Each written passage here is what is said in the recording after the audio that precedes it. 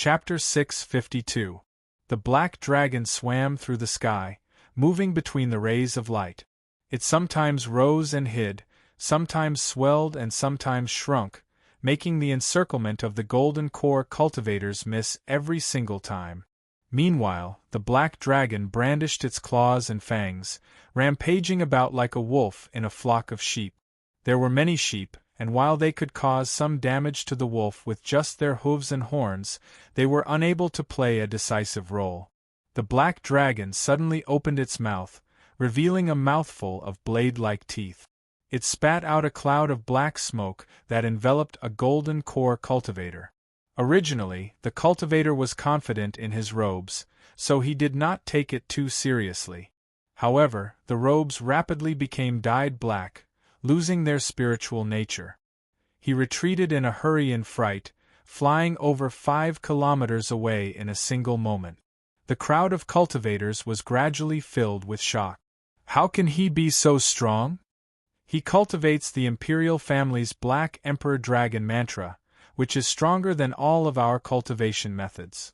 Emperor-level cultivation methods are indeed extraordinary. Si Qing really was prepared to provoke us. He clearly wants to use us to establish his might. We've fallen for his trap. The cultivators all considered retreating.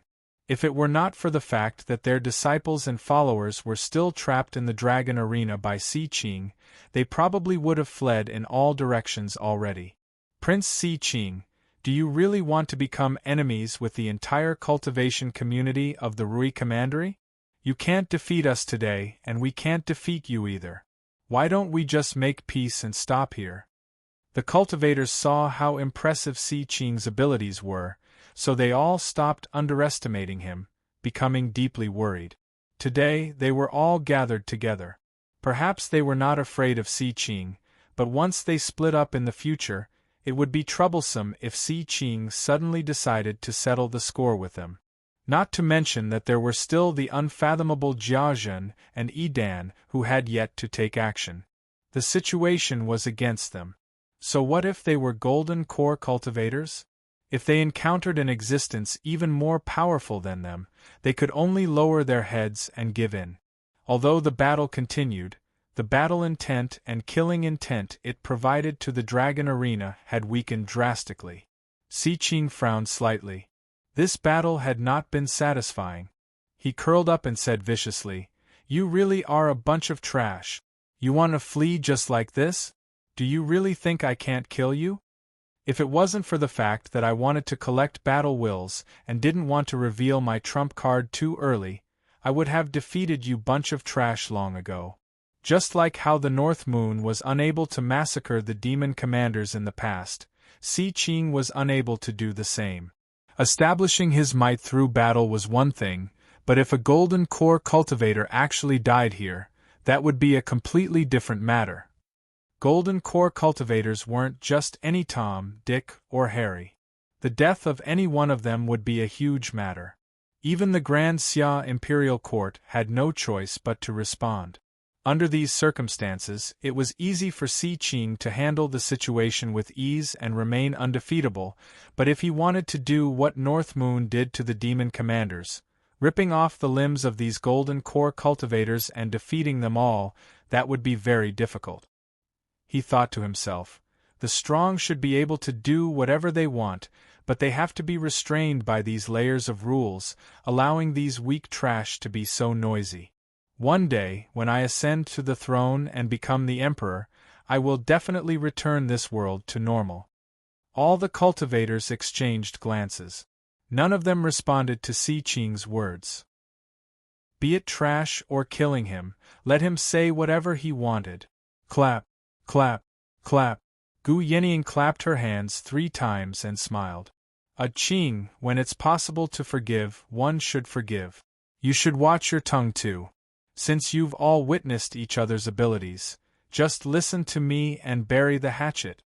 Si Qing found this battle to be rather unpleasant, but he had basically achieved his original objective. He had awed all the cultivators from sex and gathered enough battle wills and killing intent. There was no benefit to continuing the battle, so he went along with what Gu Yenying had said. Since you've said that, Yenying, then let's just forget about it today.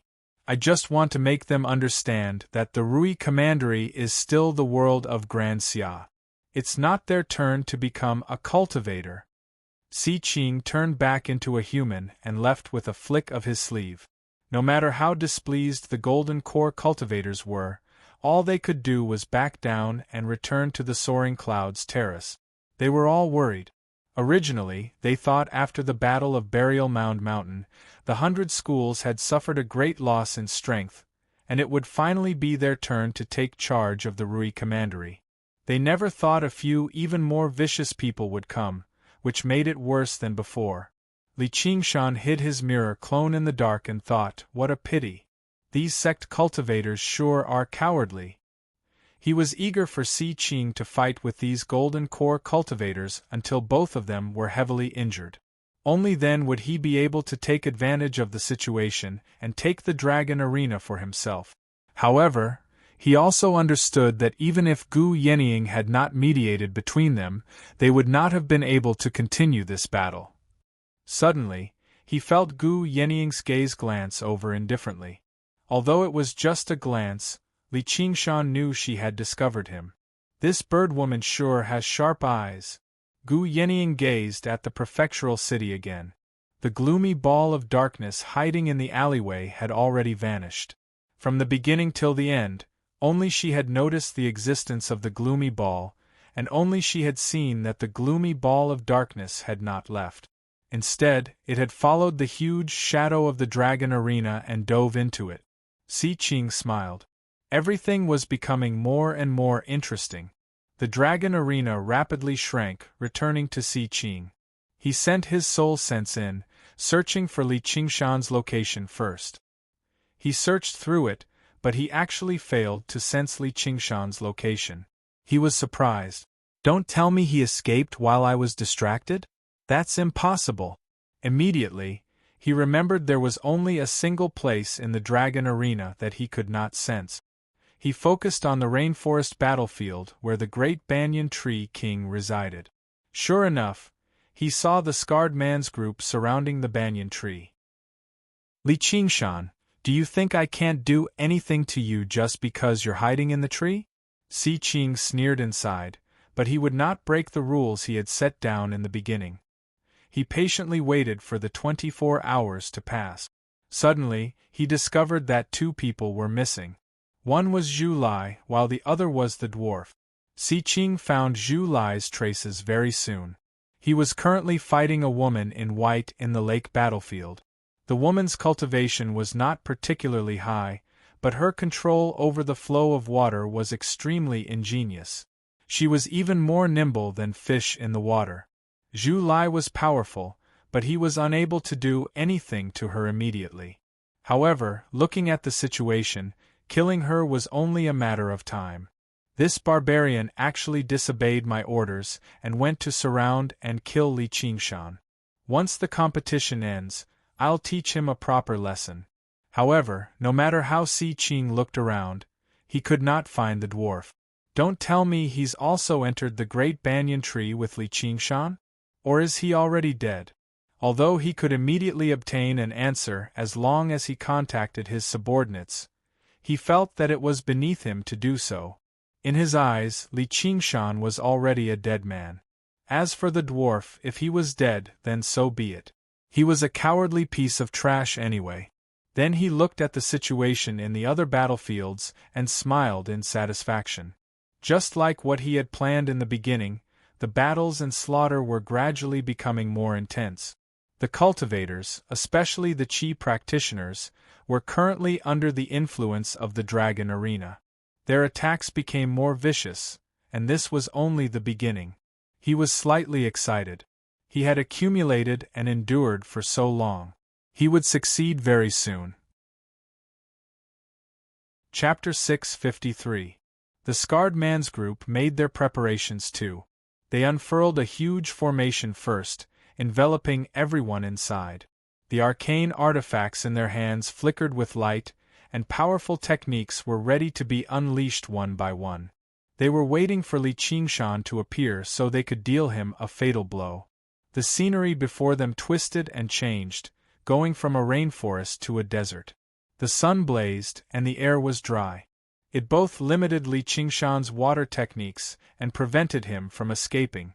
However, when they had prepared everything, Li Qingshan actually did not appear. They all looked at one another, wondering what had gone wrong. "Sir Tree King, why have you interfered with the operations of my dragon arena and made that Li Qingshan remain here?" Si Qing's voice echoed through the rainforest, containing a sense of questioning. The rainforest battlefield was originally the battlefield he was most proud of. The great banyan tree could provide him with many extremely valuable resources, but he was still a 10-demon king after all. Although he adhered to the way of nature and stood aloof from worldly affairs, he dared not be too rude. "I've said it before. I'm not some banyan tree king, so there's no need for you to refer to me as sir. I want to keep this little friend here for a few days to help me clean out the insects and vines on him. Afterwards, I'll send him out myself. Senior, you're my guest. No matter what you need, I'll fulfill my duties as a host and do my best to satisfy you. Please let that Li Qingshan out, Senior, and I'll help you clean them up." After Si Qing had transplanted a branch of the banyan tree king into the dragon arena, he had apologized to it politely and even wanted to take it on as his master. However, the great banyan tree completely ignored him. He had asked for something else, but he was obviously rejected as well. He was extremely furious, but he could not turn against the banyan tree king, so he ignored the burrowing mites that had lost their natural predators. He wanted to make the banyan tree king suffer a little, but he never thought he would give Li Qingshan an opportunity instead. "It's just a small matter. I wouldn't dare trouble your highness." The great banyan tree king's tone remained as calm as ever the entire time, but it gave off a feeling that could not be changed, which made Si Qing hit a snag that was neither too soft nor too hard. He cursed inside, "This old bastard." Si Qing was helpless against a king tier, even if it was the most temperamental king tier. He could only take a step back and say, "May I ask how many days it will take?" "At least 3 days, at most 5 days. "All right, I hope Senior can keep your promise. If you're still not willing to release him after 5 days, then let him stay here for the rest of his life." Si Qing realized that if the banyan tree king really wanted to protect Li Qingshan, he really couldn't do much about it. After all, he couldn't uproot the great banyan tree and dig out Li Qingshan to kill him, even though he had the ability to do so. However, the banyan tree king didn't even need to think of any methods to take revenge. As long as this news was spread out, the Grand Xia Imperial Court would immediately punish him, the 11th prince, to give the banyan tree king an explanation. Not just anyone could offend the sage emperor. Offending one's superiors was a grave offense. Si Qing was gloomy inside. His excitement and complacency from subduing the golden core cultivators vanished completely. He secretly made up his mind to break through the third heavenly tribulation as soon as possible and reach the realm of kings. The conversation between Si Qing and the banyan tree king reached the pitch-black tree hole. Li Qingshan and Hua Qinglu exchanged glances and smiled. Li Qingshan said, "Thank you for your protection. Looks like you've developed very deep grievances with Si Qing. I can protect you for 5 days, but I can't protect you for 6 days. When the time comes, you'll still need to find a way yourself." The banyan tree king found this child to be very unusual, so he used this to test him. He guessed that he would probably ask for help. However, he never expected Li Qingshan to smile emotionally. "My path of survival is slightly different from yours. I only seek to do as I please and kill to my heart's content. The more enemies I have, the better. What's hard is easy to break. What's soft cannot be guarded." The banyan tree king began to laugh again. His laughter subsided. "Are you prepared for the second matter?" Li Qingshan nodded. "I'm skilled in water techniques, so summoning spiritual rain is no problem. However, these sun vines are far too vicious, and they can absorb spiritual chi from technique. May I ask how I can kill them? If he could not keep the sun vines in check first, probably most of the spiritual rain would be absorbed by the sun vines. However, with his strength as a foundation establishment cultivator, he really could not do much about these strange, twisted vines. The banyan tree king said, "That'll require the girl beside you." Her? Me? Hua Chenglu widened her eyes. She could not believe that the lofty banyan tree king would need a measly chi practitioner like her. Li Qingshan found this strange as well. The girl was very cute, but probably even the thinnest sun vine could kill her. Is the cultivation method you practice called the method of springtime bloom? Yeah. How did you know?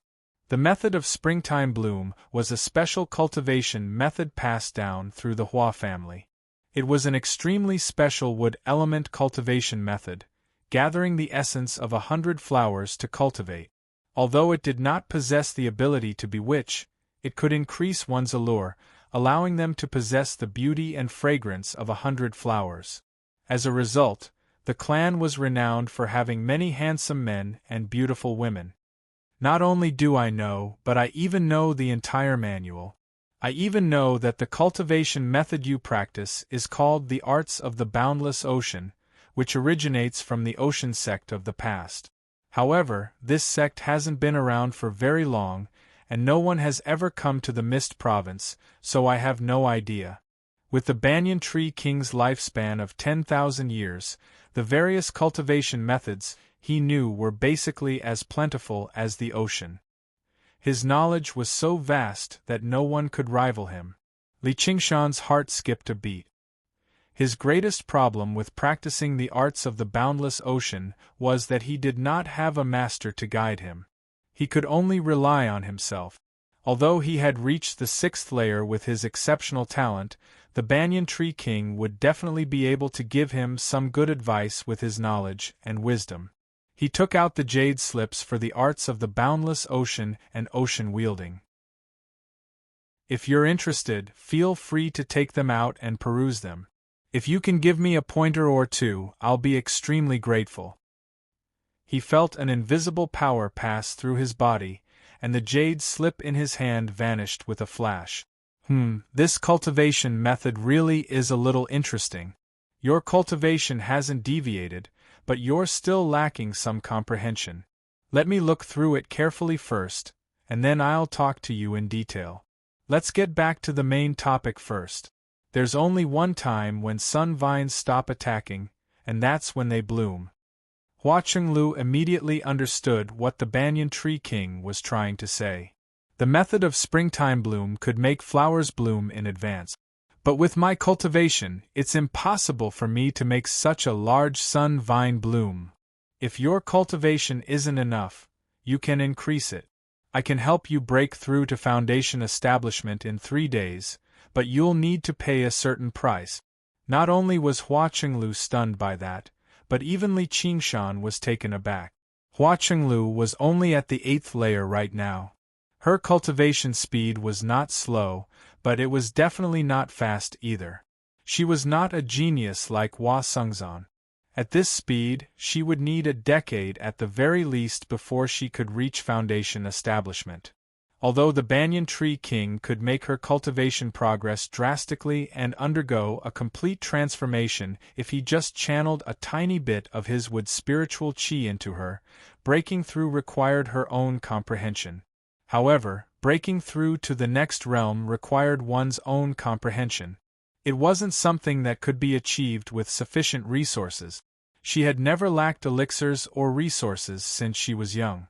If the banyan tree king had not said that, the two of them would definitely treat it as boasting. What price? I have nothing. Chapter 654. Hua Chenglu shook her head. I've never heard of it. Wisdom imbuement is a wondrous technique created by Buddhism. It can directly imbue one's own comprehension of the Buddhist Dharma into the minds of others.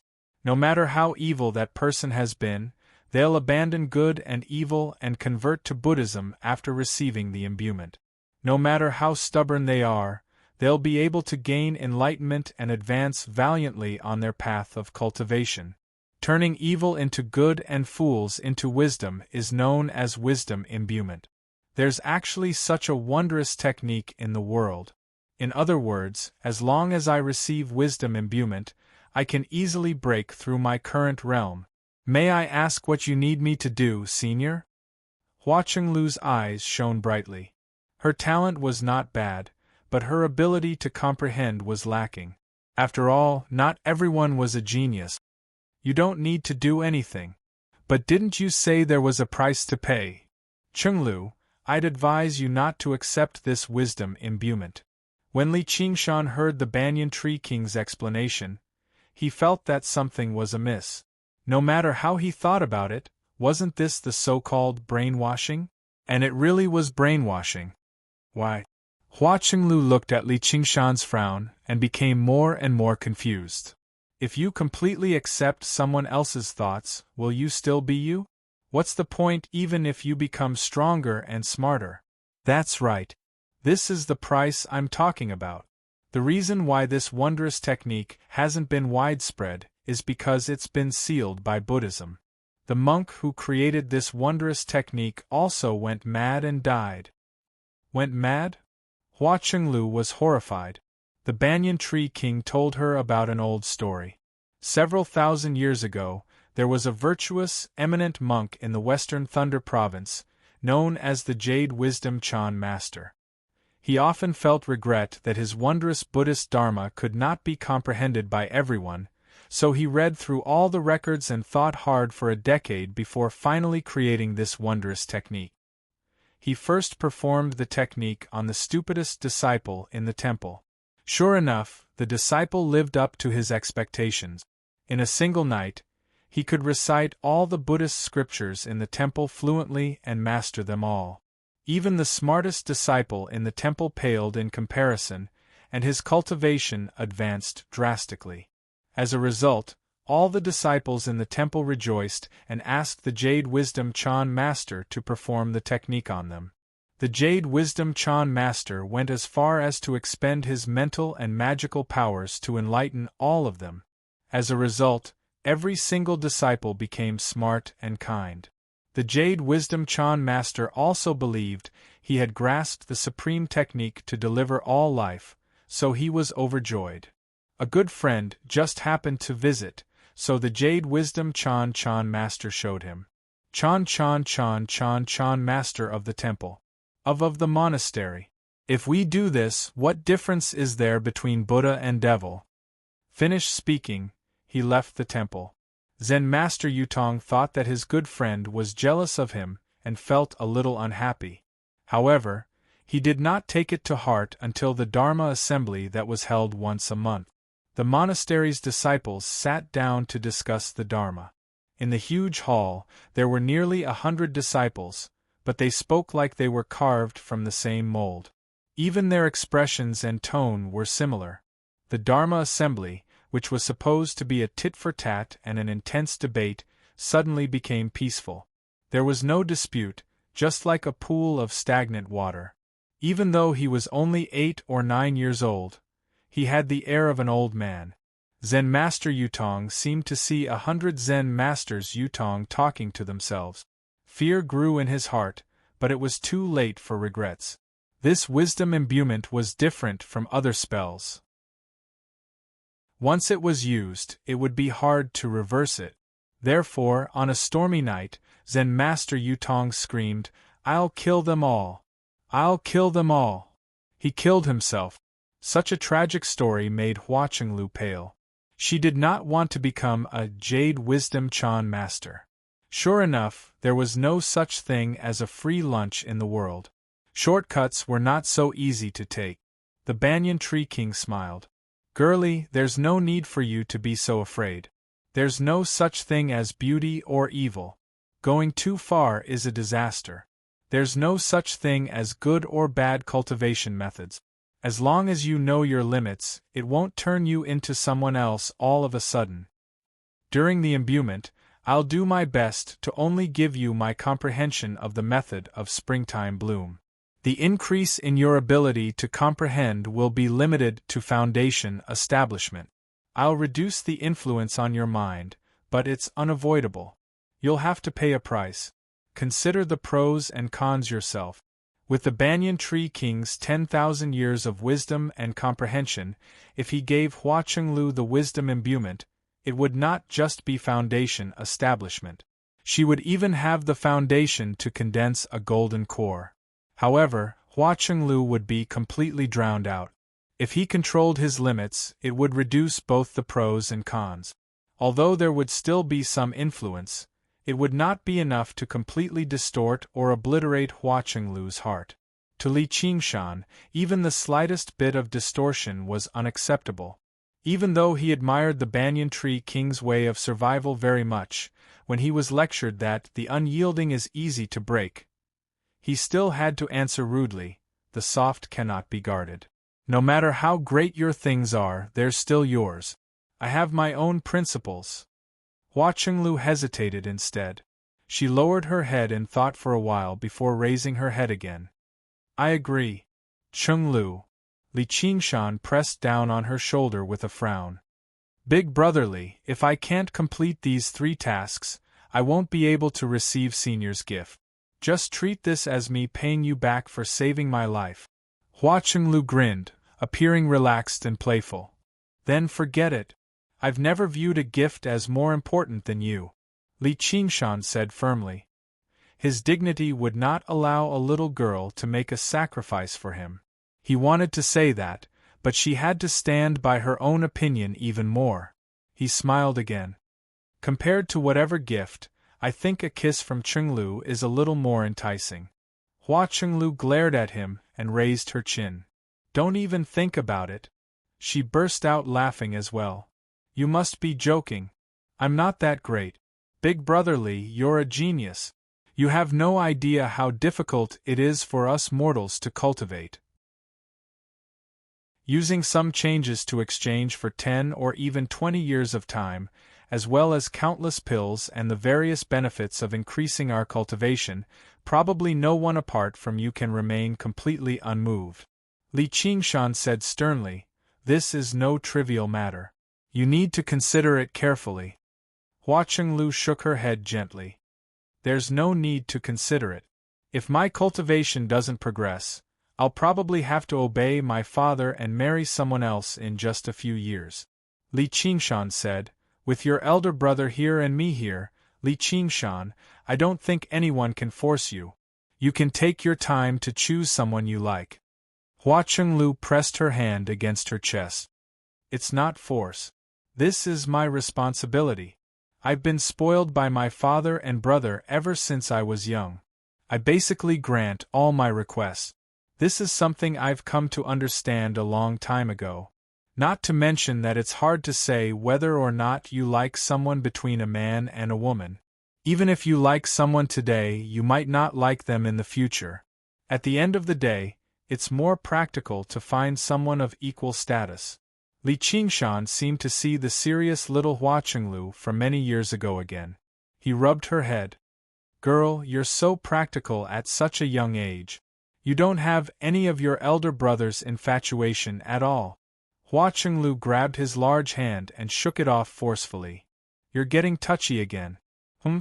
I don't want to be as stupid as my elder brother. As long as I reach foundation establishment successfully, I won't have to worry about marriage anymore. I'll stay single for the rest of my life and learn from Gu Yenying. I'll make you stinky men die of envy. Foundation establishment cultivators in their early 20s were all geniuses that their clans treasured, regardless of their gender. They had a certain amount of autonomy in all matters, large or small. Unless she was willing, she would never become a tool for marriage. Different cultivation levels directly affected a cultivator's identity and status, or even their fate for the rest of their lives. Li Qingshan smiled. That works too, just in case I get jealous. Though, if you do regret it one day, don't forget about your big brotherly. As the saying goes, don't let goodies flow to outsiders. Hua Chenglu called out, don't even think about it. Don't even think about it. She changed the topic. Though, if there's another interesting adventure like this in the future, you have to call me. I won't drag you down anymore. Li Qingshan shook his head. By then, I'll already be a golden core cultivator. I'll probably still have to fight with one hand. Then I'll have to trouble you to free up a hand to carry me. Hua Chenglu's face reddened slightly. Eagerness filled her eyes. I want to see even more scenery. I want to receive the respect of you and everyone else. I don't want to be unable to be friends with Zijian when I see her again one day. There was nothing else Li Qingshan could say. Since that's your choice, I can only support you. Hua Chenglu raised her head. Senior Tree King, I've already decided. May I ask how I receive the wisdom imbuement? Come. Another hole suddenly opened up in the wooden wall, leading straight to the center of the banyan tree. As Li Qingshan killed the burrowing mites, he circled around the center of the tree.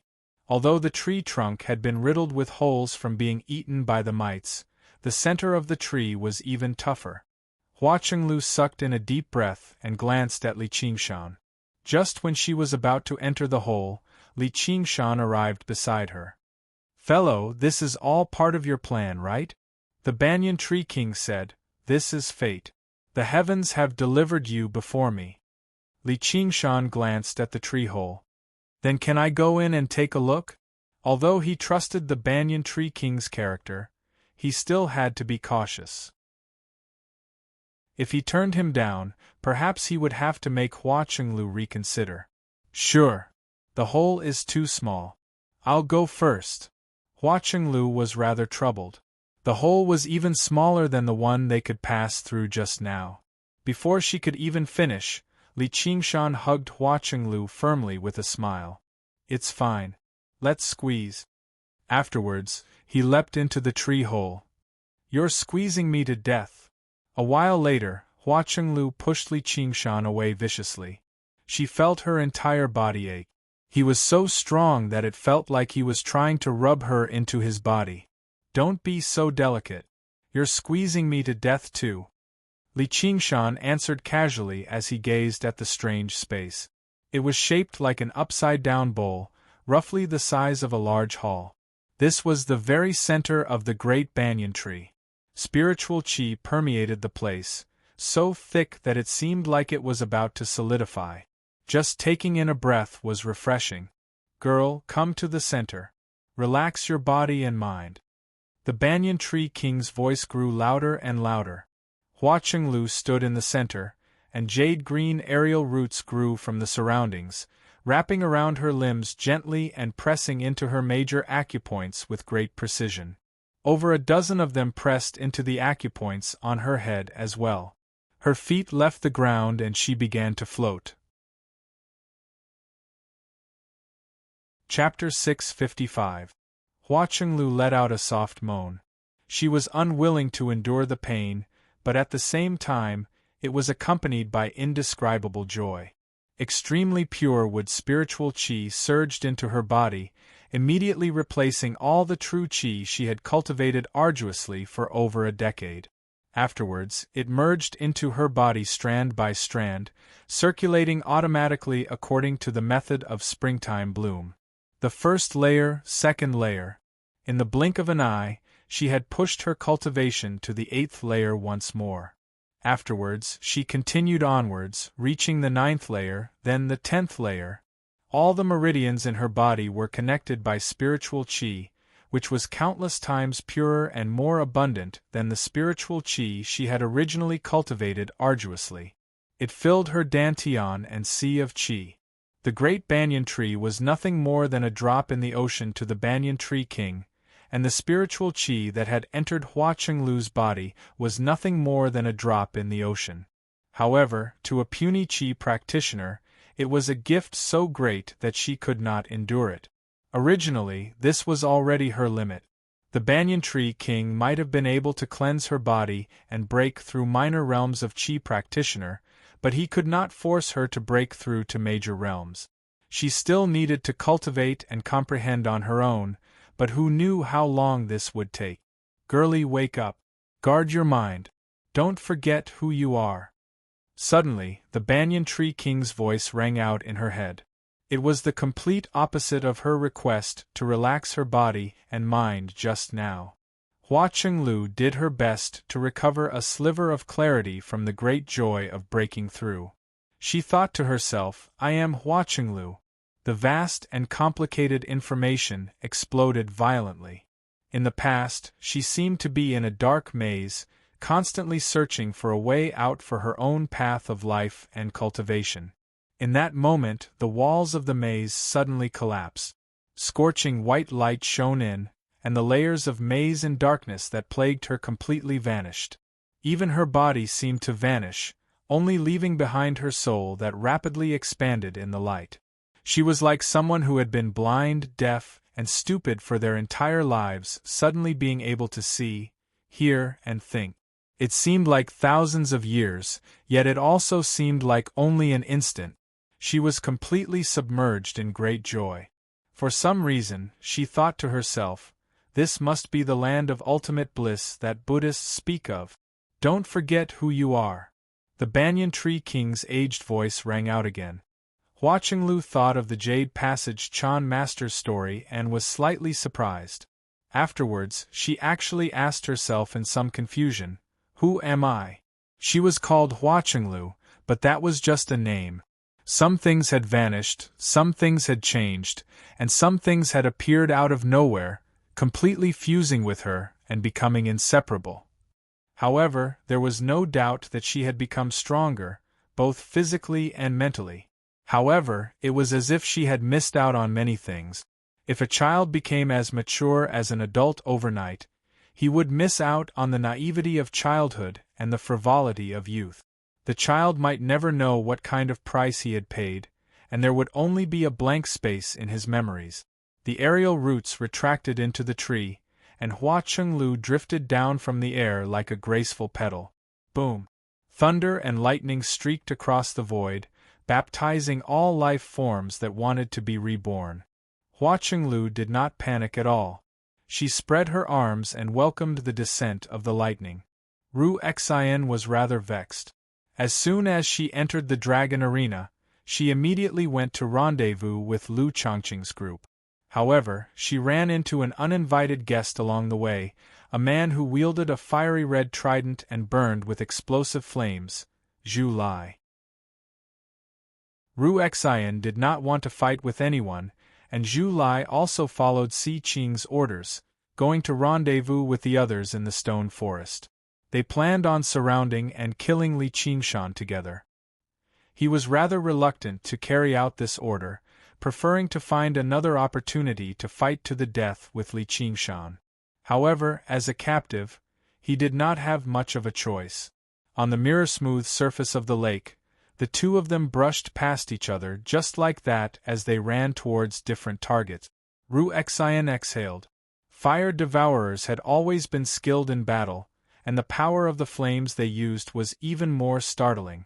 This guy was much more difficult to deal with than regular late Foundation establishment cultivators. A streak of firelight suddenly shot over, blocking his path.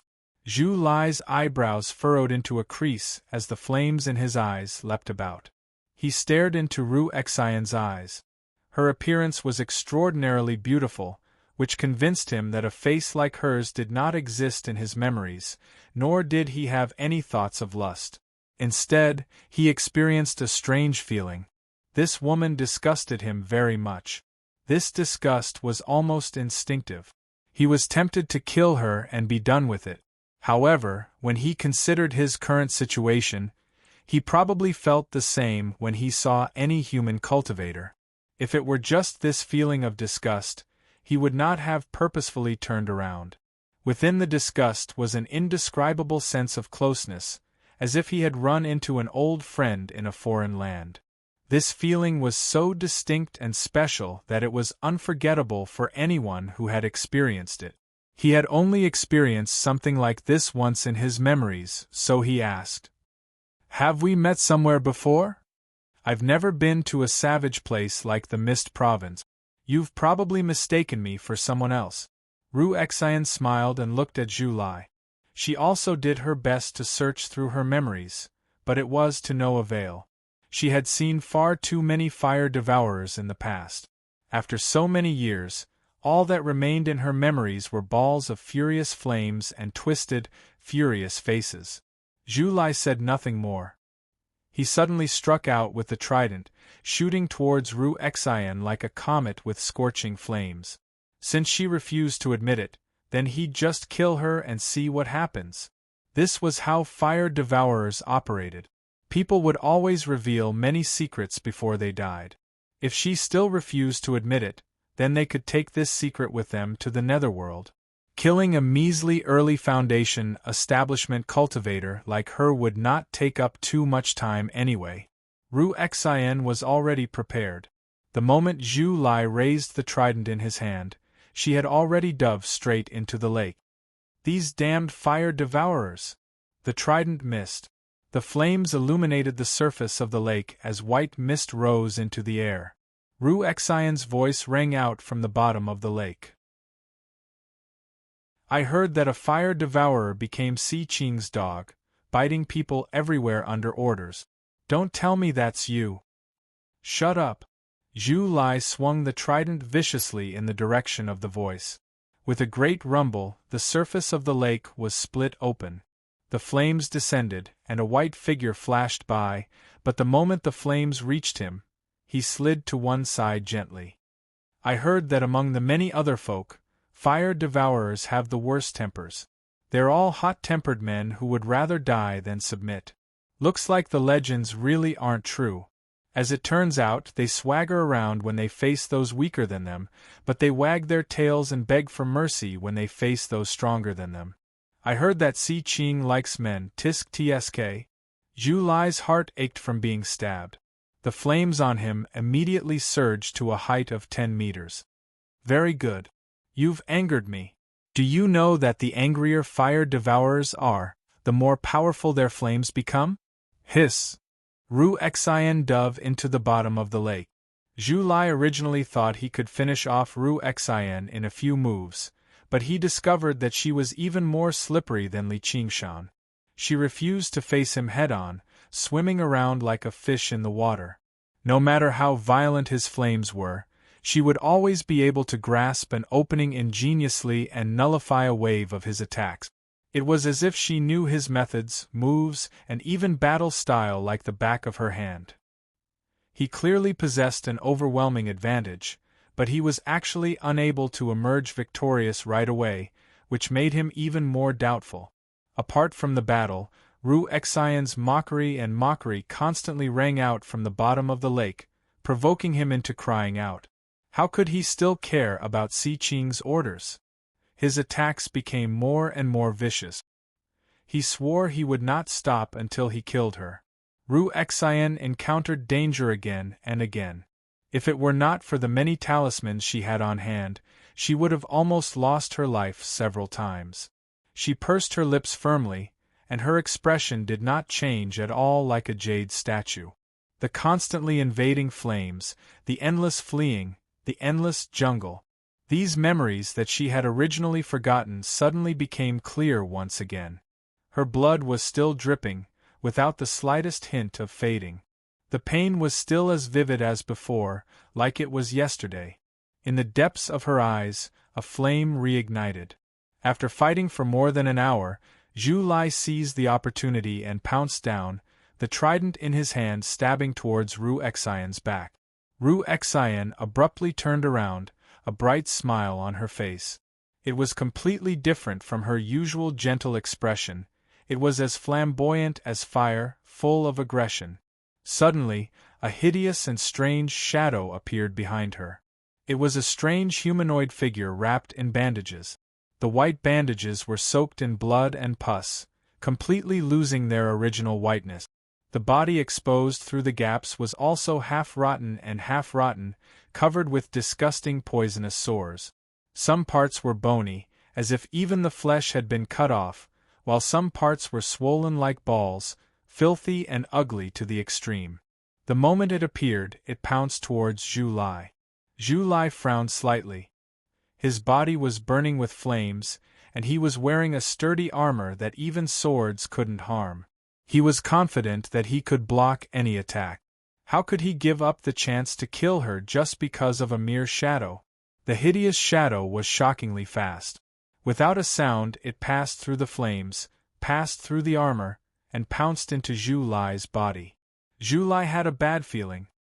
His whole body stiffened, and the trident slowed down, allowing Ru Xian to take the opportunity to dodge.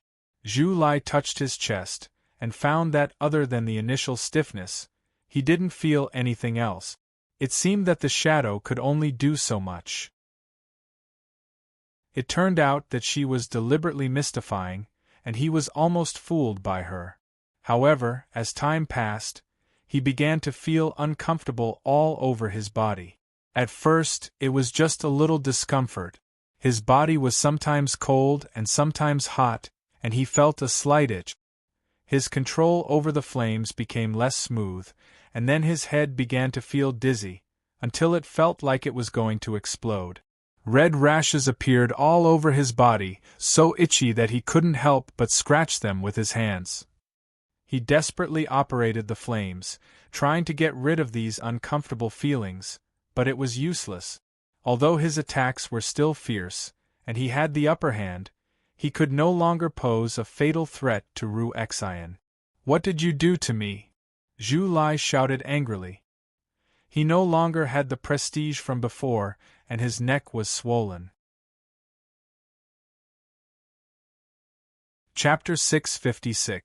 Even the school of music could injure people with the sound of their zither, so the school of medicine also had their own way of protecting themselves.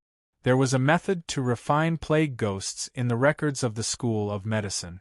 Plague ghosts were not evil spirits. Just like the legendary god of plagues, they were actually gods that avoided diseases. Plague ghosts fed on diseases, accumulating them in their bodies. Over time, once it reached a certain level, they could lunge forward when they encountered an enemy. Because they existed between a god and a ghost, nothing could stop them from transmitting the diseases into their bodies. However, the bodies of cultivators had always been extremely tough.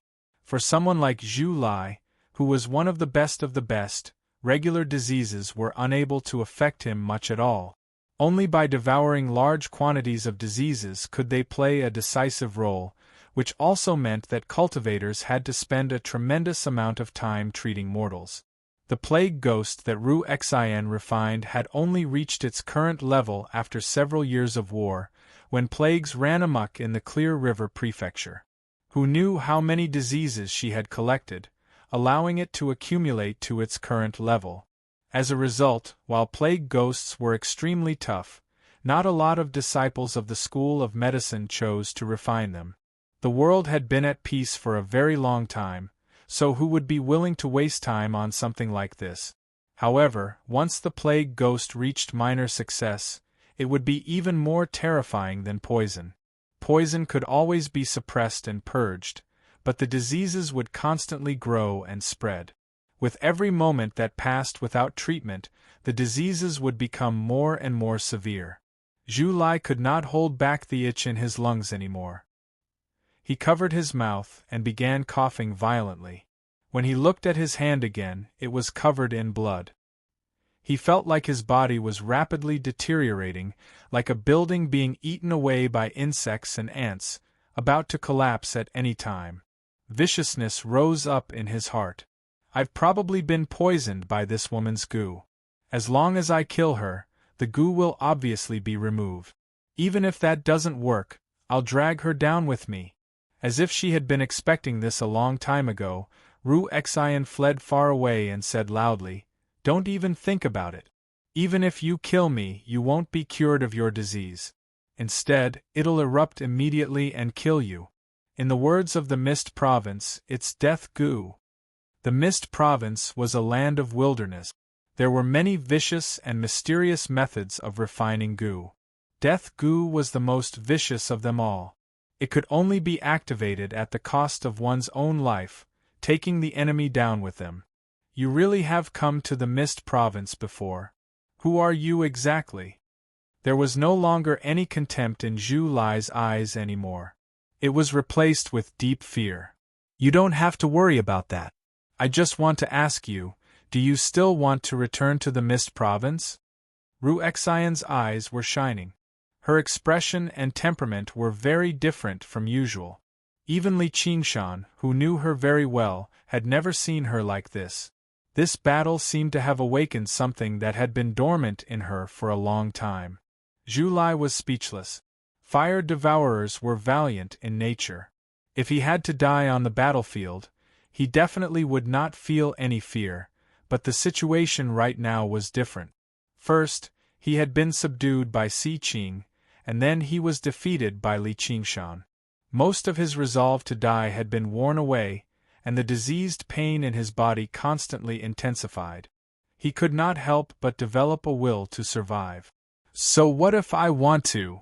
If you want, I can control the disease in your body?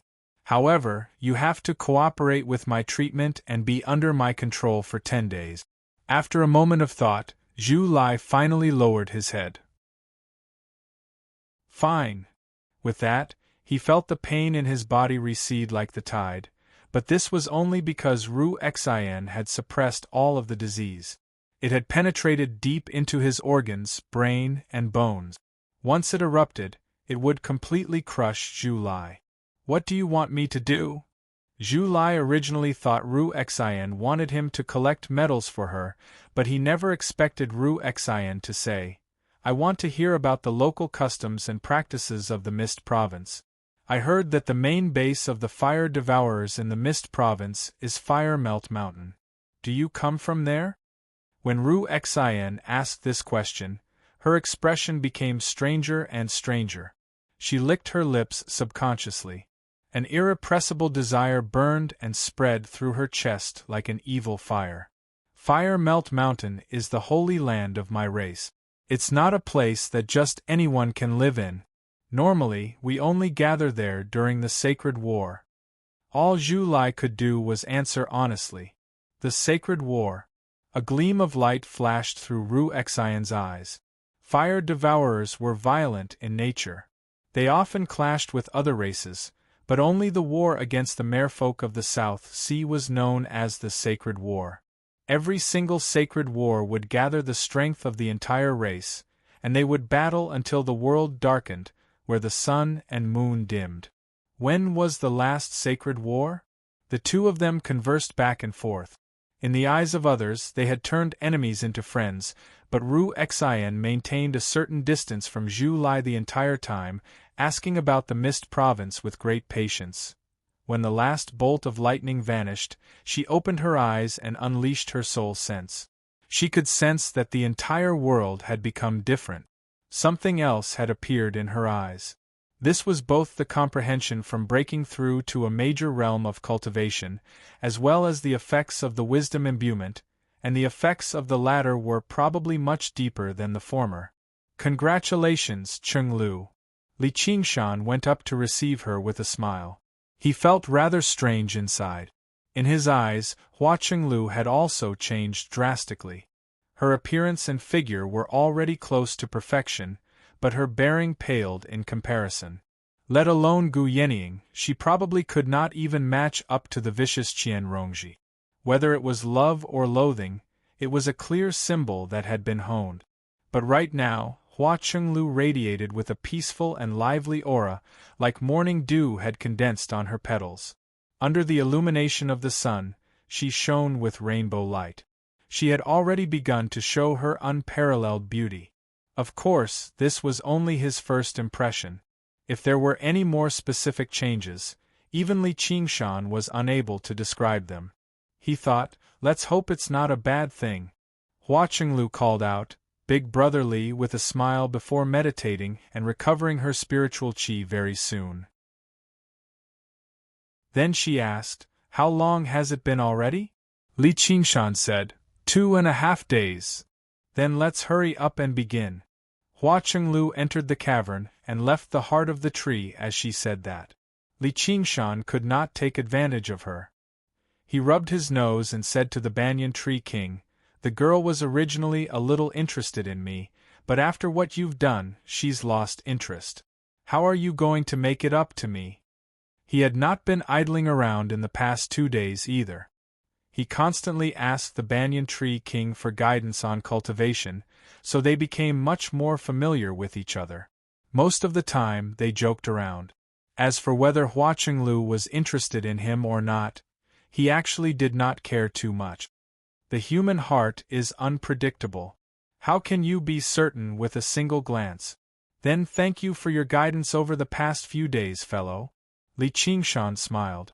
The banyan tree king's understanding of the arts of the boundless ocean had benefited him tremendously. He gained some confidence in condensing an ocean pearl and breaking through to golden core. Of course, he did not forget to ask about how to merge water and fire. The banyan tree king had mentioned a few methods, but these methods could clearly only balance regular water and fire. They could not balance the spirit turtle and the phoenix. Li Qingshan dared not say too much either, but a legend that the banyan tree king mentioned piqued Li Qingshan's interest. Chapter 657. Wisps of clouds appeared out of nowhere in the azure sky, rapidly growing and merging together. They barely managed to envelop the cloud-like canopy of the great banyan tree. They were different from regular clouds, seeming rather unnatural. Li Qingshan sat cross-legged in a tree hole near the crown of the tree. He was chanting something, wholeheartedly casting the spell. Even with his ability to control water, casting a heavenly rain of such a large area was not an easy task. He needed to coordinate it with the incantation. The spiritual qi in his dantian receded like the tide, and the clouds rapidly thickened. Sunlight was unable to penetrate them, so they naturally turned from white to black. The rainwater filled with spiritual qi constantly accumulated, like a sponge that had absorbed enough water, only waiting for a carefree storm. Hua Qinglu arrived at the very bottom of the great banyan tree. The roots of the great banyan tree and the sun vines intertwined in the soil, entangling with one another. Very soon, she found a suitable spot and pressed her hands against the roots of the sun vines. She used the method of springtime bloom, and her hands shone with rainbow-like light. The sun vines that were as huge as dragons trembled from this tiny force. They absorbed all of the force with their instinctive ability to absorb spiritual qi, and the trembling rapidly intensified. Mature sun vines could basically ignore any technique, but the purpose of this force was not to attack, but to stimulate. Just like how people who were immune to poison could not resist aphrodisiacs, the flowering and fruiting of plants was deeply ingrained in their instincts. Very soon, all the spiritual qi in Hua Qinglu's body was drained dry. Immediately, an aerial root wrapped around her, channeling pure wood spiritual qi into her body. Flower buds appeared on the sun vines first. A while later, golden sun flowers bloomed resplendently, shining with light as resplendent as the sun. The banyan tree king said, "All right, I feel much more relaxed now. Thank you. The nectar of the sunflowers is very valuable to you. Go collect some." Hua Qinglu let out a sigh of relief and smiled as well. She had arrived at the banyan tree king, and she finally saw light again. It had only been a few days, but she felt like she had been reincarnated. Li Qingshan also received the banyan tree king's message. His chanting stopped, and with a hua sound, the sponge in the sky seemed to have been forcefully twisted.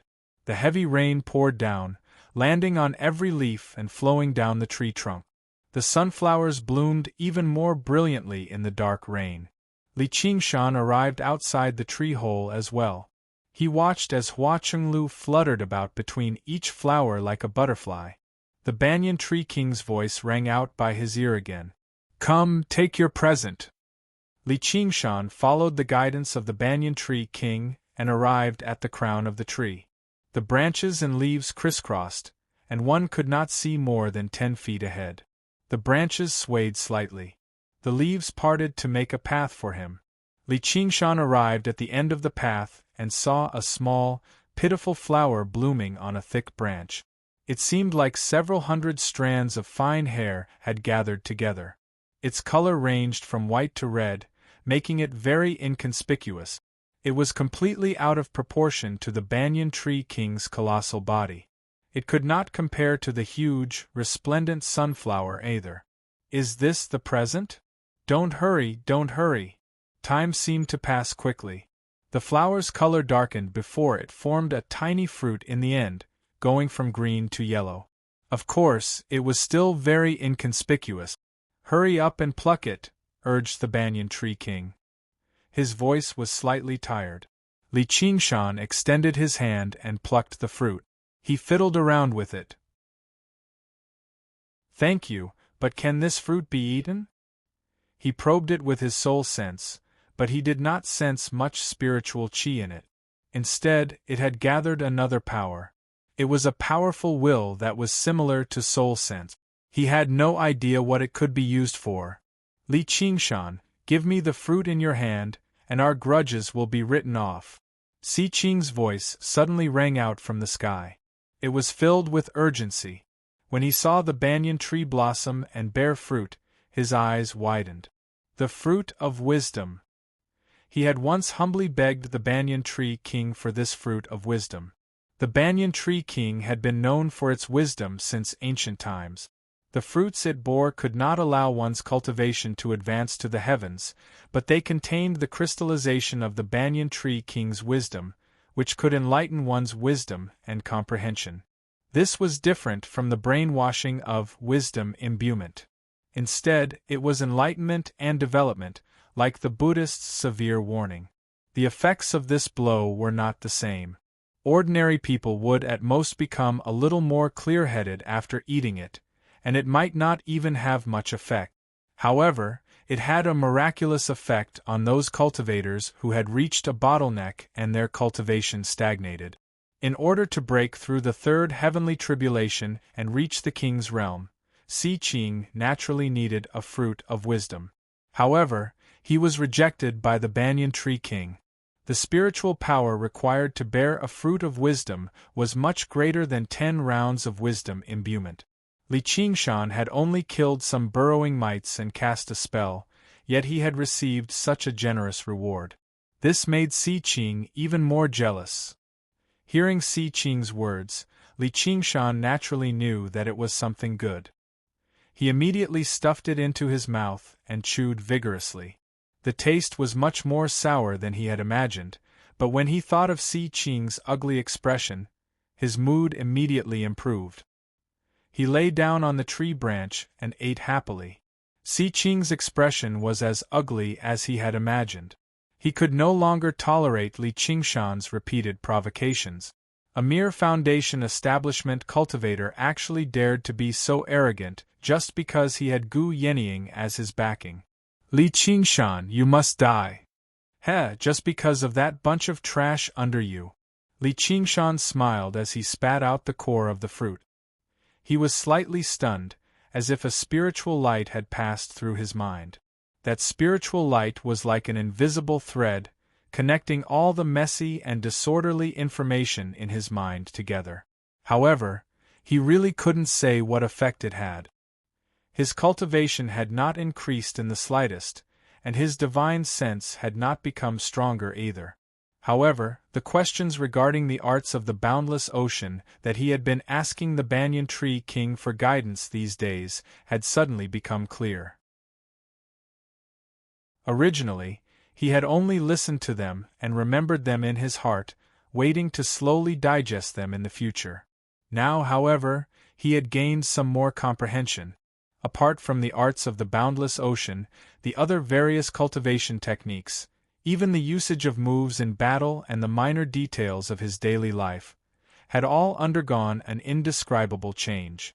No matter what he thought of, he felt that it was different from before. It was as if he was looking at these problems from a different perspective. It was a very special and fresh feeling. The banyan tree king said, "Other people can teach you knowledge, but they can't teach you wisdom. Although this fruit is known as the fruit of wisdom, true wisdom still has to be found by you yourself. I believe that one day, when you stand before me again, you will become even more intelligent and powerful. Of course, you are a good person. No, you are a good tree. I thank you for your help, but there will be a day in the future when you will also need my help, Li Qingshan said seriously. He had gained a lot from this trip, and based on Si Qing's performance alone, he could see the value of this banyan fruit. It had probably far exceeded the reward he deserved. As the saying went, a favor of a meal must be repaid, and a grievance must be avenged.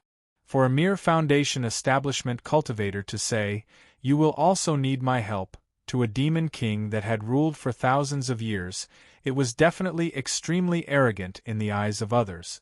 They would definitely mock him. With the Banyan Tree King's status, who knows how many people are willing to work for him? What right do you have to say something like that, brat?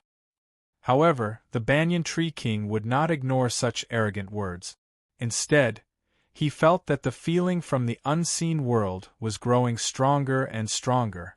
It was just like how the Golden Cicada Spirit King was certain that the chant of Devanaga would fall on Little Anne. This was not divination, but just a kind of intuition of kings who had reached their realm. But when that time comes, it won't be as simple as killing insects and watering them. That's exactly what I was thinking. Perhaps there will be a chance in the future. Let's go outside the well together and take a look. This sounds like something an old friend would say. Li Qingshan's heart skipped a beat. The Golden Cicada Spirit King and the Banyan Tree King probably knew each other. Their temperaments and natures were probably different even among demon kings. According to the book he had read, there were plenty of brutal demon kings. None of them were easy to get along with. There were probably very few that could be as peaceful as them. The great Banyan Tree King followed the way of nature, while the Golden Cicada Spirit King practiced the Buddhist Dharma the entire time. Being able to befriend them truly was a fortunate thing. However, it was not convenient for him to ask for confirmation right now. A fragrant gust of wind assaulted him from behind. Hua Chenglu heard Si Qing's voice and hurried over. "Big Brother Li, are you all right?" Li Qingshan smiled at her before suddenly looking back. His gaze pierced through the curtain of rain and landed at the end of the rainforest. Over a dozen black specks appeared. Si Qing was already impatient to kill him, directly teleporting his lackeys over. Wasn't Li Qingshan the same? Hua Chenglu still wanted to say something. Li Qingshan leapt up and leapt over the curtain of rain. The spiritual rain that was still falling was pulled and guided, gathering towards him and following him. It was like he had unfurled a pair of huge wings of water as he took off into the sky. The scarred man and the others all revealed vicious light in their eyes. They unleashed various techniques and clashed against one another. The distance of less than 10 kilometers was basically reduced to nothing in the blink of an eye. In that moment the rainforest vanished. Hua Chenglu held her breath, but she discovered that Li Qingshan and Si Qing's lackeys had all vanished from the battlefield. She cried out involuntarily, "Big Brother Li!" The Banyan Tree King said, "You can't help him much right now. Stay here for a few more days." Hua Chenglu nodded forcefully. As if she had made up her mind, she flew towards the sunflowers that had bloomed magnificently. As they exchanged questions and answers, time passed by slowly. Zhu Lai was very cooperative, basically telling her everything he knew. However, he did not yield. Fire devourers would never yield to anyone, whether it was her or Si Qing. He was waiting for an opportunity. He understood the rules of this competition very well. This lake arena would soon disappear, and everyone would be teleported to the same place. At that time, it would be the best opportunity to kill her. He did not believe that this woman, who was full of lies, had cast the fatal insect on him. Even if it was him, he had to take a gamble, because he had already remembered where he had seen her before. He counted silently. There were still 15 minutes left before the teleportation. Chapter 658. Zhu Lai's expression changed drastically. His entire body blazed with flames as he charged towards Ru Xian without any regard for the consequences. Ru Xian's smile did not change as she flew backwards. The distance between them rapidly shrank before slowly widening again. Various violent diseases erupted on Zhu Lai's body at the same time. His entire body swelled up and his skin festered. The Ru Xian in his vision gradually blurred. His eyes became clouded over, almost blinding him. "You bastard! Let's die together!" Zhu Lai let out the howl of a wild beast on the brink of death. His chest shone brightly and throbbed violently. His heart was about to explode. The heart of a fire devourer was like the demon core of a demon. It was the center where all of their strength was gathered. Once it was detonated, it could erupt with startling destructive power. At such a close distance, it would be difficult for Ru Xian to escape death. The struggle of a trapped beast. Cardiac arrest. Ru Xian spread her fingers with a smile and closed them gently. In that moment, Zhu Lai seemed to have lost all of his strength. For the first time in his life, his heart calmed down, no longer beating. The flames on his body were extinguished as well. His body continued to charge towards Ru Xian, doing his best to raise the trident in his hand and stab it towards her. Ru Xian turned to the side slightly and brushed past him. She plunged a hand that was as white as jade into his chest and dug out a bright red heart. It rapidly hardened in the wind, turning into a fiery red rock, the heart of molten fire. Zhu Lai's body was completely devoured by the disease. He died and rotted away. The plague ghost appeared from his body and returned to Ru Xian's body. Ru Xian let out an undetectable sigh and glanced at the sky. The azure blue gradually turned blood-red. She could vaguely sense that she had probably been influenced by the dragon arena in some way, which was why she lost control over her killing intent. However, once the wild beast was released, how was she supposed to lock it up again? As soon as Li Qingshan left the great banyan tree, he sensed an extremely clear change. Killing intent condensed in the air, dyeing the sky blood-red. The tiger demon in his sea of consciousness let out a bloodthirsty growl. If it were not for the spirit turtle's suppression, probably even he would have been affected. Although the dragon arena that had almost been refined was not as good as the actual Azura field, it had already gained some of its true meaning. The cultivators of the various sects and schools slaughtered in a frenzy, no longer holding back at all. In just a few short days, several thousand cultivators had died in battle. It was like adding oil to the fire, as if the air itself was burning. The lake disappeared and turned into a wasteland. Si Qing's hunting plan was back on track. The 17 Foundation establishment cultivators rested and built up their strength. Flying swords flew out of their hands one after another. Their spiritual light wove into a dense net, blocking all of Li Qingshan's paths of advance and retreat. Li Qingshan smiled and suddenly disappeared.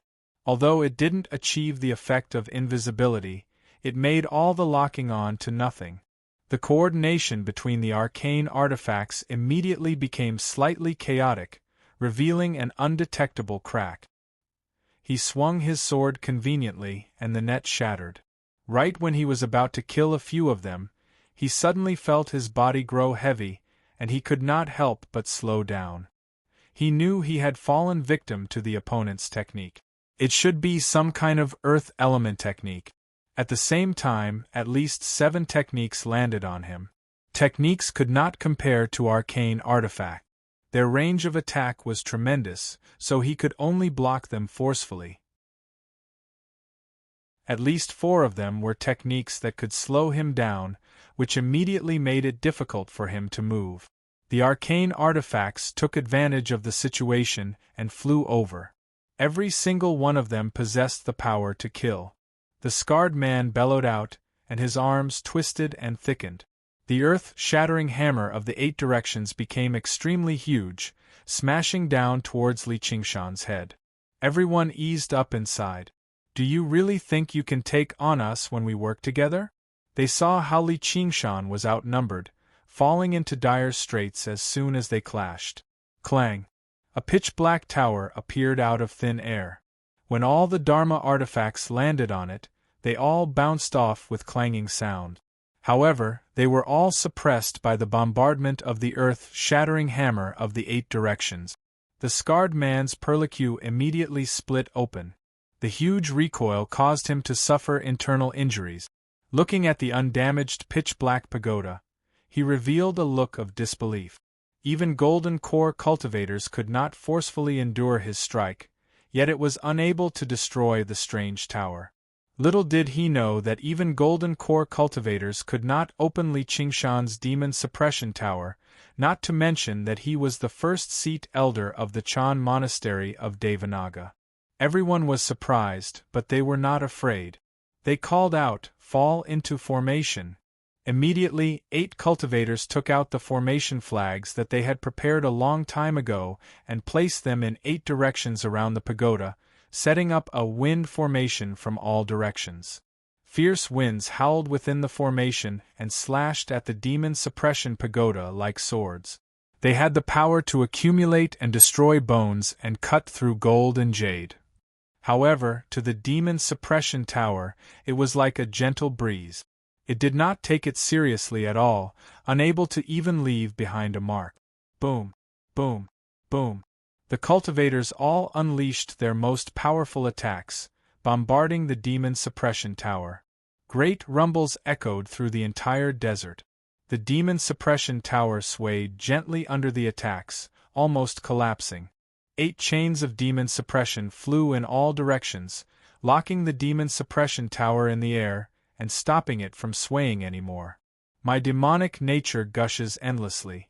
My sins are endless.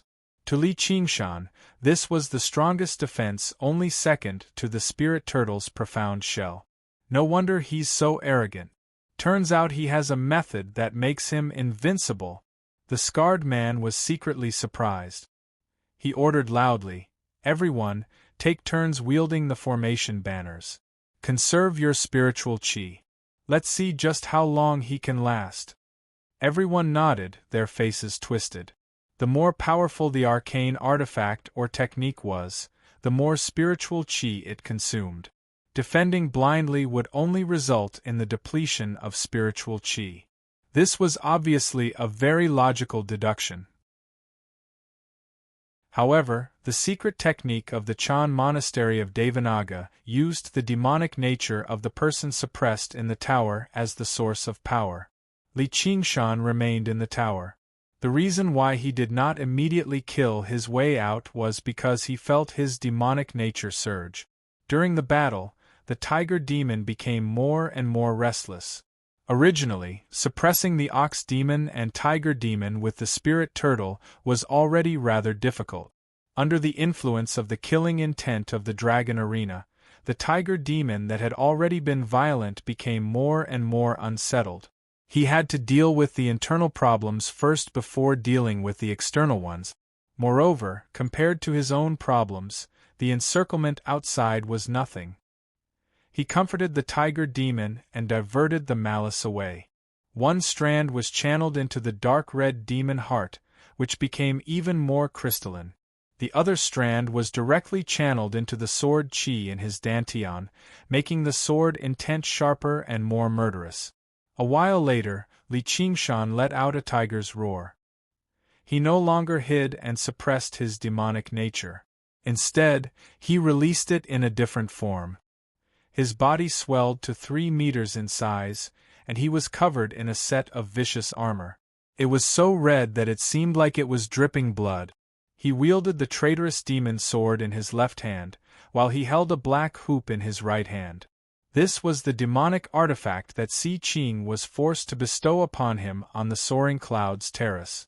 Originally, it was meant to harm him, but it suited him perfectly. It was called the Demon Raining Hoop. Seeing how the demon suppression tower did not seem to be damaged at all, the Foundation establishment cultivators gradually became stern. He must be holding on with pills that can rapidly recover spiritual qi. As long as we attack for a little longer, we'll definitely be able to force him out. Before they had even finished speaking, the chains of demon suppression were stowed away. Just when everyone beamed with joy, they saw the demon suppression tower fly over, colliding with the formation with a boom. All the cultivators holding the formation banners felt their chests tighten. Maintain the formation. Don't let him escape. The demon suppression tower flew high into the air.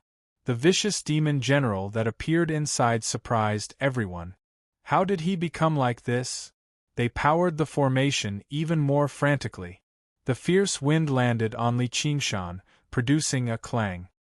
His heavy armor became riddled with countless marks in the blink of an eye, almost peeling off a layer. Li Qingshan raised his hand and brandished his sword. The demonic eye on the sword hilt released a demonic light, which then shrank. The blood-red sword light tore through everyone's vision, tearing apart a cultivator holding the formation banners. Under the horrified gaze of the cultivator was cleaved in two. The wind formation from all directions was broken. The gale immediately subsided. At the same time, the demon suppression tower charged forward under his control, blocking countless attacks and scattering the encirclement of Si Qing's minions. There were still many techniques that landed on his body, but they were all blocked by the armor and neutralized by the demonic qi. Li Qingshan did not stop. He turned around and swung his sword. There was a flash of blood-red light, and a head was sent flying with blood. His tridemized sword qi was absorbed into the traitorous demon sword, condensed and not released. The sword intent also contained the monstrous killing intent of the tiger demon. Wherever the sword pointed, the killing intent would intimidate the enemy. It could not be dodged. The demonic eye could see through openings and could not be blocked. No matter what kind of enemy it was, it would be broken with a single strike. In an instant, he had suffered countless attacks. His protective artifact had been destroyed, and his demonic armor was covered in cracks. He took this opportunity to swing his sword 5 times. Kill, kill, kill, kill, kill, kill. Of the 17 cultivators, only 10 were left. The 2 specks of red light in Li Qingshan's eyes swept across them. Everyone's expression changed, their hearts filled with shock. The battle went from the sky to the ground. Suddenly, a giant hand formed from sand reached out from the desert and grabbed Li Qingshan. The scarred man roared as he swung the earth-shattering hammer of all directions. Li Qingshan's demonic qi moved, scattering the giant hand. Then, he punched the earth-shattering hammer of all directions. Boom! The armor covering his arm shattered into pieces, scattering in all directions. The scarred man's eyes were wide open, his hands dripping with blood. The earth-shattering hammer of all directions flew out of his hand, spinning into the sky. Suddenly, he felt something tighten around his neck. A black ring had appeared. The reigning demon ring tightened, digging into his flesh. With a puff, a huge head was forcefully snapped off. His last words were, "So you've been hiding your strength all along." In his battle with Zhu Lai, everyone had seen him being forced into a desperate situation. He had only managed to turn defeat into victory with great difficulty. Everyone had thought that was the limit of his strength. "A bunch of weaklings dares to kill me?" Li Qingshan laughed. The reigning demon ring flew back into his hand. He pointed his sword at the sky. "Thank you for your generous gift." Si Qing saw this scene. He clenched his fists tightly, his expression changing drastically. "Kill!" The remaining 10 cultivators gathered their courage and charged at Li Qingshan. However, they couldn't win even with numbers, let alone with fewer people. Li Qingshan had fought fiercely, but not only did he not feel tired, his killing intent surged. He hadn't had his fill yet. In the blink of an eye, another 3 people died. The remaining 6 were frightened out of their wits, fleeing in all directions. Li Qingshan waved his hand, and the demon suppression tower suppressed 1 person, the chains of demon suppression wrapped around another with a clatter, and the demon reigning hoop wrapped around another. He showed no mercy, swinging his sword and killing them one by one. Chapter 659. Li Qingshan killed a few people to his heart's content. He had also made preparations, holding the prayer beads the unraging monk had bestowed him. Si Qing might not necessarily be able to accept this. If he really did come to kill him regardless of the consequences, then he would have no other choice. All he could do was use the Chan monastery of Devanaga as a shield. Presumably, Si Qing would have some qualms. But a while later, nothing happened. Li Qingshan was taken aback. This Si Qing sure is shrewd. He can even put up with something like this. Si Qing was taken aback too before becoming furious. As it turned out, a layer of pitch black had dyed the bottom of the dragon arena before he knew it, and it was constantly spreading. It actually wanted to usurp his control over the dragon arena right in front of him. For a moment, he could no longer care about Li Qingshan. He hurriedly circulated his powers to contend against the darkness and bellowed out furiously, "Who's so bold?" However, the darkness was completely fearless. It only infiltrated the dragon arena blindly. After preparing for the past few days, he's finally taken action. Gu Yenying thought. All she did was stand to one side and watch on. Jia Zhen and Yi Dan were unable to provide any assistance in a battle like this. The Golden Core cultivators had no idea what had happened, but when they saw how frantic Si Qing was, they all took pleasure in his misfortune. Li Qingshan had no idea that something like this had happened outside.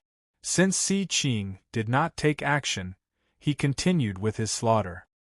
His soul sense had already locked onto the 3 fleeing Foundation establishment cultivators. He leapt up and pursued them. The scene before his eyes flashed, and he had already transmigrated to another battlefield. However, he could no longer see the original appearance of this battlefield. Spiritual light flickered and magic techniques crisscrossed, destroying the original landscape into a mess. Close to 1,000 cultivators were engaged in a chaotic battle within a radius of several tens of kilometers, and all of them had bloodshot expressions.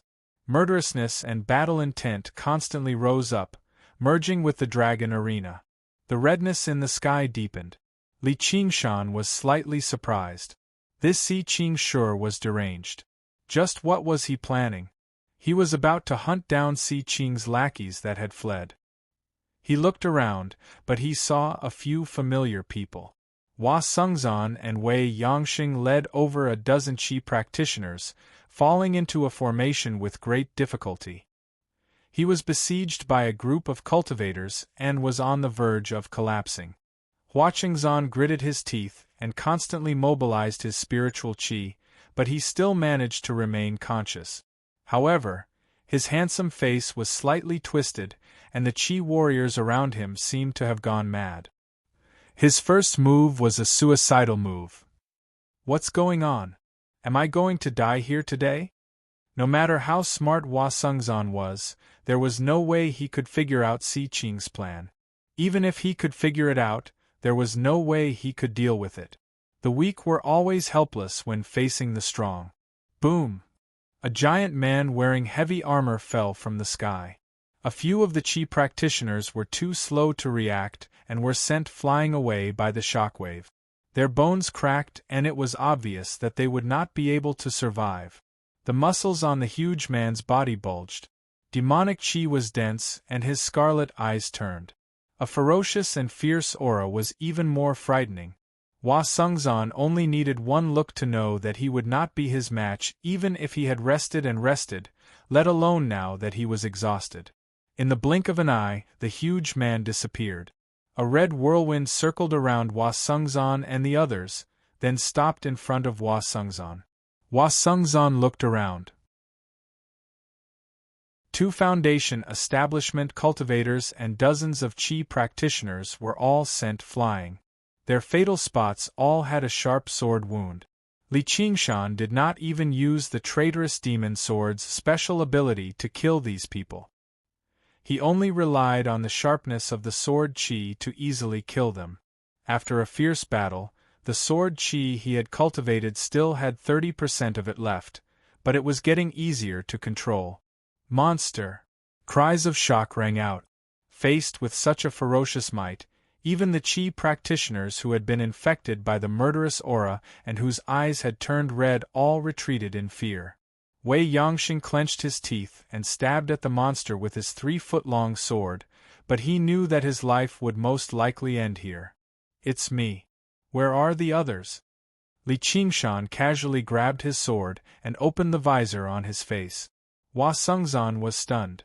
Although the face was much more ferocious and rough, he could vaguely make out that it was Li Qingshan's appearance. He couldn't help but cry out, "Qingshan." Hua Sengzan gave a slight explanation. Li Qingshan knew that as it turned out, Hua Sengzan and the others had gathered in a battlefield according to the original plan. The leader of the school of Yinyang, Ma Bai, had divined that this trip would be very dangerous, so the group of them stayed put and protected themselves. They did not plan on competing with others. However, the development of the matter exceeded everyone's expectations. Si Qing's lackeys failed to ambush Li Qingshan, so they carried out other missions first, unleashing a massacre in the various battlefields. When they worked together, there was not a single sect or academy that could stop them. They immediately lost many people. As time went on, the number of people in the Dragon Arena rapidly decreased, but the killing intent constantly surged. Every time they teleported, they would gather all the people in the battlefield together. Almost immediately, a chaotic battle would break out. Now they were all scattered, and there were chaotic battles everywhere. It wouldn't even take 10 days. In another 1 or 2 days, most of the cultivators would die. The only fortunate thing was that Si Qing's lackeys had suddenly vanished at the same time, as if they had been teleported away. However, no one knew when they would suddenly appear, which was unsettling. "Don't worry. I've killed them all. Only 3 managed to escape. I'm about to continue hunting them down. Since that's the case, come with me. I'll go gather everyone first," said Li Qingshan. In the beginning, he had never expected the matter to develop like this. He had thought Si Qing was only looking for an excuse to kill him, but as it seemed now, it was not that simple. He could not help but worry about the safety of Ru Xian, Chu Danqing, and the others. For the time being, he could no longer care about the 3 stray dogs. It was not like they could escape anywhere in the Dragon Arena. If he waited for a day or 2, there would only be 1 battlefield left. It would be even more convenient for him to kill them. "What? You killed them all?" Wei Yangxing was surprised. Everyone had witnessed the group's strength. It was basically overwhelming. In reality, when Li Qingshan did not rendezvous with them in the beginning, they all thought he had been killed. They had even worried for him. Hua Sengzan looked at Li Qingshan's appearance and secretly guessed, this is probably his hidden strength. Why does it seem like the legendary demonification? However, he also knew now was not the time to talk about this. "Qingshan, have you seen Chenglu?" "Don't worry. She's very well. She's already broken through to Foundation establishment now. There's something strange about this Dragon Arena. Is there any way to make these people calm down?" As they spoke, a few other Qi practitioners that were close to madness charged over recklessly, but they were all cut down by Li Qingshan in a single stroke. Although he had no idea what Si Qing was trying to do, Li Qingshan insisted on doing the opposite. "You want them to kill one another, but I want them to coexist peacefully," Hua Sengzan exclaimed, "but Chenglu's only at the 8th layer. You'll understand once you see her." Wei Yangxing said, "If Junior Brother Mind Enlightenment recites the Universal Kindness Mantra, or if Junior Sister Qinshin plays the Song of Calming the Heart, it might be effective." "Where are they?" "They've all been scattered." "It's useless to keep talking." Li Qingshan sucked in a deep breath and kicked up a whirlwind before him. His chest swelled up high, and he let out an earth-shaking bellow. It was like a clap of thunder descending from the sky. The sound waves surged and echoed in the surroundings. The Foundation establishment cultivators were fine, but the Qi practitioners felt their eardrums shake viciously. Their heads ached slightly, and their minds that had been enveloped by killing intent cleared up a little.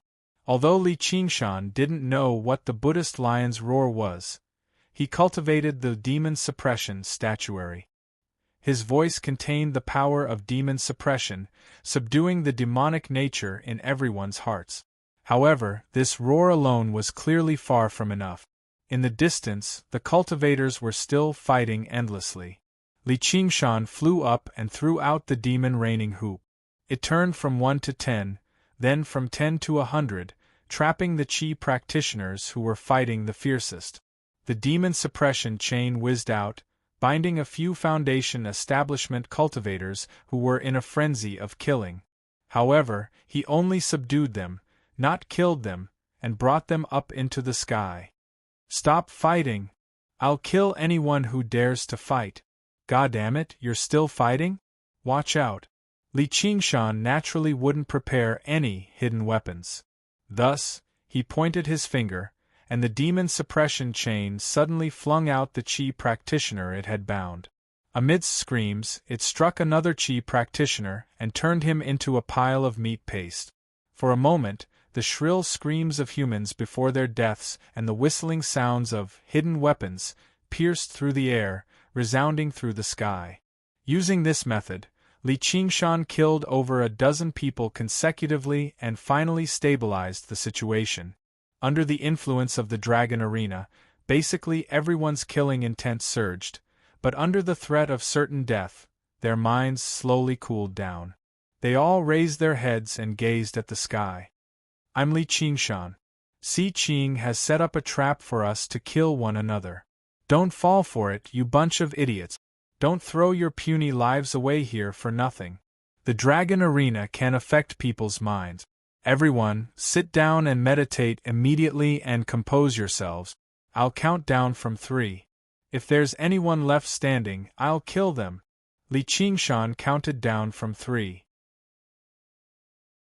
There was not a single cultivator left standing, so he nodded in satisfaction. He placed the cultivators under his control on the ground as well. Although the Foundation establishment cultivators' expressions were very ugly, they still clasped their hands towards Li Qingshan reluctantly. The Qi practitioners who had not been tossed out as large hidden weapons scrambled about, tempted to just lie on the ground. However, Hua Sengzan noticed that most of the people Li Qingshan had tossed out were in the uniform of Si Qing's subordinates. However, it was very clear that Li Qingshan did not feel any guilt over killing a few innocent people. If they angered him, let alone a few, he would even kill all of the cultivators below. "I still have to go to other battlefields. You stay here and watch over them. You're not allowed to kill one another.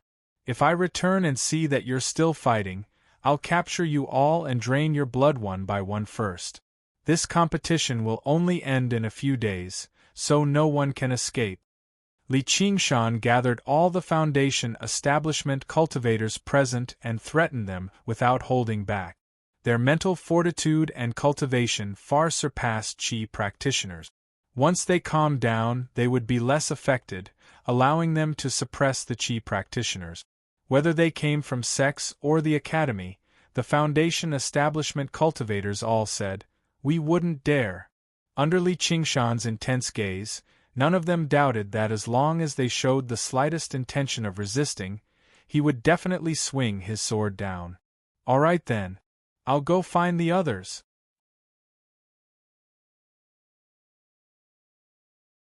Chapter 660. Li Qingshan moved on to the other battlefields.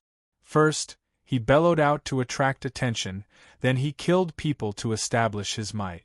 In the end, he gave a speech and gathered all the Foundation establishment cultivators to maintain order. With experience, he did this even more smoothly. This was obviously based on absolute strength. He was a peak Foundation establishment cultivator in the first place. Combined with the demonification of his demon heart and a powerful weapon like the traitorous demon sword, he could even put up a fight against regular early Golden Core cultivators. None of the Foundation establishment cultivators stood a chance against him. Apart from strength, The power of demon suppression from the demon suppression statuary was crucial too. No matter how crazy and bloodthirsty a cultivator was, they would basically recover their rationality very quickly as long as they were bound by the chains of demon suppression. Wherever Li Qingshan went, the battle would immediately end. Afterwards, he gathered everyone together. The cultivators from the 100 schools of thought of the Clear River Prefecture all gathered around him. Most of the people who died in battle were Qi practitioners. Most of the Foundation establishment cultivators managed to keep their lives. Ru Xian and Chu Danqing were obviously fine, which made him stop worrying. Afterwards, he got the Buddhist monks to gather together and chant Buddhist scriptures together, while the disciples of the school of music played the zither together. Afterwards, he got the cultivators of the various schools and sects to use various techniques that could calm their minds and fend off the influence of the dragon arena. Finally, he got the situation under control. The surging murderousness and surging battle intent gradually settled down. Xi Qing was currently clashing with the mysterious shadow. He saw everything that had happened and could not help but panic inside. He was tempted to cut Li Qingshan to pieces, but he could not divert his attention at all right now. Li Qingshan was extremely powerful, and he possessed a heavy power of death that ate away at his life force. There had never been a lot of people who could fight him in the Green Province, so he had already guessed his origins. Even the demon crown prince of the Green Province cares about my useless battlefields? Xi Qing, do you really think I don't know how the Azura field is refined? Mou did not hide his identity either. He had been investigating who had killed his subordinates and stolen the 3 Absolutes calligraphy in the Rui Commandery the entire time. This was nothing difficult for him. Even though there were no clues left behind, he could still track down the culprit through the aura of death. However, the outcome was unexpected, so he was forced to investigate slowly. Later, when he saw Xi Qing fighting with a group of Golden Core cultivators, he vaguely guessed his plan. Xi Qing's countenance changed. I'm a prince of the great Xia dynasty. Aren't you afraid that the imperial court will punish you for stealing my things? Mou said, you use so many cultivators as sacrifices. Aren't you afraid of the imperial court punishing you? Both of them had noble statuses, and they were well aware of the so-called laws and regulations. It was the strong who wanted to restrict the weak. Only those who had no background or backing would have misgivings. If Xi Qing could refine the Azura field without fear, then Mou could plunder it without fear. Would the great Xia dynasty start a war with the Dragon King of the Sea over such a small matter? Once these two aspects offset each other, they would still have to rely on their own method. Mou was fully aware of the value of the Azura field. In the past, he might not have tried to snatch it, but now he really wanted to kill a monster. Give this Azura field to me. I'll return it to you after I kill North Moon. How could Xi Qing believe him? He sneered. Do you think I'm a 3-year-old child? If you let go right now, I guarantee I'll definitely kill North Moon. Mou said nothing more. Although Xi Qing was the master of the Dragon Arena, he had also made several days of preparations. He had infiltrated the core of the Dragon Arena after so much difficulty, so how could he just let go? It was not like he was afraid of Jiazhen, Yidan, and the others surrounding him. Once he succeeded, he would immediately unleash his innate ability. Who could stop him?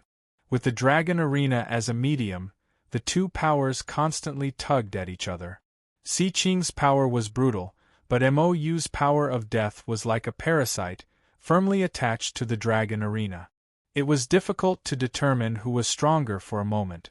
Although the battles in the Dragon Arena had stopped, their killing intent and battle intent grew stronger and stronger, constantly pouring into the Dragon Arena and converting it into an Azura field. Snow drifted through the air. A while later, the ground was covered in a layer of snow, covering all the blood and corpses. Several thousand cultivators sat on the snowy ground without moving at all, allowing the snowflakes to fall on them. Logically speaking, every single Qi practitioner was impervious to heat and cold, but the snowflakes contained the power of ice. Some of the weaker Qi practitioners could not help but shiver slightly, but their minds became calmer and calmer. As they listened to the chanting and recalled what they had gone through in the past few days, they shivered even though it was not cold. Countless cultivators had been killed. Many of them were their seniors, juniors, disciples, or even lovers. If it were not for Li Qingshan's appearance, probably most of the people here would have suffered the same fate. They felt both gratitude and admiration towards him, as well as a deep sense of fear. However, they felt deep hatred towards Si Qing, whether it be the cultivators of sex or the 100 academies. As a prince, can you not treat us as people, making us kill one another like goo insects just to satisfy your perverted interests? Their hatred burned like fire. Their killing intent that had been pacified after so much difficulty boiled up once more. From time to time, Qi practitioners would leap up from the snowy ground with bloodshot eyes and swing their weapons. Only slaughter could pacify their fury. But immediately, another pitch-black chain shot out, entangling these people and pulling them into the pitch-black demon suppression tower. Everyone couldn't help but look at the tower-like figure standing in front of the demon suppression tower, their hearts trembling. Everyone had witnessed how Li Qingshan killed people. He did not hold back at all, cutting them down like he was chopping vegetables. Commander Li, my disciple, will be fine, right? An old cultivator watched as his disciple entered the demon suppression tower and asked in worry. Li Qingshan said, "Don't worry, he won't die." The demon suppression tower could isolate the influence of the dragon arena in the first place, and it could suppress demonic nature as well. With the mental fortitude of these Qi practitioners, they were basically suppressed immediately. With the situation under control, Li Qingshan did not want to kill recklessly either. That's good then. The cultivator stopped worrying and bowed deeply before retreating back into the group. Qingshan, it's all thanks to you this time, or we'd all be in danger. I didn't think it would be so dangerous this time. At the end of the day, Lu Chongqing was afraid to reprimand Si Qing. The others were no different, but they struggled to hide the anger and dissatisfaction on their faces. That bastard Si Qing wants us dead. I'll go to the final battlefield immediately and cut off the last of his claws and teeth. Li Qingshan visited 4 battlefields, but he failed to find the 3 people who had fled. Only a battlefield filled with a forest of stone remained. Because it was an innate formation, he chose to stabilize the situation first before freeing up his hands to hunt them down.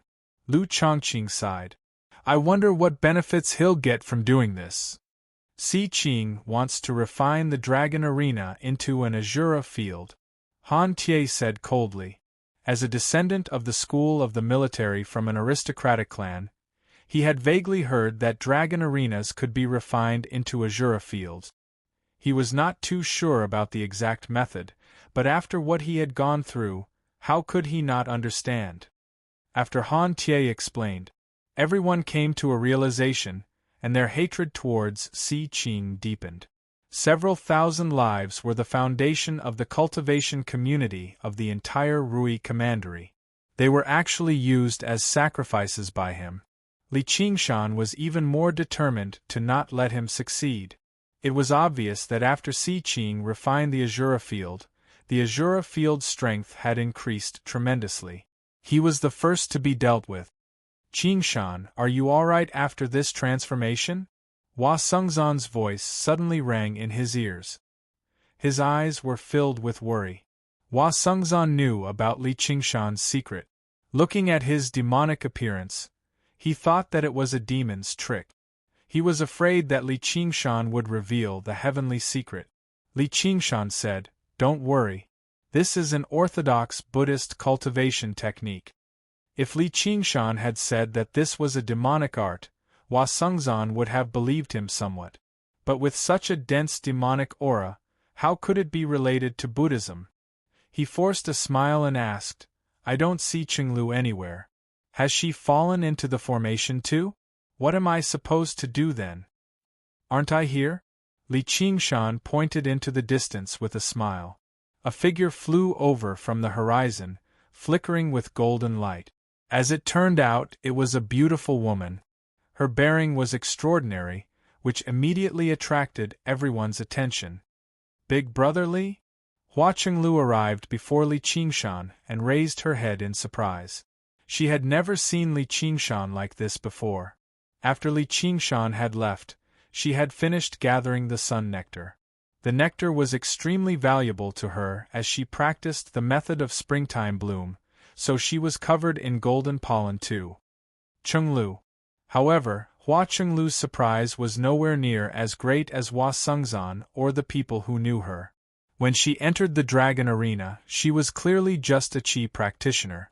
She was still nowhere close to the 10th layer, so how did she become a foundation establishment cultivator in the blink of an eye? And looking at her aura, she was already close to breaking through to mid-foundation establishment. Although there were plenty of fortuitous encounters in the cultivation world, a fortuitous encounter that could allow someone to reach such a level in just a few days was unheard of. Li Qingshan sniggered. What, you don't recognize me anymore? That's fantastic. Hua Chenglu was overjoyed. After Li Qingshan's disappearance, she had always been worried. Now that she saw that he was safe and sound, she let out a sigh of relief. After the wisdom imbuement, she understood the feelings in her heart, but she also understood even more that they probably would not end up together.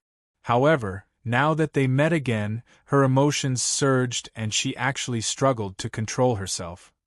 Even though his demonified appearance seemed extremely hideous and vicious in the eyes of others, in her eyes, even someone as handsome as Hua Sengzan paled in comparison. Whether he was handsome or ugly, no one could replace his existence. With how clever of a person Hua Sengzan was, he immediately noticed that something was wrong with Hua Chenglu's expression. He was secretly surprised and asked, Chenglu, how did you reach foundation establishment successfully?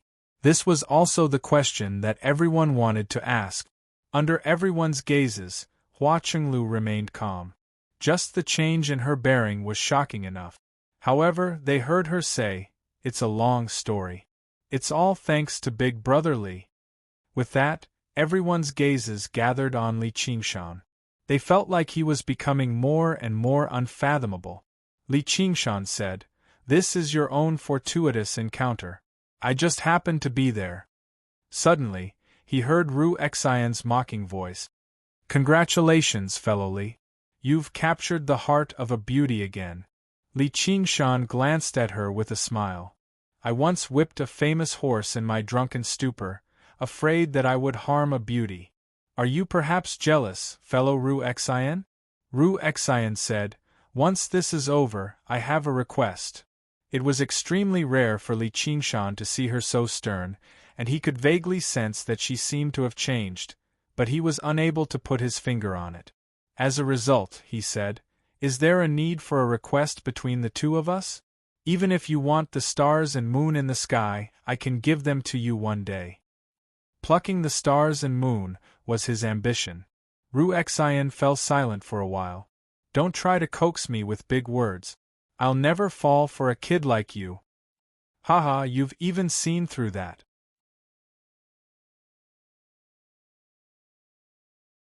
Chapter 661. In the maze of jagged rocks, a huge figure suddenly appeared. He was wearing scarlet heavy armor and holding an oddly shaped longsword. He was observing his surroundings. It was Li Qingshan.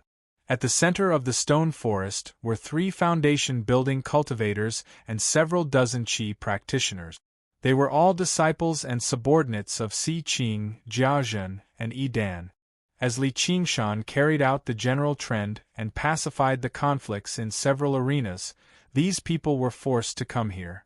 He's here, I can feel his aura. Don't be afraid. We'll operate the spell formation here. He definitely won't be able to come over. That being said, everyone's faces were filled with terror. It was as if it wasn't a person, but a monster that was about to rush over and tear them to shreds. In this labyrinth, directions were reversed and chaotic. No matter how strong a person's sense of direction was, they would not be able to find their bearings. Although there was a sun hanging above their heads, it was most likely an illusion and deception. To Li Qingshan, finding someone in such a place was even more difficult than finding a needle in a haystack. He arrived in front of a strange rock, raised the traitorous demon's sword, and slashed down. He did not know anything about yin and yang, the 5 elements, or the 8 trigrams, so he might as well use brute force to break through. With a clang, the traitorous demon's sword bounced off the strange rock, not even leaving behind a mark. This maze of several dozen kilometers was a single entity. Even with the sharpness of the traitorous demon's sword, it would not be easy to break through. Li Qingshan furrowed his brows. He raised the traitorous demon's sword with his right hand and stroked the blade with his left. The traitorous demon's sword let out a slight hum as his evil eye stared straight at the strange rock. With a single slash, the strange stone was split in half. Li Qingshan's brows were still furrowed, and the surrounding environment twisted and changed, but the maze was still there. As for the demon heart that served as the eyes, it was only half its original size. This battle had consumed a lot of energy. Each battleground had a radius of several dozen kilometers, and there were probably tens of thousands of these strange stones. If he were to chop them down one by one, he believed that he would eventually be able to destroy the operation of the magic formation. However, how long would he have to chop them down? Not only that, it would definitely waste a lot of time and energy, and he would also have to exhaust the demonic energy of a demon heart. If I had known this would happen, I would have asked a few people from the school of Yin-Yang to help me break this formation. Li Qingshan pondered, but he also understood that this was just a thought. Although he appeared to be a hero who had saved everyone, he was also a fanatic who had formed a deadly feud with Si Qing. There were probably not many people who would be willing to be associated with him and stand up against Si Qing. Even if he couldn't refuse to help him, he still felt very uneasy. He thought about how Lu Chongqing and the others were almost killed, but they dared not say anything. This was the helplessness of the weak. Li Qingshan couldn't be bothered to force them. After all, this was his battle. The spirit turtle has the ability to divine fortune. I might as well give it a try and see if I can break this formation.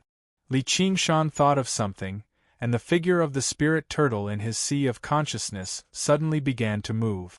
The profound inscriptions on his back crisscrossed, each shining with a wondrous, ripple-like light that merged together in a profound manner.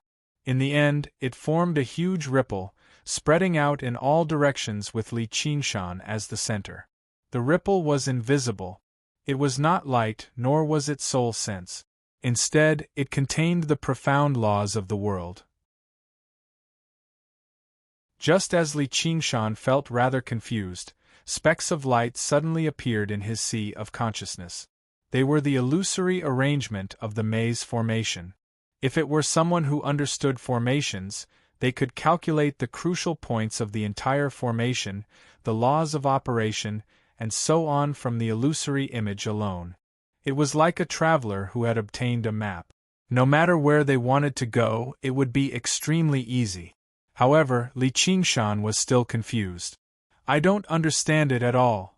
As a result, he continued to power the spirit turtle, and the profound inscriptions on the spirit turtle's profound shell began to revolve once more. Li Qingshan became rather absent-minded. He nodded from time to time and muttered to himself, "Oh, I see. I get it now." A while later, he opened his eyes again.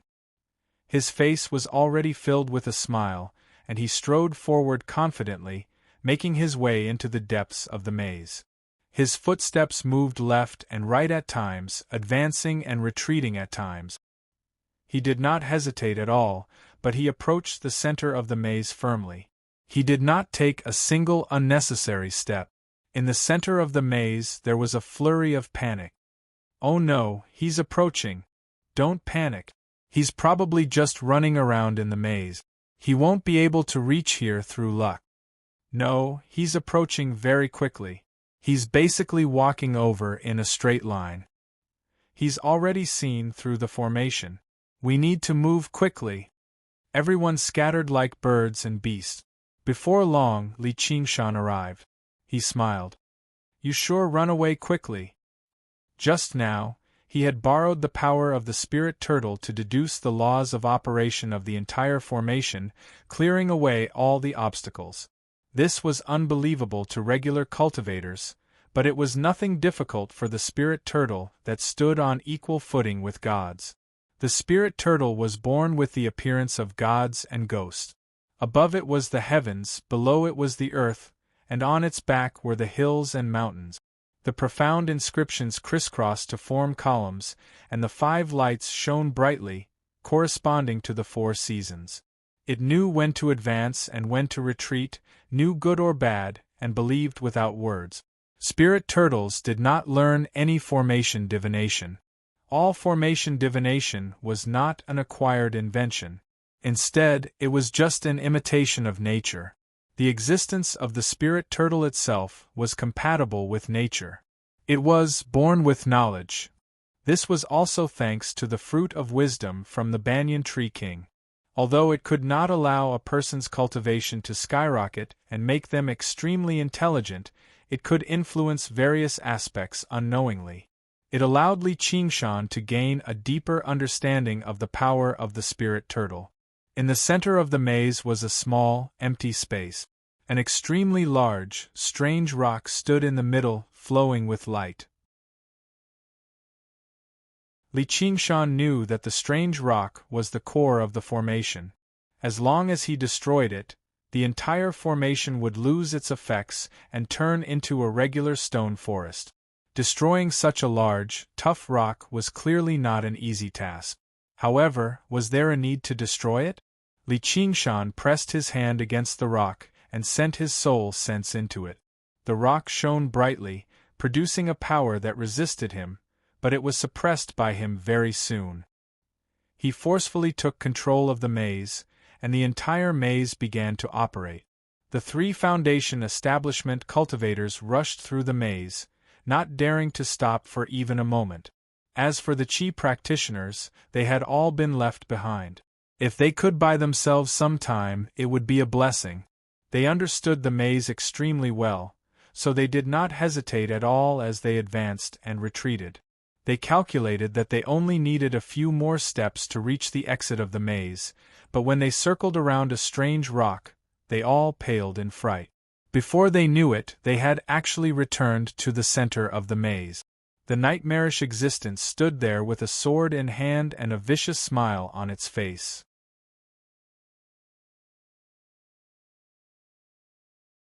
Chapter 662. Before Li Qingshan, the 3 foundation establishment cultivators were basically unable to fight back at all. Li Qingshan ended their lives in a single stroke. Even foundation establishment cultivators were like that, so the Qi practitioners were obviously even worse off. They wandered around the maze before returning to Li Qingshan in the end. In the end, the sword slid across the throat of a Qi practitioner, producing a smear of scarlet blood. With that, all of the lackeys Si Qing had sent over had been slaughtered. Li Qingshan felt at ease and began laughing aloud. His battle intent surged and his murderousness soared, but it had also merged with the dragon arena unknowingly. Suddenly, the entire dragon arena shook. Li Qingshan's laughter paused. The blood-red color in the sky grew thicker and thicker, completely turning blood-red from its original azure blue. It began to revolve slowly, forming a blood-red swirl that constantly spread out in all directions until it filled the entire sky. From the very depths of the swirl, a cry that could not be heard with the ears rang out. It could only be sensed with the heart. It was like an army of 1,000,000 was engaged in a bloody battle in the wilderness. There were no comrades, only enemies. No one was afraid. No one retreated. They only constantly swung their weapons and advanced until the last person was left standing on the battlefield, enjoying this glorious victory alone and letting out a hysterical cry like that at the sky. Every single person who heard the cry would tremble from the depths of their soul. It was both fear and desire.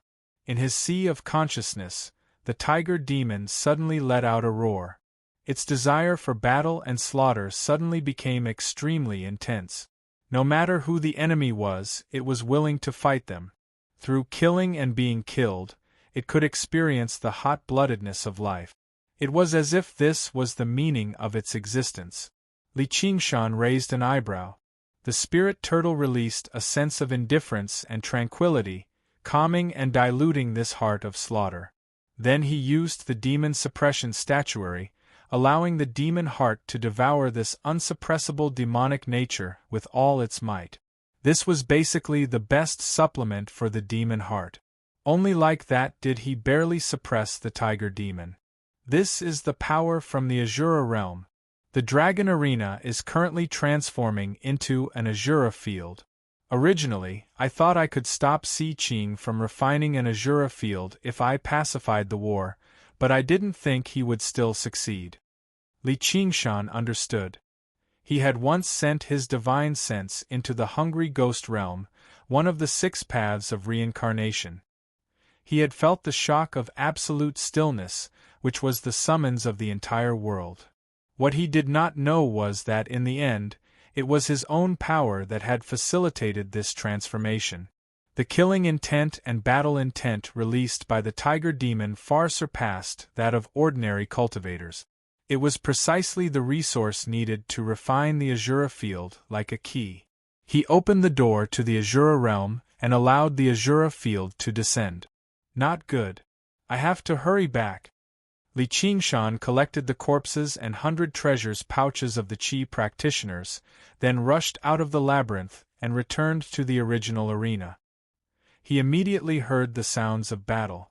The chanting of sutras and zither sounds were all drowned out by the battle cries and could no longer be heard. Thousands of Qi warriors were engaged in a frenzied battle, which was 10 times more intense than the battle just now. Even the most basic will to survive had vanished.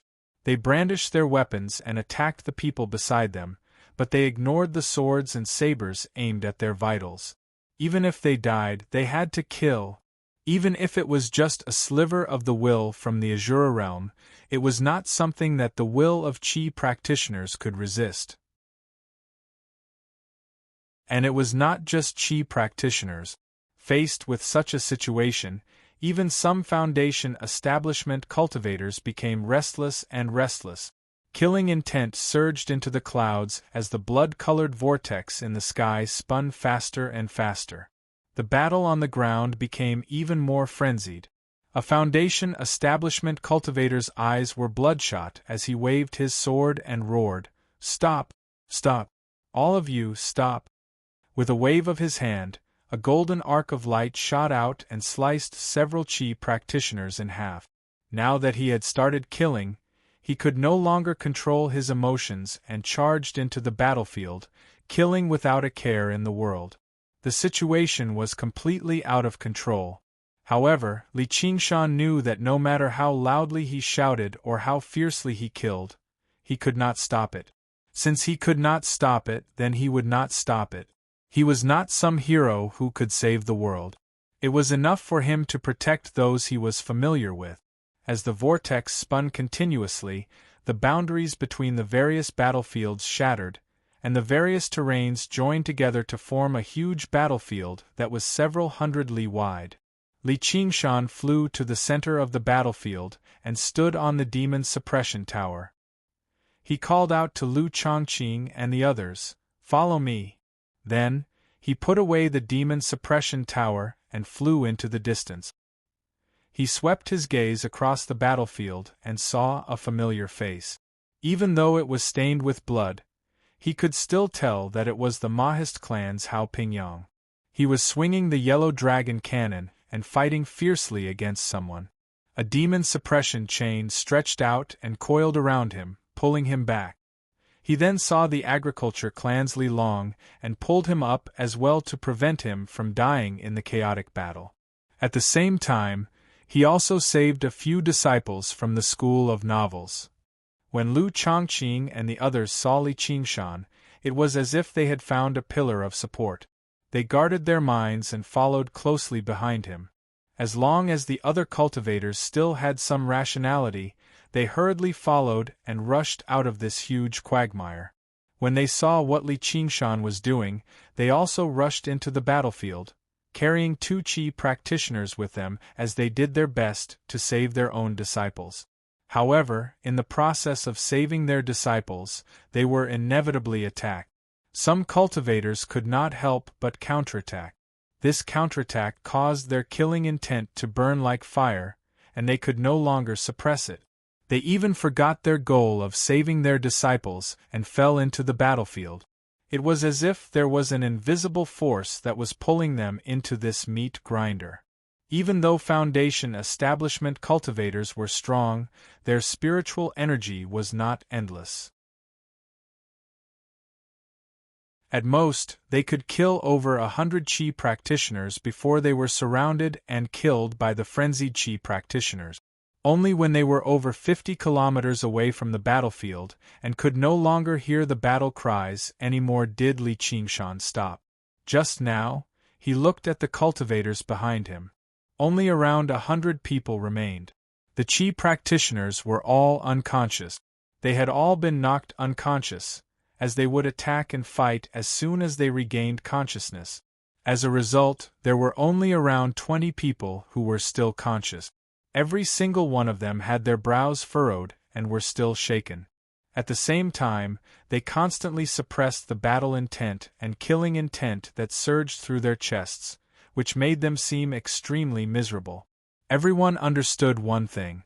The cultivation community of the Rui Commandery was basically done for now. Li Qingshan had seen a lot of things, and he could suppress his killing intent, so he still seemed very calm.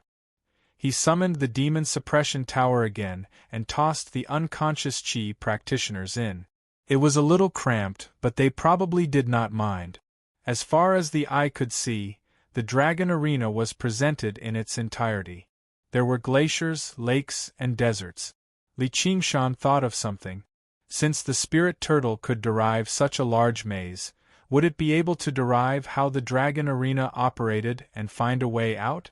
He had also learnt the most basic path of forging artifacts in the 100 schools of thought.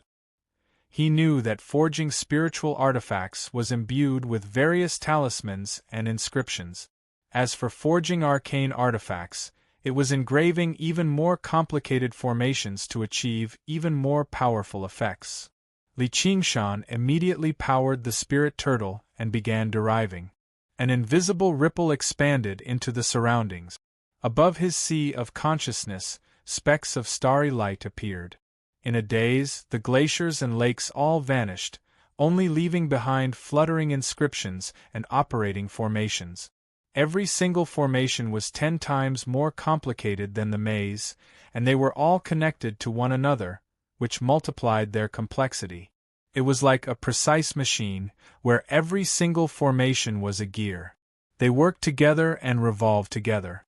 This was a dragon arena that only the great Xia Empire possessed the ability to forge.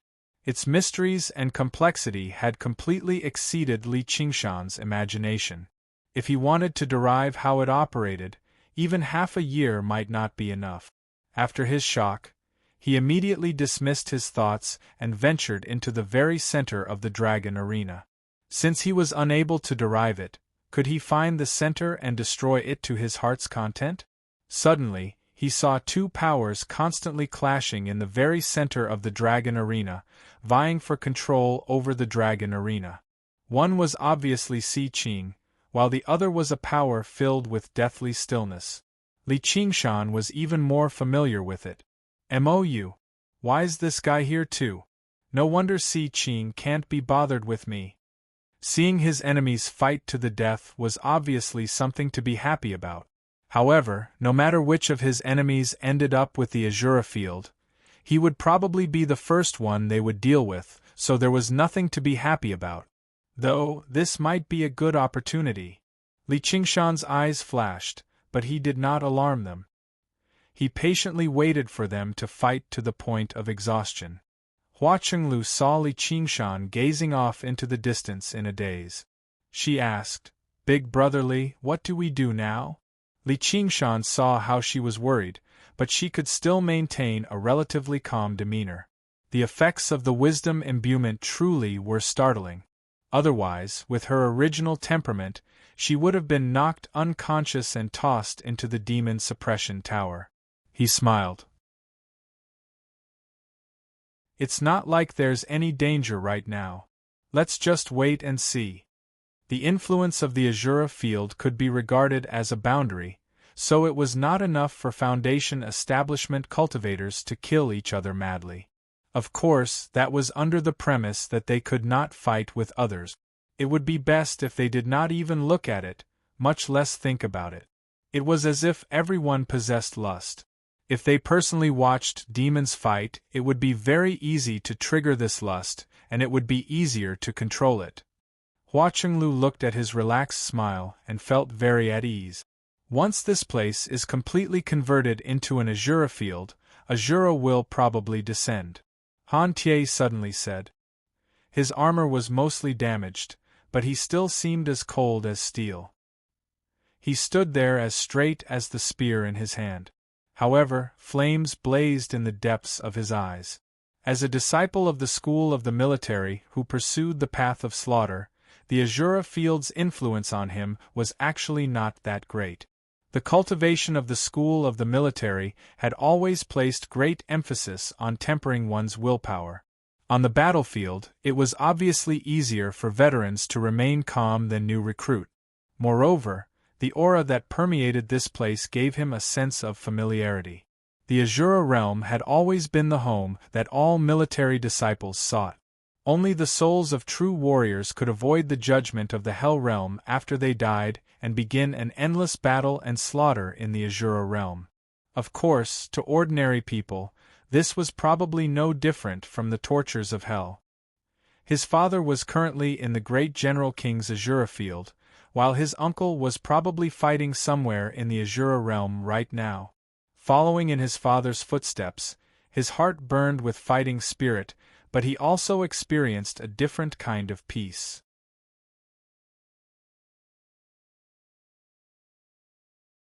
Chapter 663. The 6 realms of Sasra were divided into the Heavenly Realm, Human Realm, Azura Realm, Hungry Ghost Realm, Animal Realm, and Hell Realm. The Animal Realm was also known as the Demonic Beast Realm, a world where all demons lived. The word animal was a form of derision. For example, the dragons and elephants beneath the gods and Buddhas possessed unbelievable abilities, but if they offended their master, they would be cursed as vile beasts. The 6 realms of Sasra were divided into the 3 good realms and the 3 evil realms. The 3 good realms were Heaven, Human, and Azura. The 3 evil realms were Animal, Hungry Ghost, and Hell. However, although Azura was a good realm, it was not as virtuous as Heaven, which was why it was not Heaven. Its path of bitterness was even greater than that of Human, so it was sometimes listed among the 3 evil realms, collectively known as the 4 evil realms. In the 6 realms of Sasra, Li Qingshan had already witnessed the power of the Hungry Ghost realm. A corpse king that had yet to unleash its full strength had dealt a devastating blow to the cultivation community of the entire Rui Commandery. He did not understand the Azura realm too well.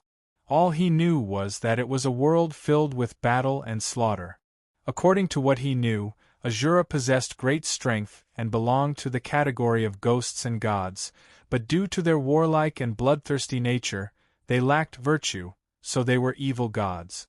Legend had it that the men of Azura were extremely vengeful, while the women were extremely beautiful. They often became enemies with Sakra, the ruler of the heavenly realms. They fought endlessly, but they lost more often than they won. I'd like to see just what Azura looks like. Li Qingshan smiled. Warlike blood flowed through his body. Wasn't the reason why he worked so hard on cultivation to see things he could not see in the mountain village? He obviously wanted to see this rather mysterious race. and he wanted to give Si Qing and Mou a surprise. He definitely could not go out right now. Me too. Han Tie could vaguely sense that he was close to breaking through to mid-foundation establishment. He was also eager to fight the legendary Azura. You two warlike bastards! Hua Chenglu said helplessly. Li Qingshan and Han Tie looked at one another and smiled. Their eyes shone with the same light. 100 kilometers away, the battle had reached its climax. Even the air twisted from scorching murderousness, as this was a chaotic battle regardless of the cost. In a short amount of time, over 1,000 cultivators had died in battle. Over 1,000 cultivators had died in battle. Their corpses were scattered on the ground within a radius of 10 miles, and their blood dyed the ground red. The vortex in the sky spun faster and faster, like a strange eye that stared at the battle on the ground. Suddenly, in the deepest part of the whirlpool, a figure descended from the sky, rapidly falling towards the center of the battlefield. That's an Azura. Li Qingshan's eyes were extremely sharp.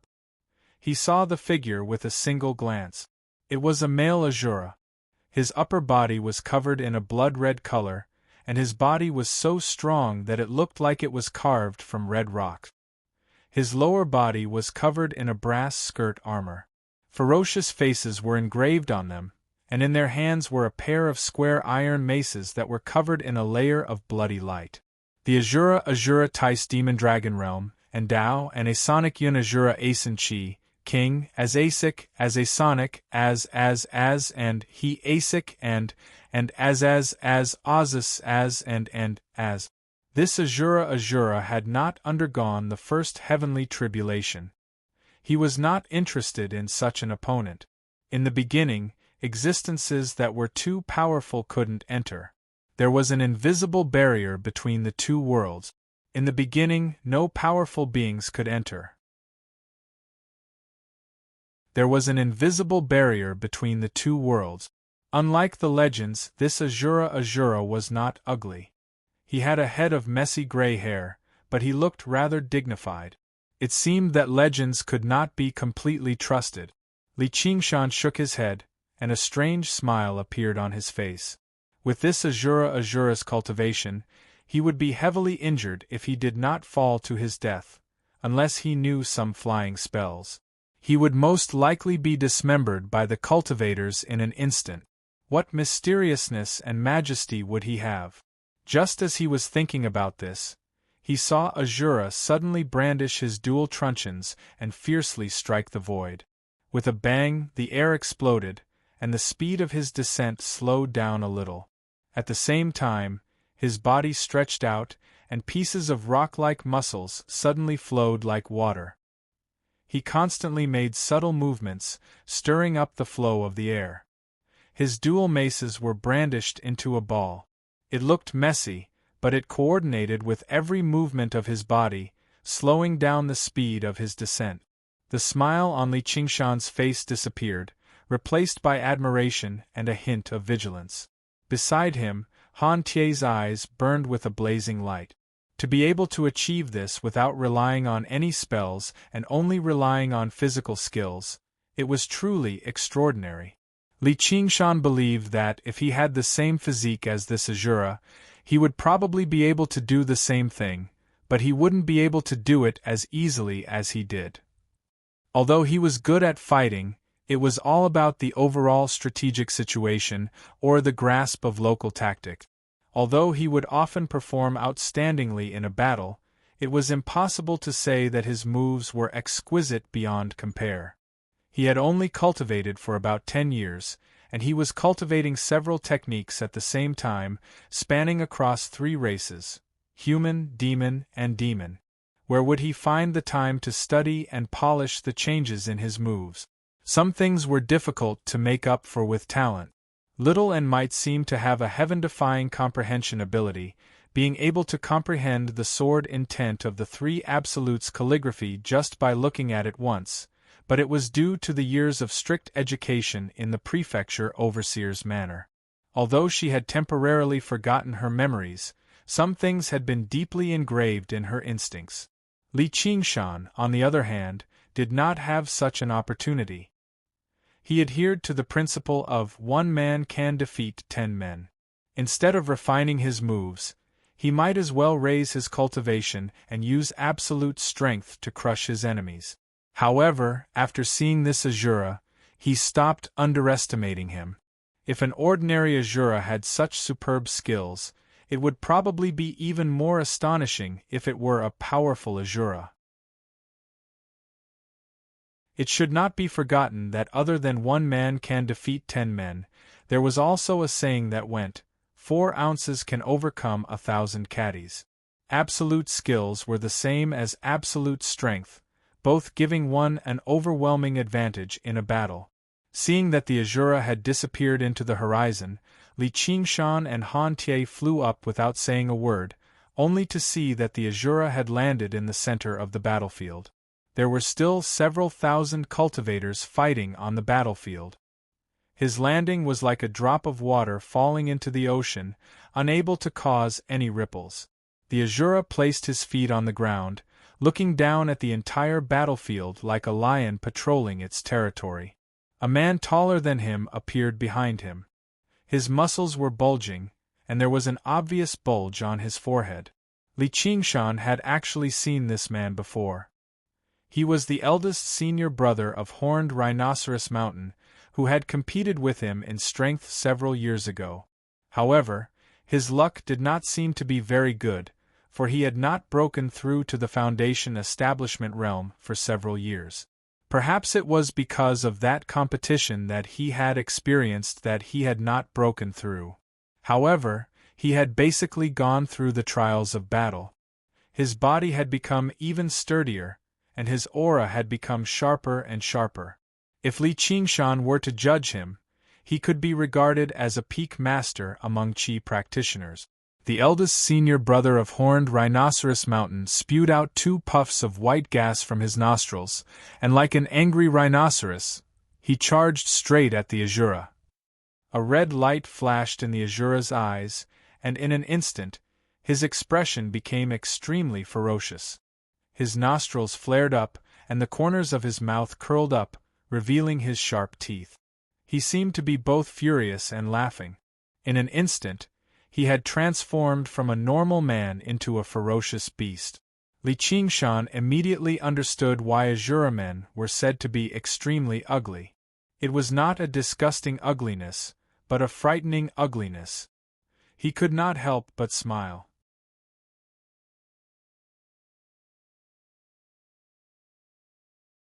Chapter 664.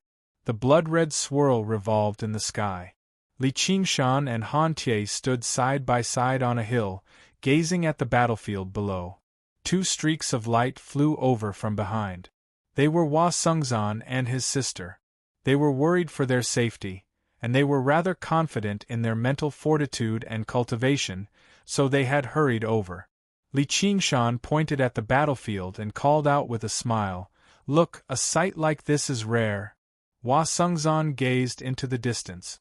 Within the earth-shaking battle cries, various colors of light constantly flickered, the explosions of flames, and the clashing of blades and swords formed a soul-stirring chorus.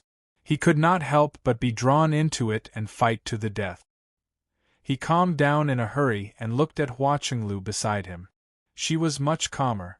Suddenly, he sighed inside. After learning about Li Qingshan's other identity, he no longer held any thoughts of competing with him.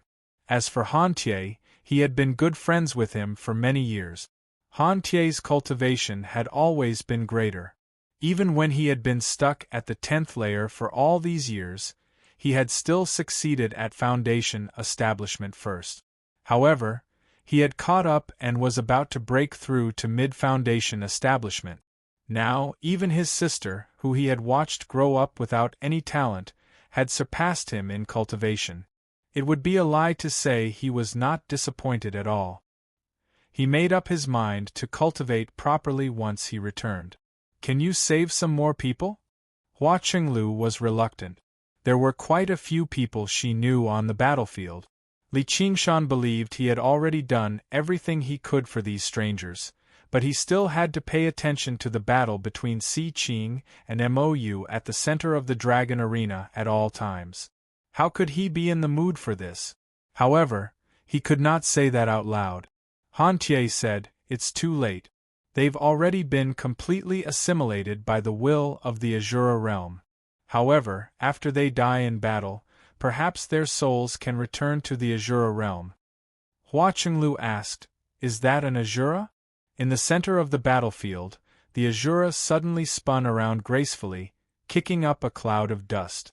The first senior brother of the horned rhinoceros mountain mist. The metal maces whistled through the air and struck his back heavily.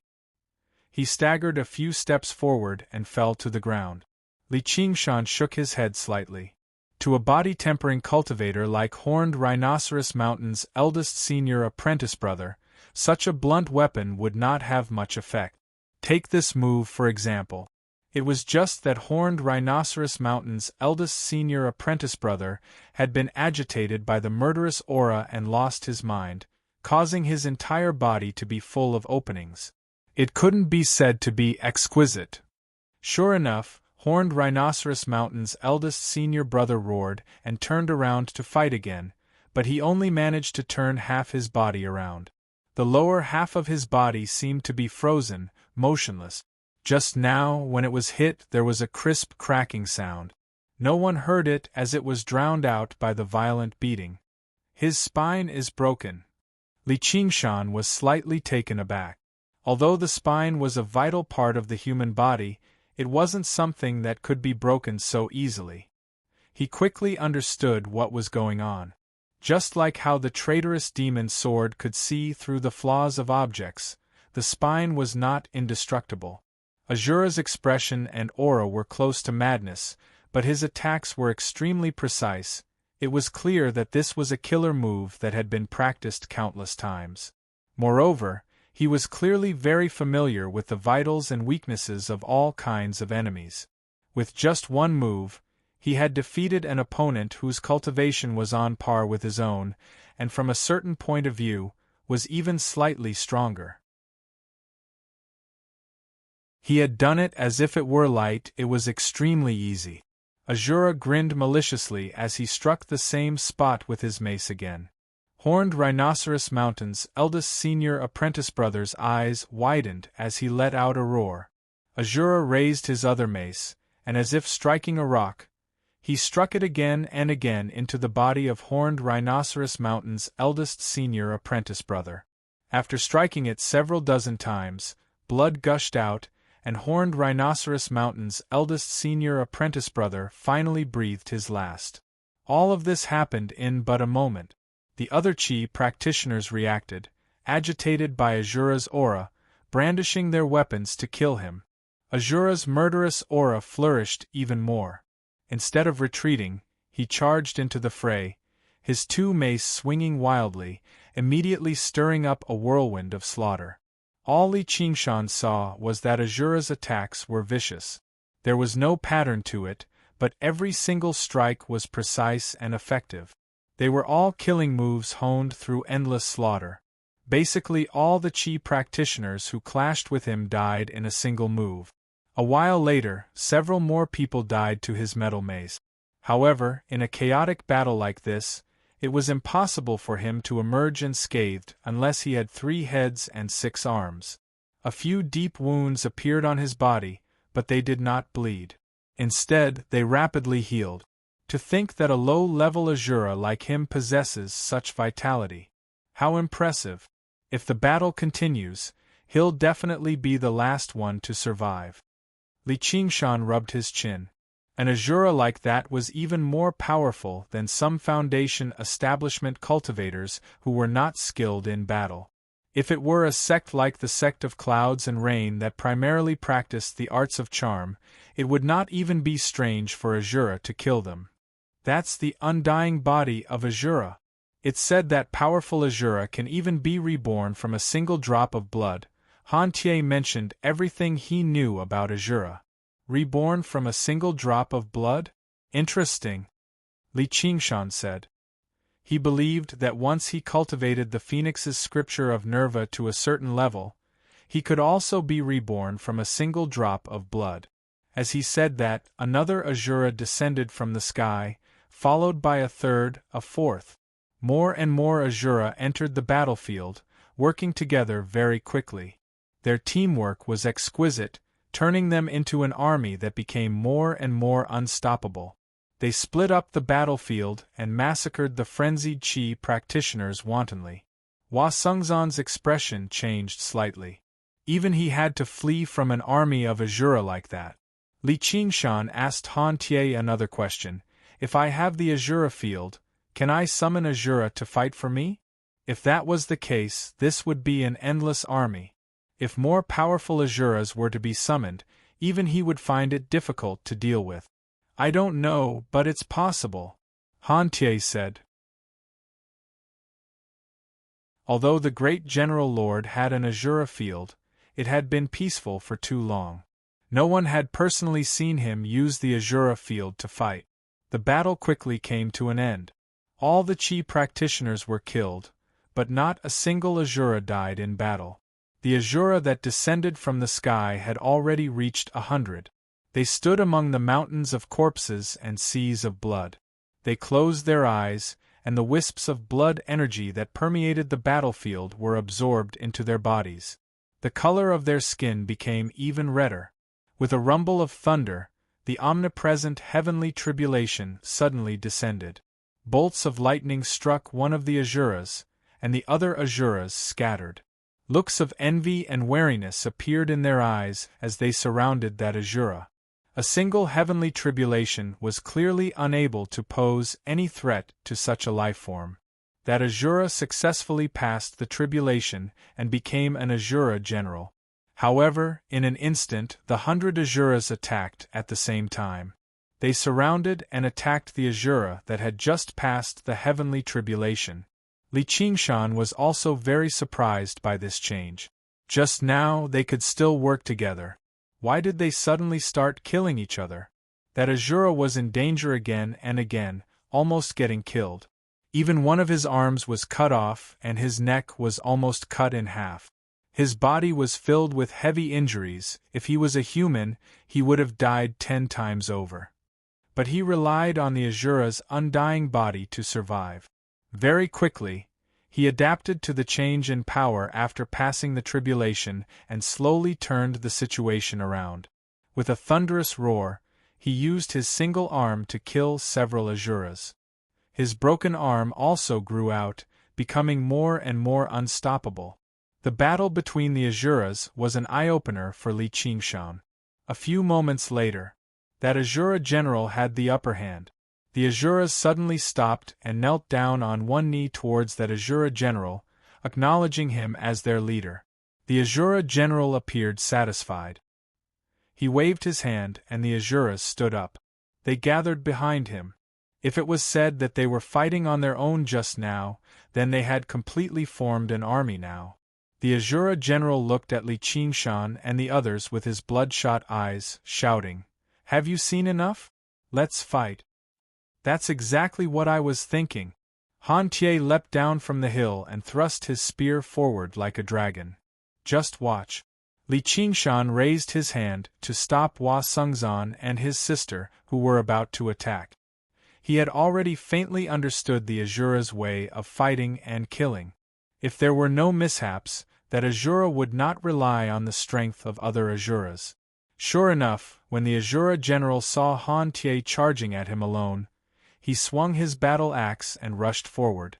The 100 or so Asuras behind him remained motionless, only watching. In an instant their gazes met. Spear and battle axe clashed countless times, causing sparks to fly. As soon as Han Tie attacked, he was constantly being suppressed and at a disadvantage. Even though he had already passed his first tribulation for several years, he was completely suppressed by this Asura general who had just passed his tribulation. If Han Tie, who came from the school of the military and was adept at fighting, was already in such a state, a regular foundation establishment cultivator would be even less of a match. "Qingshan, why don't we watch closer and help Tie?" Hua Sungzan's face was filled with concern. The battlefield was dangerous. The slightest carelessness could result in their heads being separated from their bodies.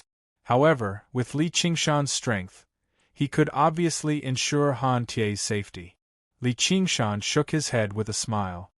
I'm standing here precisely so that I won't be able to provide assistance when it matters. Hua Chenglu frowned. Why is that? Has he offended you? Li Qingshan smiled. Of course not. Tie's my brother-in-law no matter what. Even if he offends me, I won't stoop to his level. However, he's a warrior. Only when he's faced with death can he be reborn. Hua Sengzan immediately understood what he was trying to say. Han Tie wanted to use this battle to break through to mid-foundation establishment. If he had a path of retreat and protection, he would instead be unable to unleash his full power, so he could only hold back his worry. Wind whistled past his ears, and pain radiated from various parts of his body.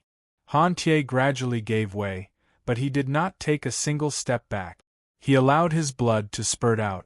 As the axe swung over, he was already in dire straits that he could not block, but he felt an indescribable delight at the juncture between life and death. A wanton smile appeared on his cold face, and suddenly, a power broke through his shackles and spread through his limbs. The spear in his hand suddenly seemed to be alive, twisting the tip of the spear and pushing aside the axe at an unbelievable angle. Success! Li Qingshan smiled and suddenly vanished from where he was. He leapt between Han Tie and the Azura general, wielding his spear with one hand and swatting aside the axe with the other. Han Tie frowned. Li Qingshan smiled. Victory and defeat have been decided. There's no point in fighting anymore. If you really die, I won't be able to explain myself to Qiongji. Although Han Tie had broken through to mid-foundation establishment, he had lost too much blood during the battle. He was already exhausted, and his spiritual power was completely depleted. He was only holding on with his will. The Azura general was still as majestic as ever. As Han Tie retreated, the group of Azuras charged forward. Li Qingshan swung the traitorous demon sword and said to the Azura general, "We'll fight again when you're well rested." As he spoke, his body expanded, and he transformed into his demonic form, his killing intent boiling. The Azura general stared at Li Qingshan as if he was facing a great enemy. He waved his hand to signal for the Azura to stop. Gradually, a look of surprise appeared on his face.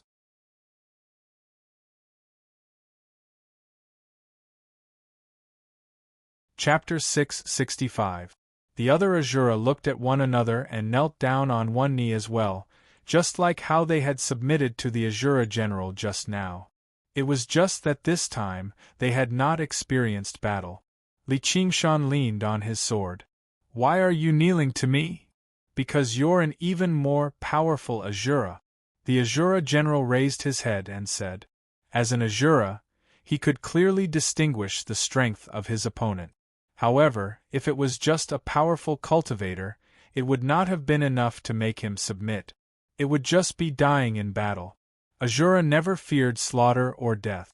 However, the violent murderousness that Li Qingshan gave off was something he had only seen on Azura commanders or even Azura kings.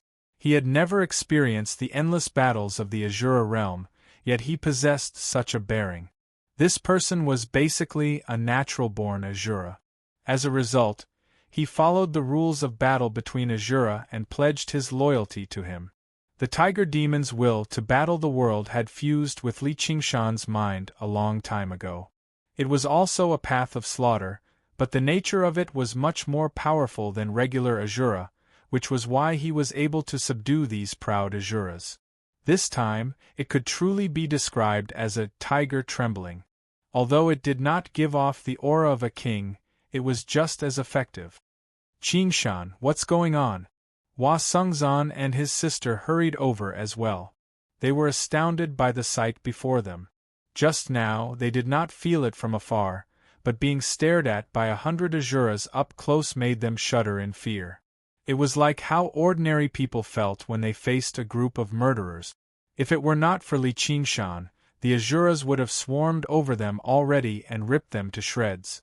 Li Qingshan returned to his original appearance and shrugged. They're not my opponent, so they've admitted defeat. Admitted defeat? Hua Chenglu was in disbelief.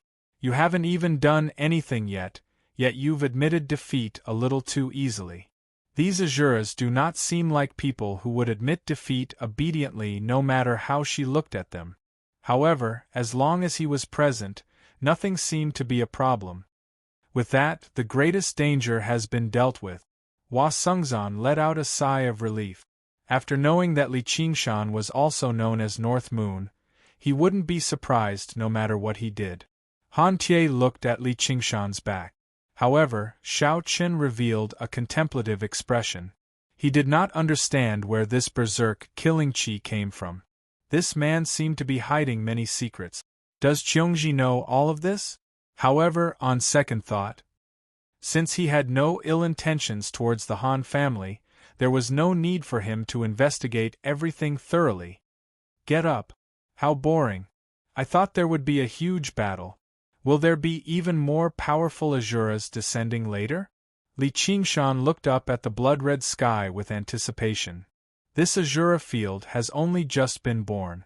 Summoning us here is already its limit, the Asura general replied. Li Qingshan nodded. Although he had successfully refined the Asura field, he still needed to continue accumulating it if he wanted to turn it into an actual combat weapon. It was no wonder that the blood-colored vortex in the sky slowed down after the 100 Asuras descended. He then asked the Asuras if they could leave the Asura field. The answer he received was yes, but they could only participate in battle.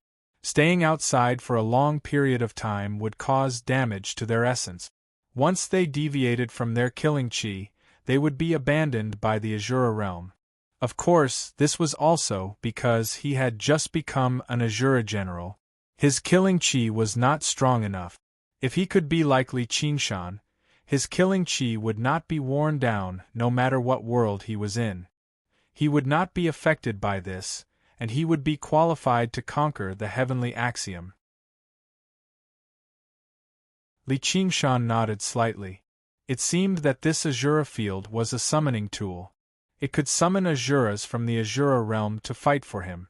As the Asura field grew stronger, the Asuras summoned would also become stronger. However, there were many limitations to its usage. First, he had to have the power to suppress these Asuras. Otherwise, if he summoned an Asura king, he would be killed instantly. Pure strength was not enough to make them submit.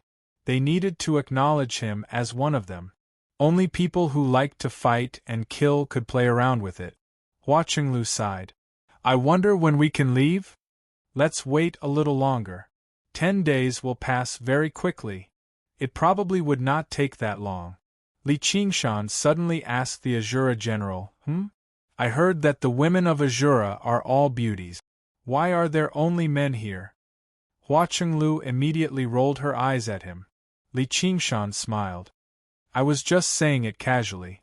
No matter how pretty the Asura are, they can't compare to our sister Chenglu.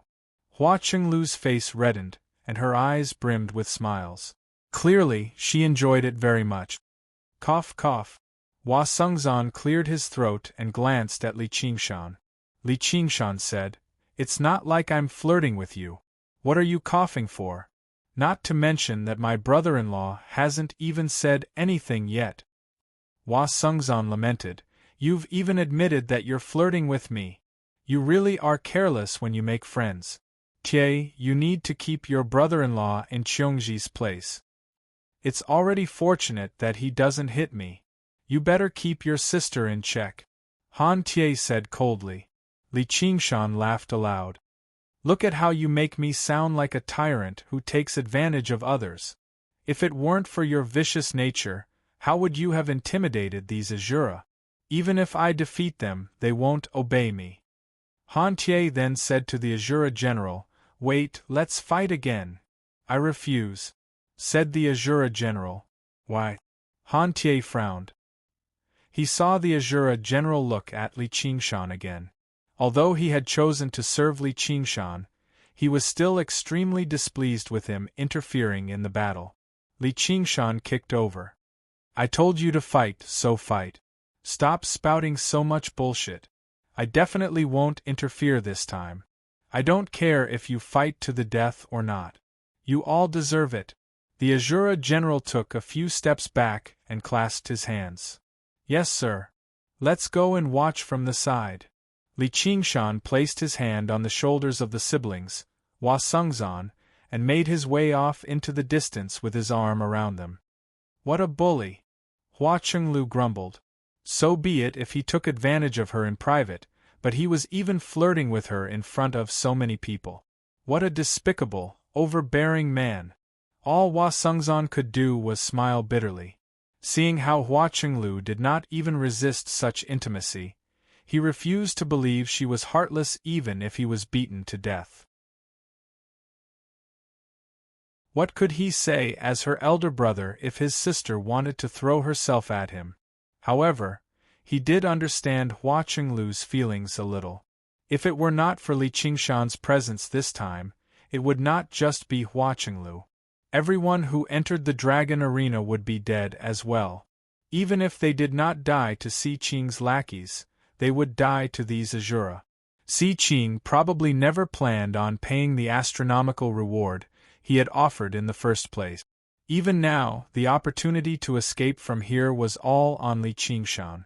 Seeing how relaxed he was, she stopped worrying. She would just let him bully her and dominate her for a while. In the center of the dragon arena, the two powers separately turned into a majestic black dragon and a pitch-black crow. The clash became more and more intense. Si Qing saw the appearance of the Azura, and he wanted to control the Azura field even more. Although these low-level Azura could not be regarded as any great assistance to them, this was only the beginning. As long as they had sufficient time, they would be able to form an Azura army. Compared to these Azura, the subordinates they lost were nothing. Both their battle prowess and loyalty paled in comparison. As for that Li Qingshan, he could kill him easily. Thinking up to there, he bellowed out, "Dragons might as see." The black dragon shone brightly, gradually suppressing the crow. Mou obviously refused to let go either, cackling as he resisted with everything he had. The damaged soaring clouds terrace was completely silent.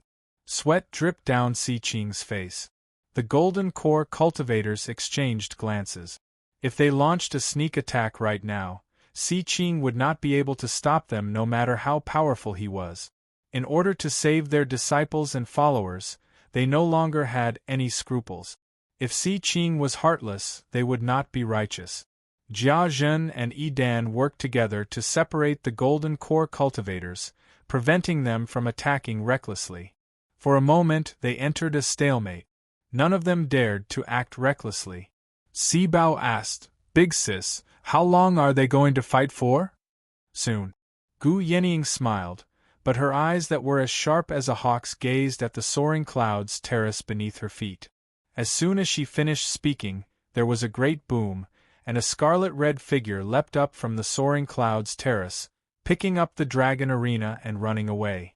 It was the North Moon's demon that had returned. Oh no! Jia Zhen and Yi Dan suddenly looked back, and their faces changed drastically. The North Moon unfurled a pair of wings of wind and fire, rushing off into the air with a streak of fiery light. At the same time, in the center of the Azura field, the black dragon had established his victory, but he was exhausted too. Suddenly, a spirit turtle descended from above, radiating with an unstoppable, powerful will that suppressed the black dragon and crow at the same time. "Who is it?" Si Qing and Mou were both surprised and furious. "My two good grandsons, have you even forgotten the voice of your grandfather North Moon?" The spirit turtle suddenly spoke in the human tongue, filled with complacency and mockery. In the blink of an eye, it seized control of the Azura field and purged Si Qing and Mou's powers. Si Qing suddenly opened his eyes, only to see Jia Zhen and Yi Dan in pursuit. With a furious roar, He turned into a black dragon and chased after them. In the Azura field, Han Tie was just about to engage in a fierce battle with the Azura general when the scenery before him suddenly changed. He discovered he was high in the sky, and below him was the commandery city of Rui. He had already left the Azura field somehow. Afterwards, he saw Hua Sengzan, Lu Chongqing, and so on. They had already emerged. Li Qingshan was obviously among them too. Amidst their shock, before they could even return to their senses, a black dragon whistled past them. At the same time, a black figure was expelled from the Azura field. It was Mou. He let out a furious, shrill cry, and his body turned into a ball of twisted darkness, vanishing into thin air. When he reappeared, he was already behind the North Moon, enveloped by black feathers. As Foundation establishment cultivators, Lu Chongqing and the others were unlikely to fall to their death. They descended from the sky with a few Qi practitioners, but before they had even landed, a group of Golden Core cultivators surrounded them, asking about their disciples and followers.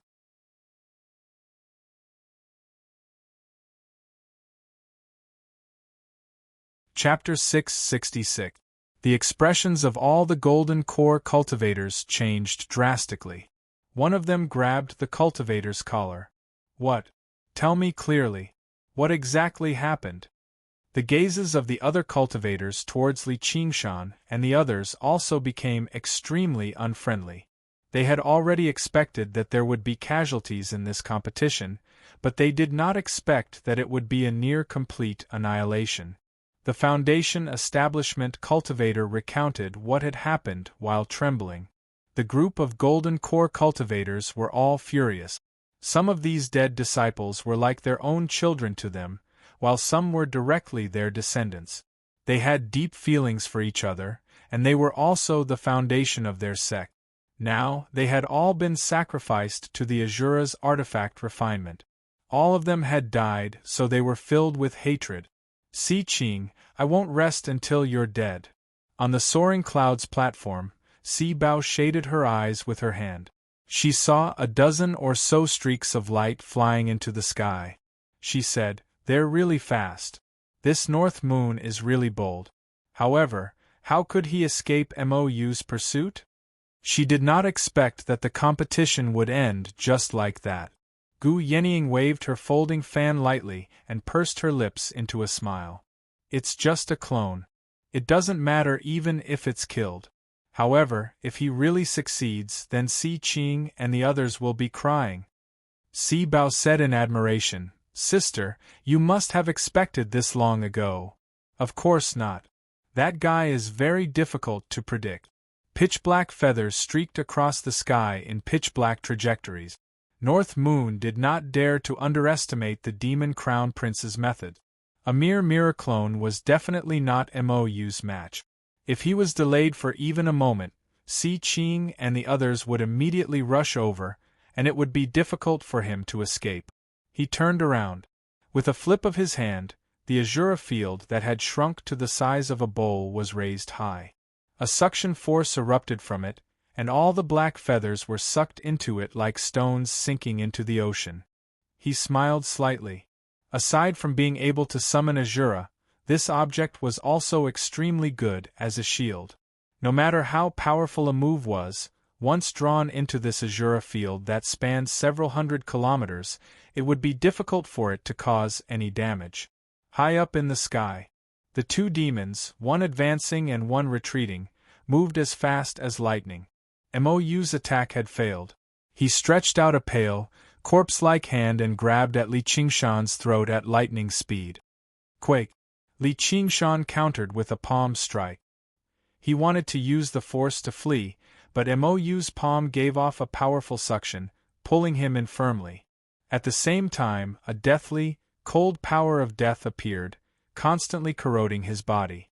Wherever it came in contact with, his body would immediately stiffen up and become numb. In an instant, his entire arm went numb.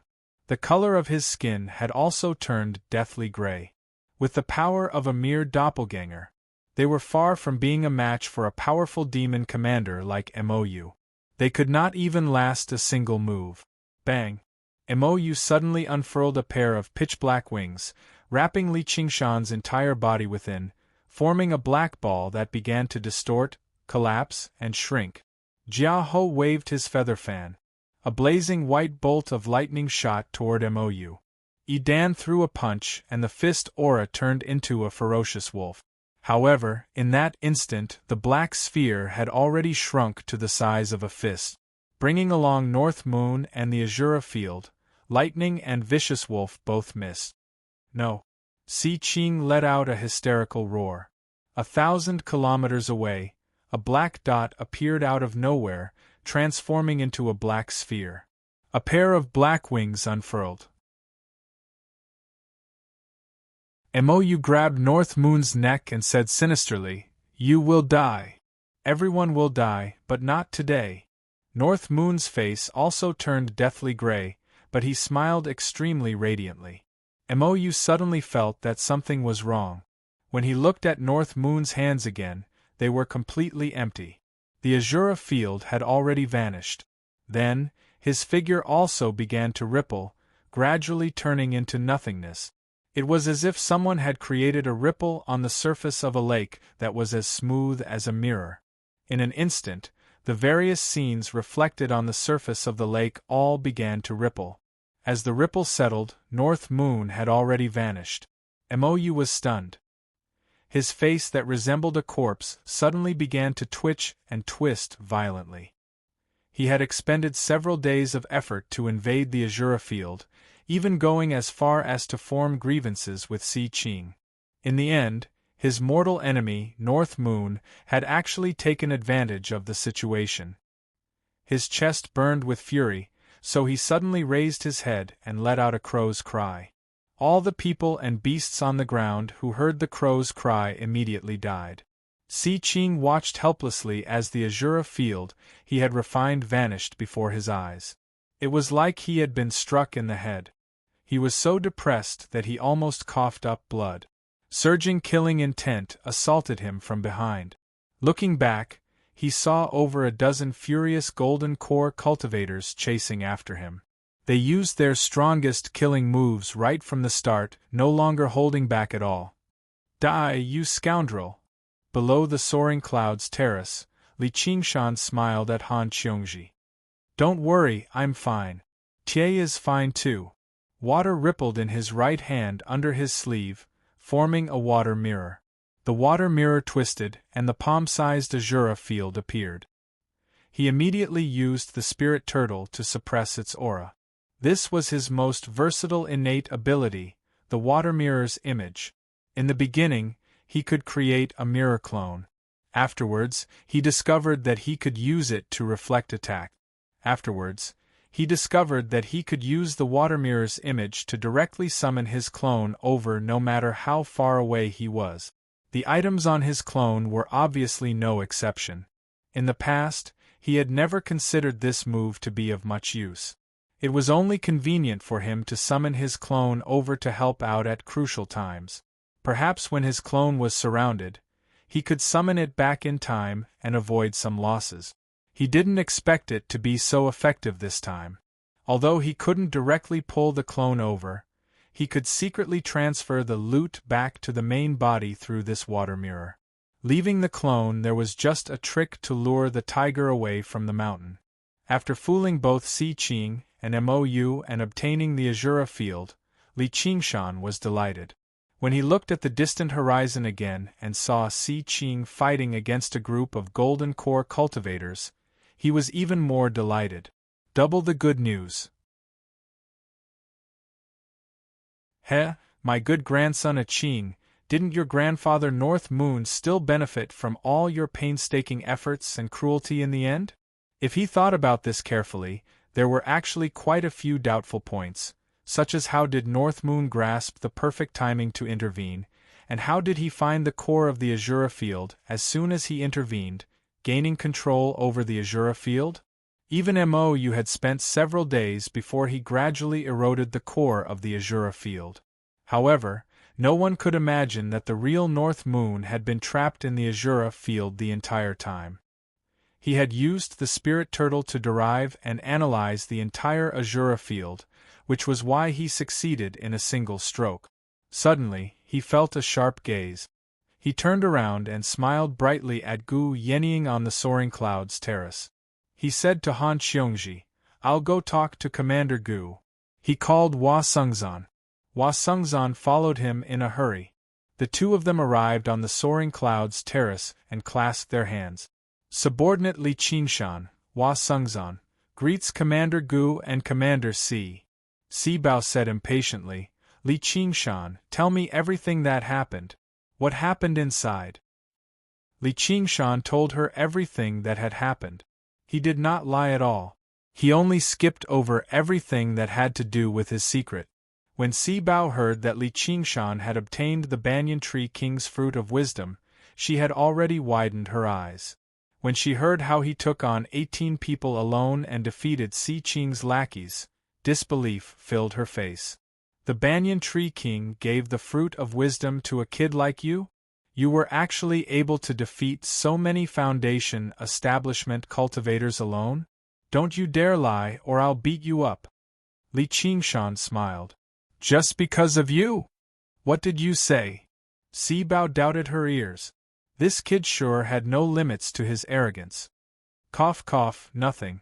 Hee, I overreacted. I've been agitated too much recently. Gu Yennying stopped Si Bao, who was about to lose her temper.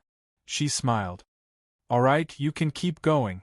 Afterwards, I went to the various battlefields and put an end to all the battles. I also killed all of Si Qing's subordinate. However, afterwards the Azura field descended, and it still fell into chaos. In the end, only the few of us were left, but we were quite lucky. We managed to make it out alive." Apart from Li Qingshan, everyone felt like they had survived a disaster. However, he was probably the only one who could rejoice. Even the 100 schools of thought in the Clear River Prefecture that had the most survivors had lost most of their disciples. However, Li Qingshan did not recognize any of them, so there was nothing to feel sad about. This subordinate can testify that everything Commander Li said is true, Hua Sengzan also said. His gaze drifted between Gu Yennying and Li Qingshan. He could not help but wonder, does she know about his other identity? I'm such an idiot. If I didn't know, why would I treat him so differently? The two of them both stood between the human path and the demon path, so they obviously possessed a natural rapport. They were both straightforward and unfathomable.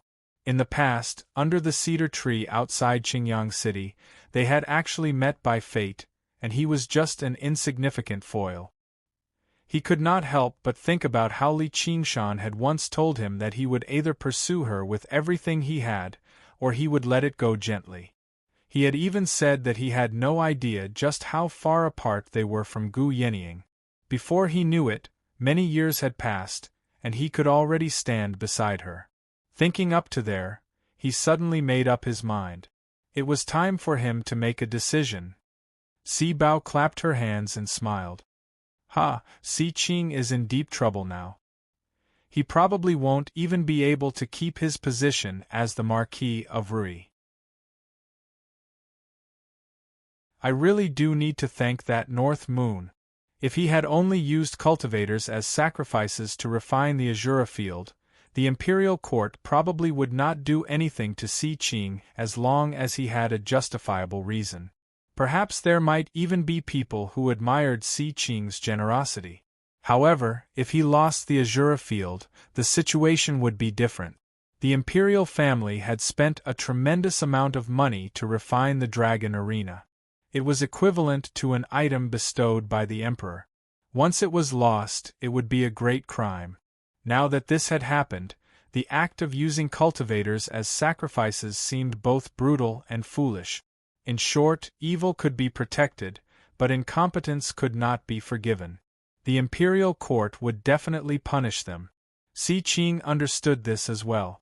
His painstaking sacrifice had ended up like this, so he completely descended into a frenzy.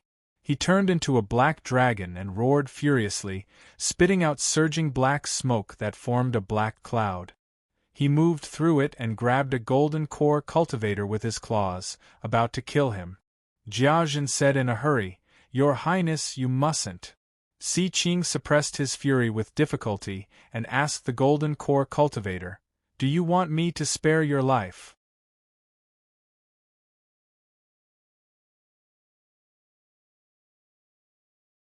Chapter 667. Fellow Pung. Fellow Pung.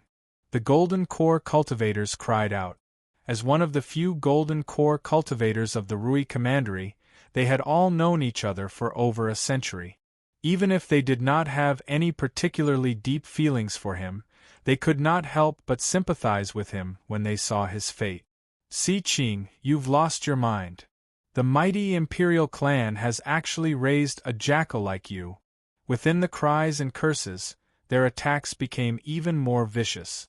Si Qing was heavily injured, so he was furious as well. The powers from the two sides clashed violently, illuminating the night sky in the distance.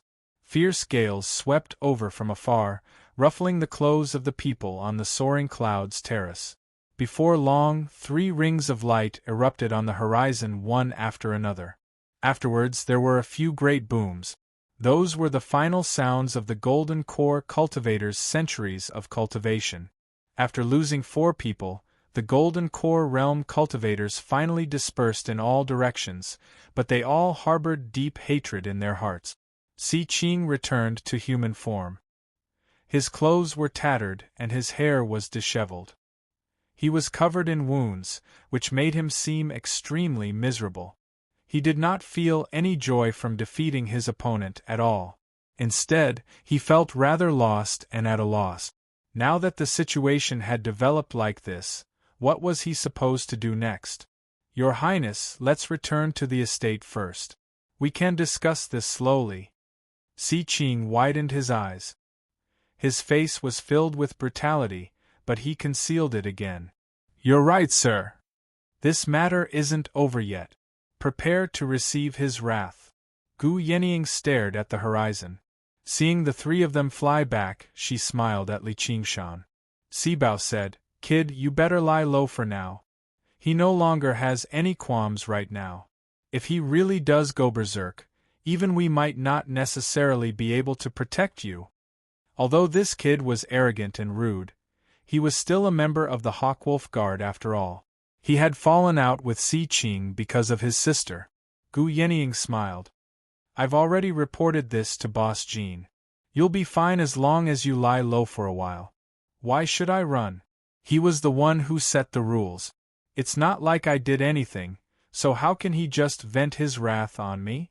Not to mention, he still owes me money. Since when is there a creditor afraid of seeing a debt?" Li Qingshan stood with his arms behind his back, fiddling around with a string of prayer beads in his right hand. The largest of the prayer beads had already been crushed. "I don't know who this Boss Jean of yours is, but I have a boss too." Gu Yenying raised an eyebrow and glanced at him. She shook her head with a smile and said nothing more. She was very curious just what trump card he had yet to use. "Little Hua, you can go for now." "Yes, Commander," Hua Sungjian Si Bao said with a bow. He shot a glance at Xiao Li Qingqi. Qing, Li Qingshan of Dragon Xiao, Tian of Chen Tian, Chen Tian Qing, Chen, Qing, Tian, Si Qing and the other 2 had already returned. Si Qing immediately saw Li Qingshan, who was beside Gu Yenying. His eyes were burning with anger. This bastard had humiliated him time and time again, killed his disciples, ruined his plans, and was even related to North Moon. North Moon had stolen the Azura field and escaped. Old and new grudges rose in his heart, and he blamed them all on Li Qingshan. "Li Qingshan, why don't you kneel?" A fierce bellow boomed out like thunder. Below the flying cloud platform, Lu Chongqing and the others had yet to disperse. They all looked up with worried expressions. Han Qiongji suddenly turned around and immediately flew toward the flying cloud platform. Before she even got close, she felt Si Qing's aura as vast as the mountains and seas. It was like black waves crashing down. She gritted her teeth and went against the flow, standing beside Li Qingshan. Qiongji. Li Qingshan was very touched. Han Qiongji smiled at him. Although she had no idea what she could do, she could endure Prince Si Qing's thunderous wrath with him. Si Qing saw how Li Qingshan did not take him seriously at all, which made him even angrier. With a shake of his sleeve, there was a vague dragon's roar, and a black dragon claw reached towards Li Qingshan's throat. Li Qingshan pulled Han Qiongji behind him and thought, "Why is that monk so slow? Didn't he say he would hurry over?" A jade folding fan extended out from the side and touched the dragon claw gently, and it immediately pulled back. Si Qing said furiously, "Gu Yenying, you're still protecting him even now." Gu Yenying said, "He's a Scarlet Hawk commander of the Hawkwolf Guard no matter what, and I'm a White Hawk commander of the Hawkwolf Guard no matter what. Surely I can't just watch him be killed for no reason. What benefit does that bring to you? Kill for no reason? He's a hidden demon, so it makes perfect sense for me to kill him," Si Qing said with his jackal-like voice, filled with viciousness. He ground his teeth as if he wanted to bite someone. Other folk were rejected by the human cultivation community and could be captured and ordered around as slaves. Demons were treated much worse than other folk. Once they were discovered, any cultivator would kill them. Not only would they be innocent, but they would even be rewarded. It was a magnificent feat of purging demons and protecting the righteous path. Before the 9 provinces had settled down and Great Xia had been founded, the demons of other worlds would constantly take advantage of this opportunity to invade. Due to their chaotic and evil natures, the destruction they caused was even greater than the demons. They could be described as the public enemies of the world, where everyone had the right to kill them.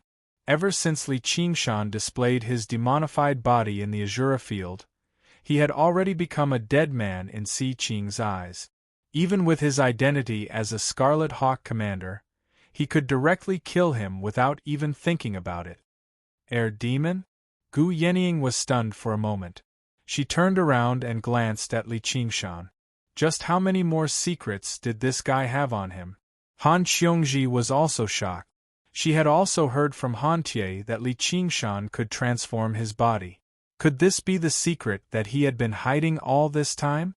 However, when she thought about it, it did not seem like it. In the legends, demons were lustful, bloodthirsty, and did whatever they wanted. They were proud of evil and ashamed of kindness.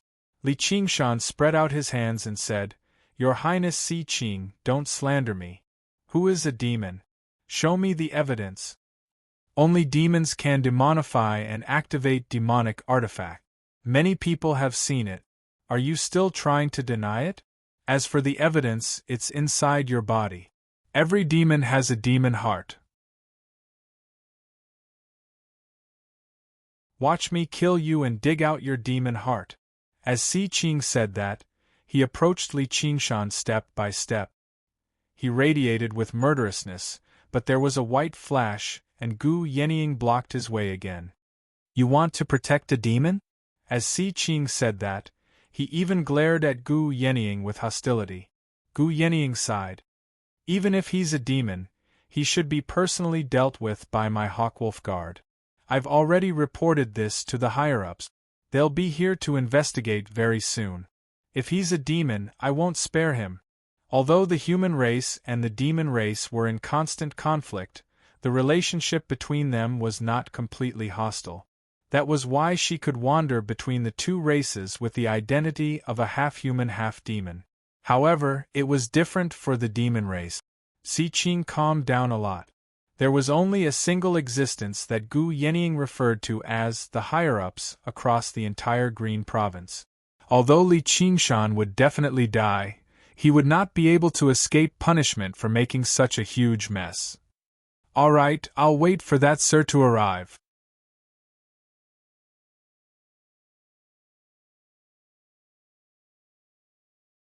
Chapter 668. The golden light dispersed as a streak of light, and an old man in the uniform of the Hawkwolf Guard appeared on the soaring clouds terrace. A golden hawk with unfolded wings was embroidered on his chest with golden thread.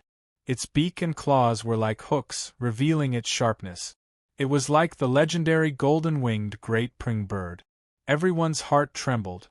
This set of clothes was unique in the entire Azure province. He was the highest commander of the Hawkwolf Guard of the entire Green Province, the Golden Hawk Commander. The person with the highest status across the entire Green Province was obviously the governor of the Green Province, Chu Lai King. Although there were a few soul nascents and demon kings, there were only a handful who stood on equal footing with the governor of the Green Province, and the Golden Hawk Commander was one of them. The old man did not give off any special aura. Apart from his rather arrogant uniform, he did not have any edges at all. His round face always wore a friendly smile, making him seem more like a wealthy man than the commander of a province. He even had a very businesslike name, Jean Fugue. He came from a merchant family, and it was not some great merchant or clan. He was just a small merchant who did business. His parents were not so uneducated as to call him dog leftover or coward, but they were not so educated as to give him a name that matched his current identity either. After all, a very, very long time ago, no one would have thought this big, fat, bare-bottomed kid would achieve what he had today. With his background, it was basically natural for him to be called by this name. As a matter of fact, it even felt a little unrealistic, extravagant hope. At the very least, it was a lucky name. All they had to do was wait for him to grow up and inherit the family business in peace and stability. Who would have thought that the son of a measly merchant would one day embark on the path of cultivation and undergo the third heavenly tribulation in a single stroke, reaching his current level? The name was vulgar, but it was a proper name his parents had bestowed upon him after all. He could not change it so easily, so all he could do was accept it. Gu Yenying greeted him with a smile. "Boss Jean, these clothes still suit you so well. You girl, you're using that to disgust me again." Jean Fugue smiled and let out a seemingly sincere sigh. "Everything about the Hawkwolf Guard is great, except for this set of clothes. How vulgar. If I'm unlucky because of the word gold." However, he had no idea just how many people were looking forward to this set of vulgar clothes. Gu Yenying's expression suddenly turned solemn. She lowered her head and cupped her fist. "Subordinate Gu Yenying greets Commander Jean." Si Bao, Li Qingshan, Han Qiongji, and the many Hawkwolf Guards below the soaring clouds terrace clasped their fists with their heads lowered. "Greetings, Commander Jean." The other cultivators who were not Hawkwolf Guards all bowed politely. Si Qing bowed and said, "Junior Si Qing greets Commander." Jean Fugue stepped aside and the smile on his face faded a little. He returned the greeting. "This old official greets Your Royal Highness." Although there was a huge gap between their cultivation levels and identities, Si Qing was the prince of the Great Xia dynasty and had the status of a subject. Jean Fugue studied the messy soaring clouds terrace and patted the half-broken pillar gently. "I already know about what happened here. I will report it to the provincial lord and his majesty as it is. I won't exaggerate it, nor will I cover it up." He was polite, but his expression was completely inscrutable. It was completely different from the friendliness he showed towards Gu Yenying. Si Qing knew it was impossible for her to cover it up for him. This was something he had known from the very beginning. If he could refine the Azura field, even if he lost his position as the Marquis of Rui, it would be nothing, but the outcome was not what he had hoped for. Thinking up to there, he dug his nails into his palm. He held back his regret and anger and said calmly, "I will bear all of the consequences myself, but before that, there's something I need to report to the commander." "What is it?" "Although many incidents have happened in the exhibition matches of the 9 prefectures this time, it hasn't been completely fruitless. We've discovered a demon hidden within the Hawkwolf Guard, who actually became a Scarlet Hawk commander and even stole the title of genius. If we don't eliminate him soon, he'll definitely become a great source of trouble in the future. A demon? Who are you talking about? Jin Fugue's smile vanished. A demon had infiltrated the Hawkwolf Guard. That was a matter of great importance. That's him, Li Qingshan. Si Qing extended his finger like a spear, wanting to pierce Li Qingshan. Do you have any proof? Jin Fugue had noticed Li Qingshan a long time ago. With his cultivation at such a young age, he really was worthy of being called a genius. And just now, when he arrived, the kid lowered his head and bowed like everyone else, but there was not much respect in his eyes. Even when Si Qing pointed out that he was a demon, he remained extremely composed. The corner of his lips even curled into a disdainful smile. I saw it with my own eyes, so how can it be fake? The Soaring Clouds Terrace is filled with witnesses, but most of them have spent a lot of time with this Li Qingshan, so they'll probably protect him. It'll be quite troublesome to get them to reveal the truth. How about this? Please strip him of his identity as a Hawkwolf Guard, and I'll immediately inspect him. If he doesn't have a demon heart, I'll be at your disposal, Commander. Si Qing said viciously. This inspection was clearly not a gentle body search. Instead, he wanted to dismember Li Qingshan and grind his bones to dust. There's no need to go through so much trouble if you want to know whether he has a demon heart or not. Yenying, just take a look. Is there a demon heart in his body? He's your subordinate, so if he's a demon, you can personally execute him. Jin Fugue suddenly said to Gu Yenying. Since Si Qing had already said that, he must be completely confident. Although Li Qingshan seemed very calm, someone who had been wrongly accused should not be so calm. Gu Yenying frowned. Clearly, he wanted her to personally clear her name. After all, if a demon had infiltrated the Scarlet Hawk commander, she would not be able to absolve herself from the blame as the White Hawk commander. Commander! Han Xiongji could not help but call out. Li Qingshan grabbed her hand, telling her that there was no need for her to worry. Commander Gu, just watch. Then Gu Yenying exchanged glances with Li Qingshan.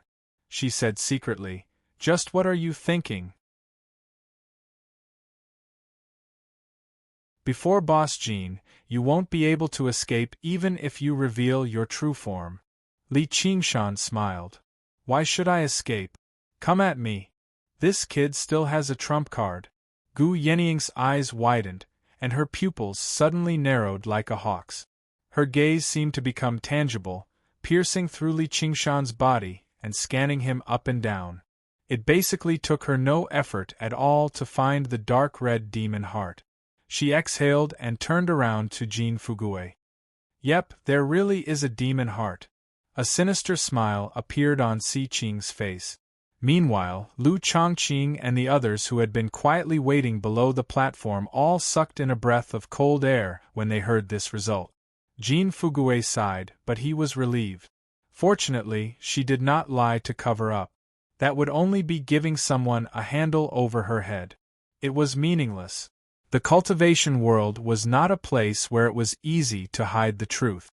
It seems like you are a demon that is naturally proficient in concealment. Even I have misjudged you. Li Qingshan, you may not have done anything bad, but humans and demons cannot coexist.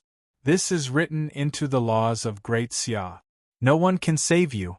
And your own life. As soon as he said this, Han Xiongji felt as if she had been struck by lightning, and her face turned pale. Exclamations of shock came from below the soaring cloud platform. Li Qingshan said to Jin Fugue, Commander, just because one has a demon heart, does that mean one is a demon? Jin Fugue frowned. Stop quibbling. If you are a man, then accept your death. In everyone's eyes, this was the struggle of a cornered beast that had fallen into a hopeless situation. It was both powerless and pitiful. Although Si Qing was extremely depressed today, he also felt a sense of satisfaction when he saw the end of this genius who had always been opposing him. Idan took a step forward, rubbing his hands as he grinned savagely. If you are not willing to end your own life, I can lend you a hand. However, it will not be so straightforward. Amitba, the matters of the world are still unresolved. Why not leave them unresolved? In my opinion, just because one has a demon heart does not mean that one is a demon. A vast and majestic voice rang out from the horizon. Jean Fugue looked back, only to see that the voice came from a figure the size of a mustard seed. With a single step, the figure had already become the size of a fist. With another step, it was the size of a child. With its final step, it had already stepped onto the soaring cloud platform. It was a fat monk with his chest and stomach exposed, large sleeves fluttering in the wind. Taking 3 consecutive steps in the air, he had already traversed a distance of several hundred kilometers. Originally, he still had the bearing of a high monk, but he was holding a golden leg of lamb in one hand and a large wine gourd in the other, completely destroying his image as a high monk of Buddhism. The divine feat. Si Qing's heart skipped a beat. There were 6 great abilities in Buddhism, and only monk kings who had undergone the 3rd heavenly tribulation at the very least had the right to practice them. Just this move alone was enough to tell his cultivation. Before coming to the Green Province, he had already begun gathering information about the Green Province, and every single existence that had undergone the 3rd heavenly tribulation was information that he needed to know. After a moment of thought, he vaguely guessed the monk's identity and origins. However, he had no idea why he had suddenly rushed over. He felt rather uneasy. Was it for Li Qingshan? Though, the Chan monastery of Devanaga should be even more irreconcilable with the demons. So it's you, monk of meat and wine. I had thought you were going to guard the back of Great Buddha Mountain for the rest of your life. Why have you suddenly come out? Jean Fugue asked with a smile. There were only a handful of people with cultivations like theirs across the entire Green Province. There was no one who did not know one another. Although the unraging monk had already remained behind Great Buddha Mountain for a century, the fury monk of the past was renowned. He was responsible for countless bloody cases, making him infamous across the entire Green Province. If it were not for the fact that he came from the Chan monastery of Devanaga, he would have been destroyed by the Hawkwolf Guard a long time ago. They had come into contact quite a bit. The unraging monk smiled. Originally, I didn't want to set foot in the mortal world anymore, but unfortunately, I've been tainted by a sliver of ill fate. My 6 senses are no longer pure. Li Qingshan said, Master, you're too slow. If you came a little later, someone would have cut me off. The unraging monk's face changed. He pointed at Li Qingshan and said, Damned disciple, every day I don't keep an eye on you, you leave the mountain and cause trouble. Why don't you get your ass over here and greet your master? Li Qingshan rolled his eyes and walked over. He brought his palms together and said lazily, Good luck to you, master. Everyone was taken aback, doubting their ears. They actually referred to each other as master and disciple. Gu Yenying blinked her eyes and broke into laughter. Jean Fugue said in surprise, Unraging, he's your disciple? He's a damned disciple, barely qualified as the first disciple. The unraging monk looked at Li Qingshan and nodded in satisfaction. He was already close to the 2nd heavenly tribulation. It had to be mentioned that this disciple of his could satisfy any master when it came to cultivation. But he's not a monk, Jean Fugue said in surprise. Being recognized as the first disciple meant he was no longer a regular disciple. Instead, he would inherit the legacy. A secular disciple. He's not one right now, but he definitely will be in the future. Li Qingshan raised an eyebrow. He won't be in the future either. Jean Fugue was speechless for a moment. A small matter like the Chan monastery of Devanaga had suddenly been dragged into it, and the person who stood forward was even the bastard unraging monk. It suddenly became troublesome. Si Qing said sunkenly, Master, your disciple is a demon.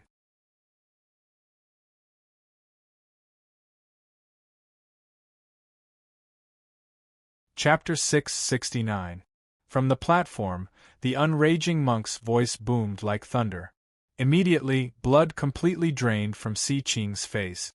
Ever since he was young, he had never been insulted like this in front of so many people. Right now, he was even more helpless against the person who insulted him. Jin Fugui shook his head gently. Although he had gone from furious to unraging, a leopard could never change its spots. This monk had never been known for his good temper. Jia Zhen waved his feather fan. Demons are demons and humans are humans. They can't be quibbled with words. Does the mighty unraging monk of the mighty Chan monastery of Devanaga want to protect demons? Dan also rumbled. The Chan monastery of Devanaga can stop us from purging demons, but we can't stop the mouths of everyone in the world. Please uphold justice, Commander Jin. Unexpectedly, the unraging monk did not even look at them. He said to Li Qingshan, "Damn disciple, how did you cause such a ruckus? Tell me clearly." He only treated Jia Zhen and Yi Dan, these two vicious people, as chickens and dogs. Li Qingshan told him the whole story, from how he fell out with Yi Dan to the exhibition matches of the 9 prefectures this time and Si Qing's actions. The unraging monk listened to Li Qingshan curse at Yi Dan in the hall and took a bite of a leg of lamb. Nicely cursed. He's no different from a beast. Then he heard how Si Qing's lackeys encircled Li Qingshan and how they were all killed. He took a sip of alcohol. Nicely killed. He's very much like your master in the past. A mighty prince, the leader of a commandery, has sacrificed the lives of thousands of cultivators for his own personal gain. Such a deranged person really doesn't deserve to live in this world. In the end, he's left with nothing. That can be considered the will of the heavens. Damn disciple, you've done very well. Towards the end, the unraging monk laughed aloud at the sky, but his laughter seemed to be filled with fury that could incinerate everything. The 3 of them all paled. Jin Fugui had never had a good impression of Si Qing in the first place. When he heard that the reason for everything was to help Gu Yenying, he became even more reluctant to interfere. You killed the Scarlet Hawk commander of my Hawkwolf Guard on a whim. What do you think I am? Bunu. Our relationship as master and disciple comes before our relationship as superior and subordinate. I'll leave this child with you. I believe the monastery will deal with him impartially according to the precepts. He obviously had to spare Li Qingshan. Whether he was a human or a demon, he would be handed over to the Chan monastery of Devanaga to deal with. However, he was also rather perplexed. The relationship between the Chan monastery of Devanaga and the demon race should be even more incompatible. With the unraging monk's identity and cultivation, how could he not tell that Li Qingshan possessed a demon heart? Why would he protect him? Commander Jin, that's where you're wrong. It's not like this damned disciple of mine wants to become a monk, so why would I take him back? Since he's a member of the Hawkwolf Guard, he obviously has to obey your orders. However, this penniless monk wants to say something else. Having a fiendish heart doesn't mean one is a fiendish person. Suddenly, the unraging monk's demon chi surged into the air. It was fiery in color, twisting into furious faces. The sky changed color because of it. Demon King. Jin Fugui took a step back and became cautious, staring at the unraging monk in disbelief. With such arrogance, he was already a legendary demon king. The back mountain of the Chan monastery of Devanaga was actually hiding a demon king. This was even more unbelievable. Afterwards, he looked at the unraging monk in the demon chi. He brought his palms together, and his chubby face was filled with a smile, just like a Methreya. He possessed a dignified bearing that only eminent monks of Buddhism possessed, which allowed people to experience the true meaning of casting aside the butcher's blade and attaining enlightenment with a single glance. As a result, he asked, "Do you know which hall I'm guarding in the back mountain, Commander?" "The Demon Suppression Hall." "Then have you heard of a cultivation method in the Demon Suppression Hall called the Demon Suppression Statuary?" "I've heard of it before." "Don't tell me, no wonder. I've never heard of anyone successfully practicing this cultivation method. I didn't think it would be your fortuitous encounter." Jean Fugue was taken aback at first before coming to an understanding. Back then, the unraging monk had been protected by the Chan monastery of Devanaga, but many people said he had already suffered from chi deviation and would struggle to make any further progress. Never did he think he would actually overcome the tribulation and reach Monk King in a single day. As for why the unraging monk would accept a secular disciple as his disciple, that made sense.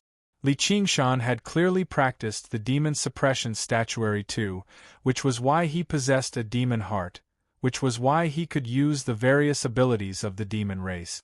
In other words, he possessed a demon heart, but he was not a demon. Practicing this cultivation method requires great willpower, great obstacles, great willpower, and great wisdom. It's rare for me to come across one, so I've become a little more protective towards this damned disciple of mine. Instead, it's up to him to think he's something, causing trouble for the commander by stirring up trouble. If he's done anything wrong, please punish him as you please, Commander. There's no need to worry about me.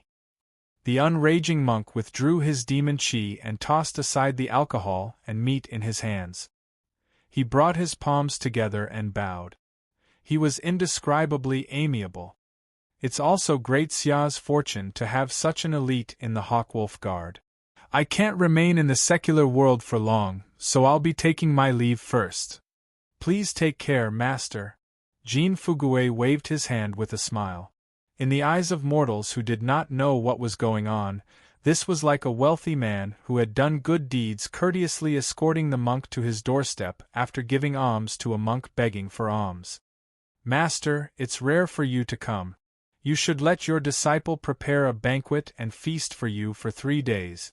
Li Qingshan saw how the unraging monk had resolved this almost hopeless situation with just a few words. He could not help but feel grateful for his benevolence, and he wanted to ask about little Anne's current situation. There won't be any good banquet. If I accept a damned disciple like you, there'll probably be a great disaster in the future. I really should just leave you to fend for yourself, the unraging monk said in exasperation, but he did not just say that out of anger. At his realm of cultivation, he could even sense fate in a profound way. Just like how a prophecy could come true. Li Qingshan smiled. I originally wanted to fend for myself as well, so I didn't want to drag others down with me. However, in life, there will always be some entanglements of fate that have yet to be resolved. As he said that, he glanced at Han Qiongji deeply. Where's the prayer bead? Here. Li Qingshan took out the string of prayer beads. The unraging monk swung his sleeve, and the shattered prayer bead returned to its original state. Then, he said, Damn disciple, take care. He took a step and took off. Li Qingshan gazed into the distance and sank into his thoughts. Gu Yenying watched him leave and smiled inside. With his identity, he could go anywhere he wanted. Si Qing had kicked a metal plate this time. Your Highness, looks like it's all a misunderstanding. The Scarlet Hawk commander of our Hawkwolf Guard, Li Qingshan, isn't the demon you speak of, Jean Fugue said indifferently. His friendliness, like that of a wealthy man, had completely vanished. Clearly, this misunderstanding had displeased him, and as long as he spoke a little harsher when he reported it to the imperial court, Si Qing would probably be in deep trouble. Looks like I've made a mistake then. Si Qing ground his teeth. Not only had he failed to kill Li Qingshan this time, but he had even been humiliated for nothing, and he had offended 2 great cultivators as well as the organizations behind the 2 great cultivators. It was the same outcome as when he refined the Azura field. He was so depressed that he almost coughed up blood. Jin Fugui nodded at Gu Yenying and was about to leave when Li Qingshan suddenly said, "Commander, there's something else I'd like you to uphold justice for." What is it?" Jin Fugui's expression softened slightly. Although Li Qingshan seemed rather unruly, he was still Jin Fugui's subordinate after all, and he did indeed have the right to be unruly. Looking at his cultivation, he had a chance at facing the second heavenly tribulation before the age of 30. There were only a handful of geniuses like that across the entire Green Province. As long as he did not die along the way, he would definitely become the cream of the crop of the 9 provinces in the future. Li Qingshan said nothing more. He opened his 100 treasures pouch, and with a smack, a tiny medal fell onto the ground. Afterwards, with a rustle, hundreds of medals flowed down like water, forming a small hill before him. "What's this?" Jin Fugui was rather confused. "Li Qingshan, why? Si Qing's face twisted slightly. His eyes were about to burst into flames. "These are the rewards His Highness Si Qing promised. Basically all of them are here now, so please clear them up, Your Highness," Li Qingshan said calmly. Basically all of the medals Si Qing had given out were here. Even if there were some that were missing, there would not be more than 100. In the Azura field, Han Tie had once again challenged the Azura general. Hua Sungzan suggested to Li Qingshan, "Qingshan, hurry up and collect all of these medals to prevent any unforeseen events." Li Qingshan slapped his head. "I almost forgot about the proper business." This was the greatest goal that Si Qing had set for this competition. He had killed Si Qing's lackeys and obtained 1,000 medals from their 100 treasures pouches. He ordered those Azuras to search the battlefield that was littered with the corpses of thousands of cultivators and then to search the other battlefields. The weapons left behind on the battlefield would be given to them as rewards. The Azuras easily completed this task, and Li Qingshan obtained a few thousand more medals. Meanwhile, Lu Zhongqing and the others had rushed over as well. When they saw this, all of them took out their medals and passed them to Li Qingshan. It was already impossible for them to use these medals to exchange for any sort of reward from their enemy, Si Qing. Moreover, even if they could lower their pride, Si Qing might not acknowledge it. So, they didn't hesitate to hand them over to Li Qingshan. A single medal could only be considered to have some value, but it was not enough to enter Li Qingshan's eyes. However, if all of the medals were gathered together, they would be worth millions of spirit stones, as well as countless medicinal pills, talismans, spirit artifacts, and arcane artifacts. This was a truly enormous sum. He naturally could not let Si Qing take advantage of this. He had to clear up this debt. Si Qing's complexion alternated between blue and green. He had not planned on giving out these rewards in the first place. In his plan, all of the cultivators would die and become sacrifices for the Azura field. However, he had not expected that not only had someone survived, but they had also collected almost all of the medals. Jin Fugui looked at the slightly trembling Si Qing. He did not feel the slightest bit of pity in his heart. He had set the rules of the game and used his absolute advantage to suppress everyone, but in the end, he had actually played it to such an extent. It was simply laughable. "I will also report this matter to His Majesty."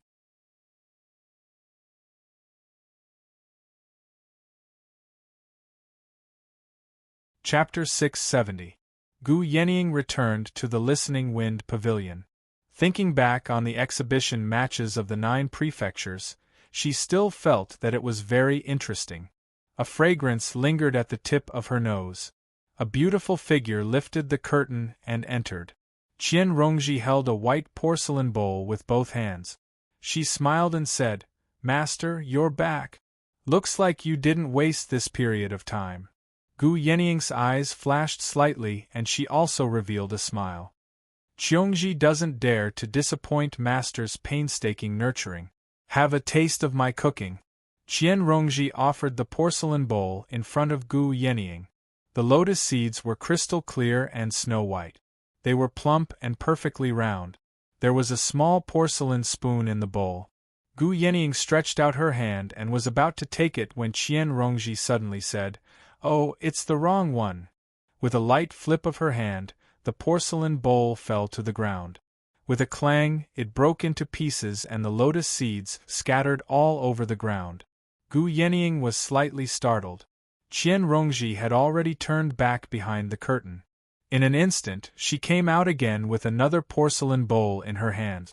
She offered it in front of Gu Yenying. It was a bowl of pitch-black sludge. There was also a small porcelain spoon in the bowl. Qian Rongji's lips curled into a cruel and determined smile. Gu Yenying looked at her and sighed. She suddenly felt a little tired. "Why don't you give yourself a chance to heal your wounds? I appreciate Master's kind intentions. But it's already too late. My wounds have already rotted and maggots have spread all over my body. If I cut off the rotten flesh, then there'll be nothing left." Qian Rongji lowered her head slightly and looked at the bowl of sludge. If the lotus seeds can't bloom into lotus flowers, then they can only turn into sludge. How many lotus seeds of despair are in this bowl of sludge? Gu Yenying is speechless for a moment. It is the instinct of all life to escape from suffering and sorrow and to pursue happiness and joy. Even Gautama Buddha, who has no self, calls the world of self-existence nirvana. The sufferings of the common people are what they wish for. However, if someone knows how to obtain happiness and joy, and has the ability to obtain happiness and joy, but insists on overcoming this instinct, willingly degenerating into the mud, not admiring the lotus, not seeking the lotus seed, then even the Buddha will find it difficult to change. Thus, Gu Yenying said, "You'll probably be more talented than me in cultivating the illustrations of the Naraka Sutra. Thank you, Master. There's nothing to thank me for. I thought I saw the shadow of my past in you, so I did a lot of pointless things. Turns out I was wrong." After listening to the unraging monk's explanation, Gu Yenying originally thought Qian Rongji would be extremely suited to practicing the demon suppression statuary, but as it seems now, that was not the case. If she condensed a demon heart, she would only be allowed to develop into hysteria, becoming a demon among demons. "It's all right." Qian Rongji drank the entire bowl of sludge and smiled resplendently. "I'm still me." Ru Xin returned to Benevolence Island and passed through the long underground passageway. White light lit up with every step she took, leading her straight into the underground palace. An ordinary-looking man meditated among a pile of books. He was Chu Tian. After so many days of hard work, his cultivation had just barely returned to the second layer of Qi practitioner. To him, this speed was basically unbearably slow. First of all, it was because of the many hidden injuries from the destruction of his cultivation, and second of all, he lacked sufficient resources. Even the cleverest housewife could not cook a meal without rice. "Fellow Ru, I need some pills." "It's not like I'm your mother. I'm in charge of your food and shelter, so why would I care about your pills? Will you be filial to me in the future? I'm just checking to see if you're dead or not. Since you're not dead, then just stay here." Chu Tian smiled. "Fellow Ru, you're in such a bad mood. Did something happen during the exhibition matches of the 9 prefectures?" Ru Xin was slightly stunned. She realized that her emotions were a little off. A flame was currently burning in her chest, spreading uncontrollably. She waved her hand. "All right, I can give you some normal pills, but I won't take anything that's too expensive." Chu Tian bowed slightly. "Thank you. Recently I've recalled quite a few things. Among them, there's a cultivation technique that I feel is very suitable for fellow Ru to cultivate." "Is that so? What's it called?" "The Heavenly Tome of Cloud Furnace is one of the 10,000 heavenly tomes. It requires one to combine the art of alchemy, placing oneself in an alchemy furnace. Both the body and chi will be tempered, and combined with the heavenly tome of cloud furnace Taoist technique, it has endless mysteries. Although one will have to endure quite a bit of torment and pain during cultivation, it's definitely worth it. In this world, there are probably only a handful of cultivation techniques that can compare to it. As a repayment for saving my life, I'll give it to you. Whatever pill you want, as long as it's not too excessive, I can give it to you. Ru Xian nodded slightly. The value of a good cultivation technique to a cultivator was self-evident. A cultivation technique that could be crowned as a heavenly tome was definitely not ordinary. Compared to it, some pills were not worth much. I have another request. Chu Tian took out a medical manual from beside him. Please use your medical skills to help me change my appearance. I want to go out and start from the beginning. Ru Xian's heart skipped a beat. The medical school did have the ability to change one's appearance, but it was not commonly used. This was because changing one's appearance was not only extremely demanding on one's medical skills, but it also involved one's physiognomy. It was not something that could be easily changed. Furthermore, changing one's appearance required some extremely precious medicinal ingredients. One of them was mermaid flesh. To put it bluntly, it was the flesh of the mermaids of the South Sea. Only then could the altered appearance be completely fused. These items were not something that a normal cultivator could afford. All right, I'll think of a way to collect the medicinal ingredients. Ru Xian pondered it for a bit. There was no need to go to the South Sea to catch a mermaid or cut off her own flesh. As long as she was willing to spend a large amount of money, these materials could be bought. If she really wanted to use her own flesh, she would definitely fail because she was not a pure mermaid. It was a good thing that she had been helping Li Qingshan refine pills and had accumulated quite a bit of resources. Gathering the materials was not a difficult matter. Then I'll wait here for your good news. After this is done, I'll repay you. Chu Tian taught the Heavenly Book of Cloud Furnace and the Cloud Furnace Taoist technique to Ru Xian, as well as explaining some of the key points. The exquisiteness of it made Ru Xian sigh in praise. The cultivation process was not easy. It was like refining oneself as a pill, needing a good pill furnace, and even some supplementary materials. The cultivation process was also very difficult. While enduring the pain, one also needed to accurately control the changes between water and fire. When the Heavenly Book of Cloud Furnace was cultivated to a high level, one's body would turn into jade, unharmed by swords, spears, water, and fire. One's appearance would not change for thousands of years and one's lifespan would be much longer than a normal cultivator's. In the end, Ru Xian gave some pills to Chu Tian and Chu Tian gave Ru Xian a portrait he had personally drawn. Ru Xian took a look. It was a very young and handsome face and her heart moved. Even if you change your appearance, if you don't change your height, she might still see through you. That woman is very suspicious.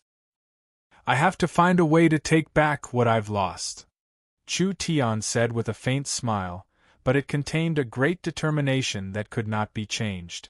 In Qing Zhao's dwelling, the 8 gates formation of golden locks continued to operate without notice, protecting the empty dwelling until a figure appeared on the horizon.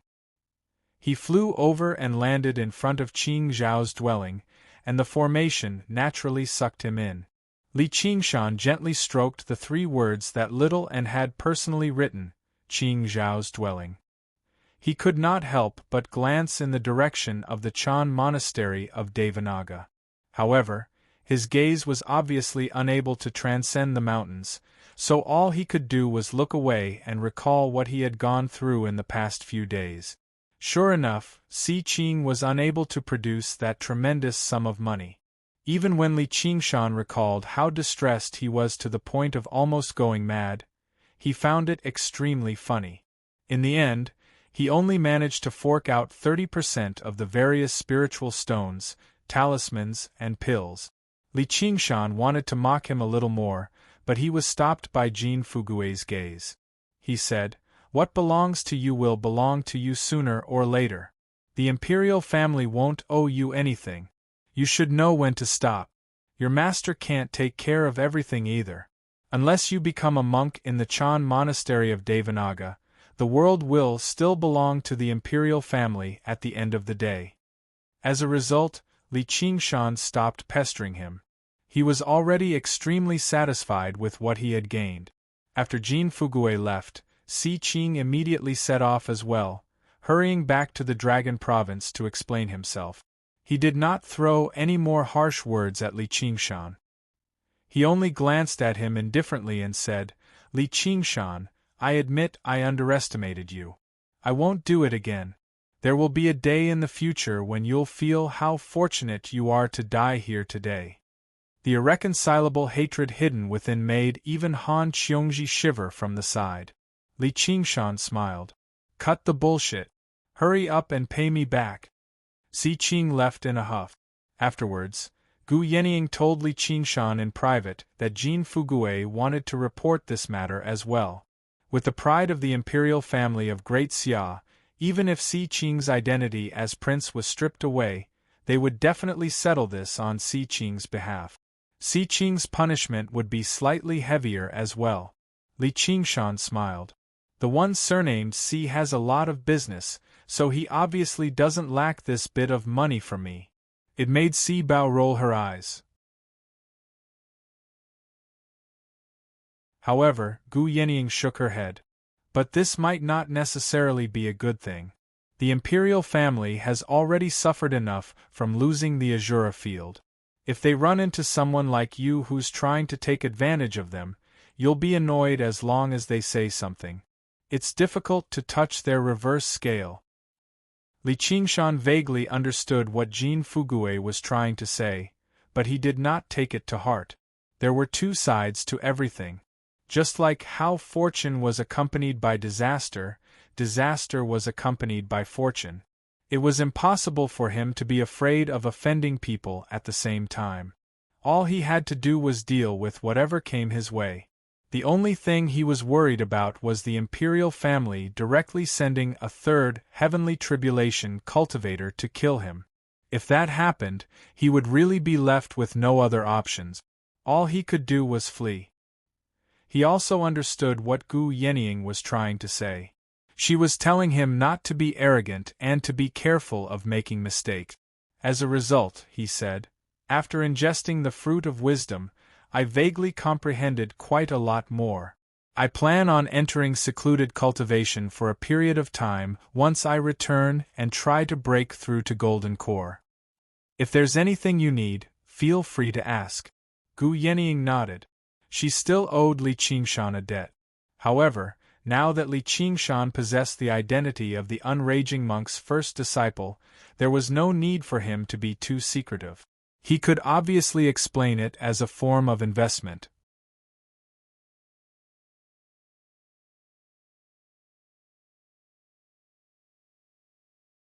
Chapter 671. The Virtue Accumulation Pill was one of the few pills that could be mass-produced. There were actually many pills that were as effective or even more effective than the Virtue Accumulation Pill. However, many medicinal herbs could not be cultivated in large quantities. They were either extremely rare or could only be gathered in the wilderness. However, the Virtue Accumulation Pill was different. Every medicinal herb was cultivated in a garden. Of course, it also took a lot of time. The longer it took, the stronger the medicinal properties, and the better the Virtue Accumulation Pill. The most ordinary Virtue Accumulation Pill was equivalent to a year of cultivation.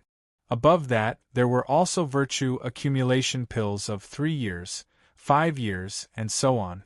Although it took some time to refine the medicinal properties and remove the dregs, it could greatly reduce the cultivation time.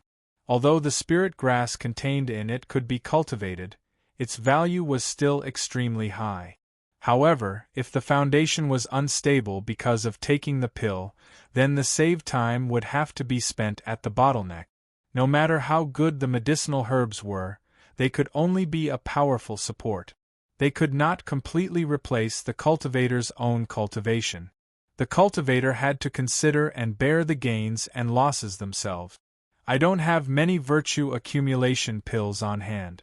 The best is a 5 years virtue accumulation pill, but it's hundreds of times more valuable than ordinary pills. I'll take it. Without any hesitation, Li Qingshan bought 5 virtue accumulation pills. 3 of them were ordinary virtue accumulation pills. One was 3 years and the other was 5 years. Then, he lingered in the prefecture capital for a few more days. Before leaving, he gave the 5 years virtue accumulation pill to Han Qiongji. They spent more time apart than together, so he could only make up for it in other ways. He still remembered the strange expression on Han Qiongji's face as she held the virtue accumulation pill. The joy of obtaining such a precious pill was completely overshadowed by other emotions. It seemed like she wanted to refuse, but she accepted it in the end. Li Qingshan understood that he should perhaps stay for a while longer. However, he also knew that it was time for him to go on his way again. He could not stay in one place for long for anyone. He could only keep moving forward and reach beyond the 9 heavens. He did not even have time to care about his own emotions. So, he kissed goodbye and left.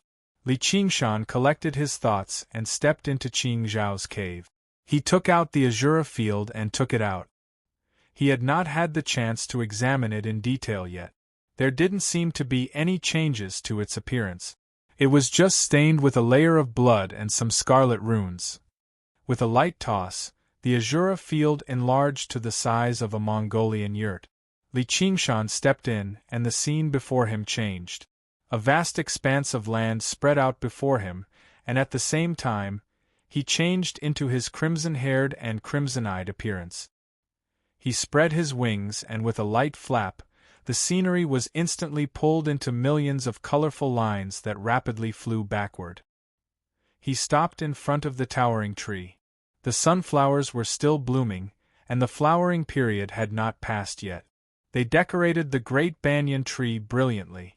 Therefore, Li Qingshan announced to the big tree, "From today onwards, I am the owner of this place. I'm North Moon. You must be one of the 10 demon kings, the banyan tree king." At present, the most important resource in the Azura field was this banyan tree king. Not only could he provide tree sap that could rapidly recover his spiritual power, he could also give him wisdom and enlightenment.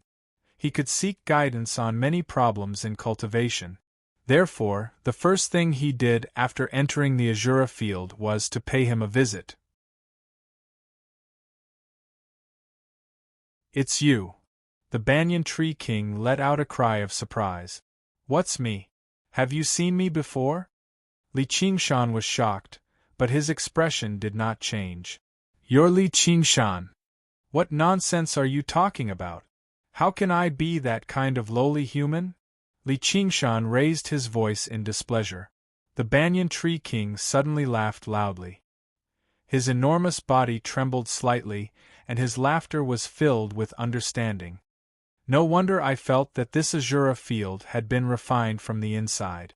So it was your doing. Si Qing, that brat, is probably going to vomit blood from anger now." Li Qingshan's body relaxed. "Alright, how did you know?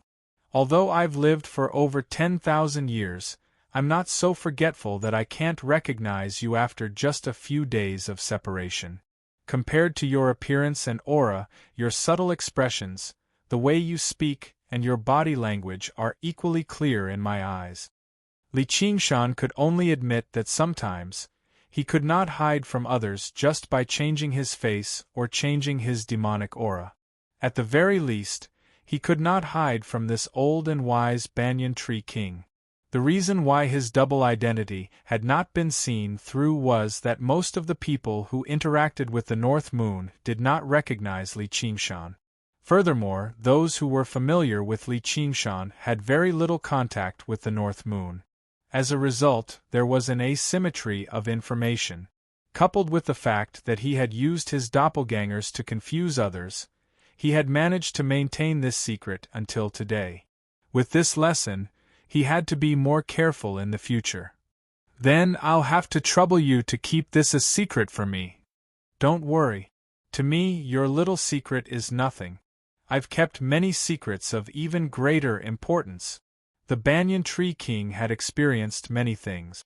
Although Li Qingshan's existence was rather strange, he did not seem particularly outstanding compared to his predecessors.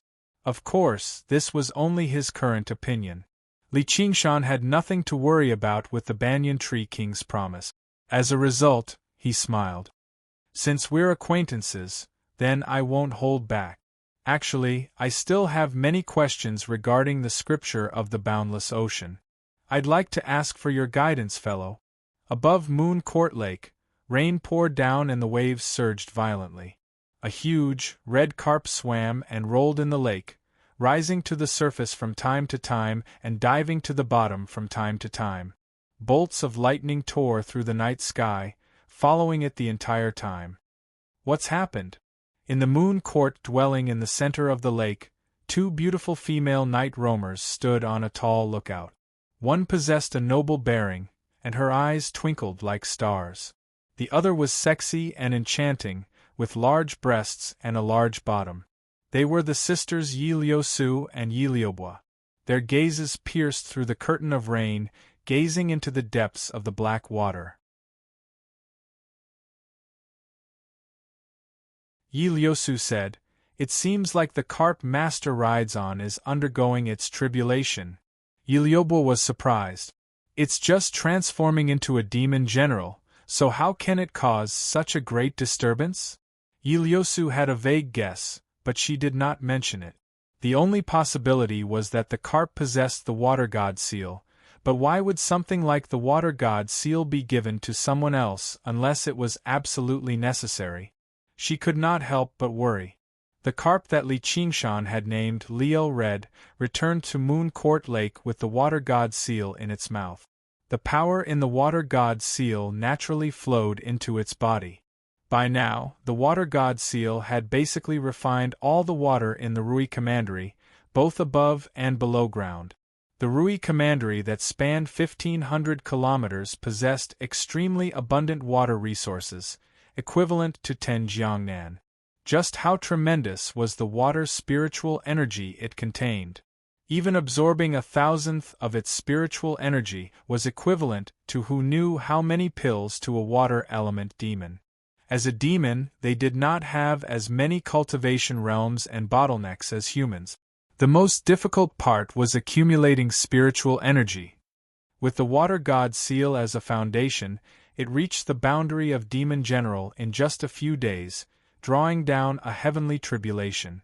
It contended against the heavenly tribulation, so it obviously drew out the power of the water god seal. Two figures also appeared at a ferry on the shores of Moon Court Lake. One was a vicious man with a savage expression, while the other was a scholar with a dark expression who waved a black feather fan. They were Yi Dan and Jiazhen. That bastard North Moon actually dared to trick us like this. If I don't kill all of his subordinates, I won't be able to dispel my hatred. Yi Dan ground his teeth.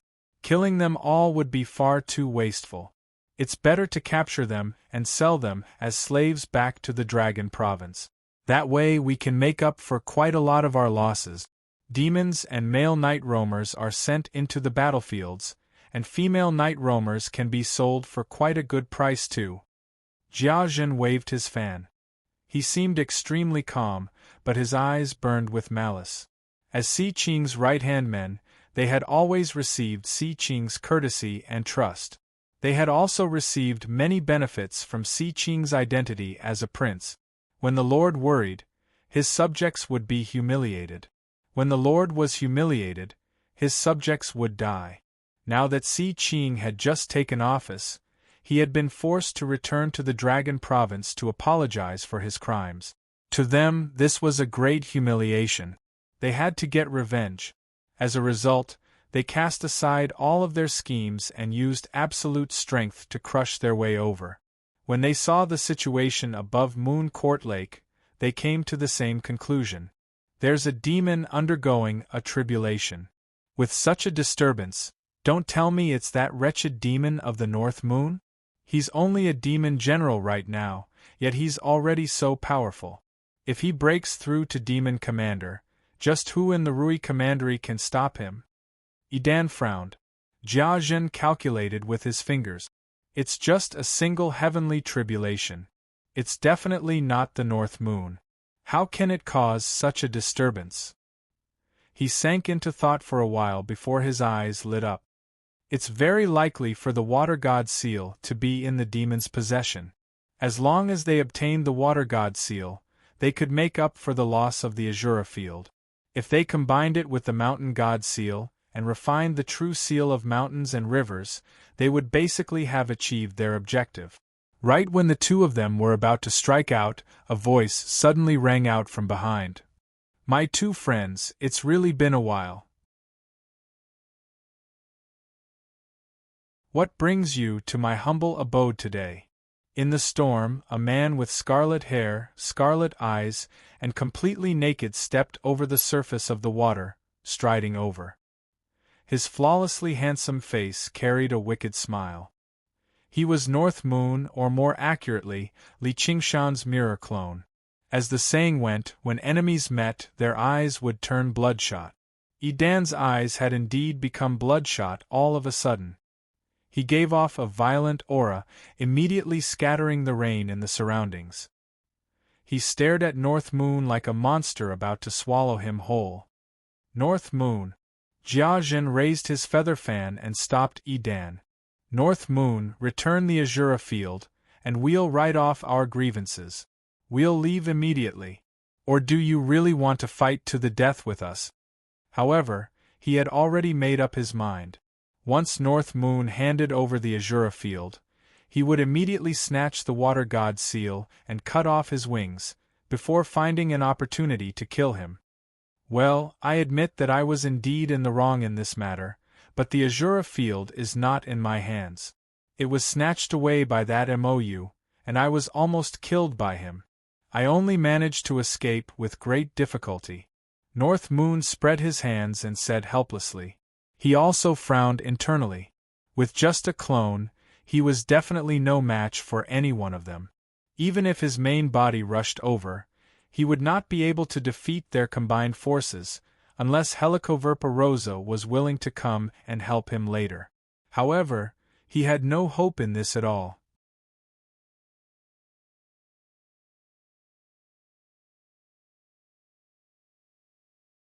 Chapter 672. In the commandery city of Rui, Lu Chongqing and the others boarded the soaring dragon ship again. When they bid farewell to Li Qingshan, Ru Xian secretly told Li Qingshan that she had a request, which was to borrow the Water God Seal to cultivate for a period of time. This request could not be any easier for Li Qingshan. The Water God Seal came from her in the first place. She could not even use 1/10, or even 100th, of the water spiritual chi stored in the previous Water God Seal. Li Qingshan agreed straightforwardly. Afterwards, after bidding farewell to Han Qiongji, he found a small lake in the mountains and used the water mirror's image again, creating a mirror clone and hurrying over to Moon Court Lake. He never thought he would just happen to run into this storm, as well as Jia Zhen and Idan. The Water God Seal was in danger of being lost. As a result, he purposefully told some lies to confuse the two of them. Surely MOU had not gone out of his way to tell them that he had not obtained the Azura Field, right? As one of the people who had been fooled, MOU had indeed not publicized his failure. Si Qing did not have the opportunity to confront him either. Jia Zhen and Idan exchanged glances. They really could not be certain that the Azura Field was in the hands of the North Moon right now. Logically speaking, it was instead very likely that it was not in his hands. As the Crown Prince of the Green Province Demons, MOU's strength and reputation surpassed the North Moon's. In a one-on-one situation, he obviously had a better chance at victory. Back then, it was MOU who had restrained the North Moon and taken the initiative to move elsewhere. Clearly, victory was within his grasp. Jiazhen suddenly asked. How did you know the Dragon Arena has become the Azura Field? I've been guarding it for a very long time too.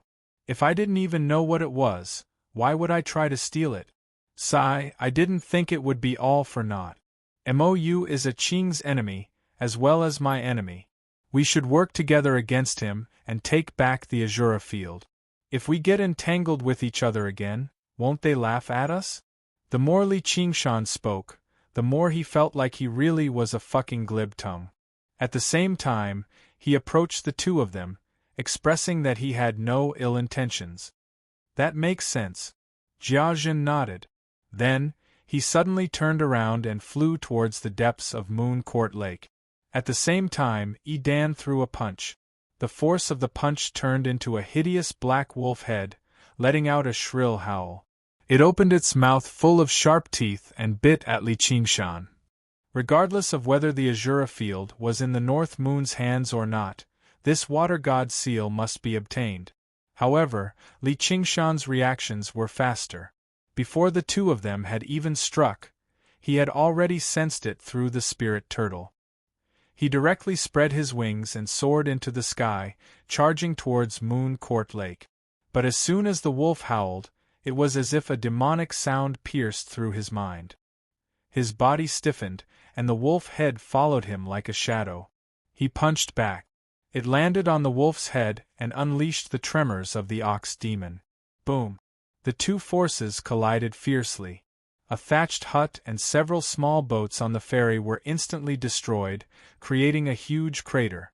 The rainwater within a radius of 10 li was swept away and shot out in all directions like bullets, piercing through countless trees.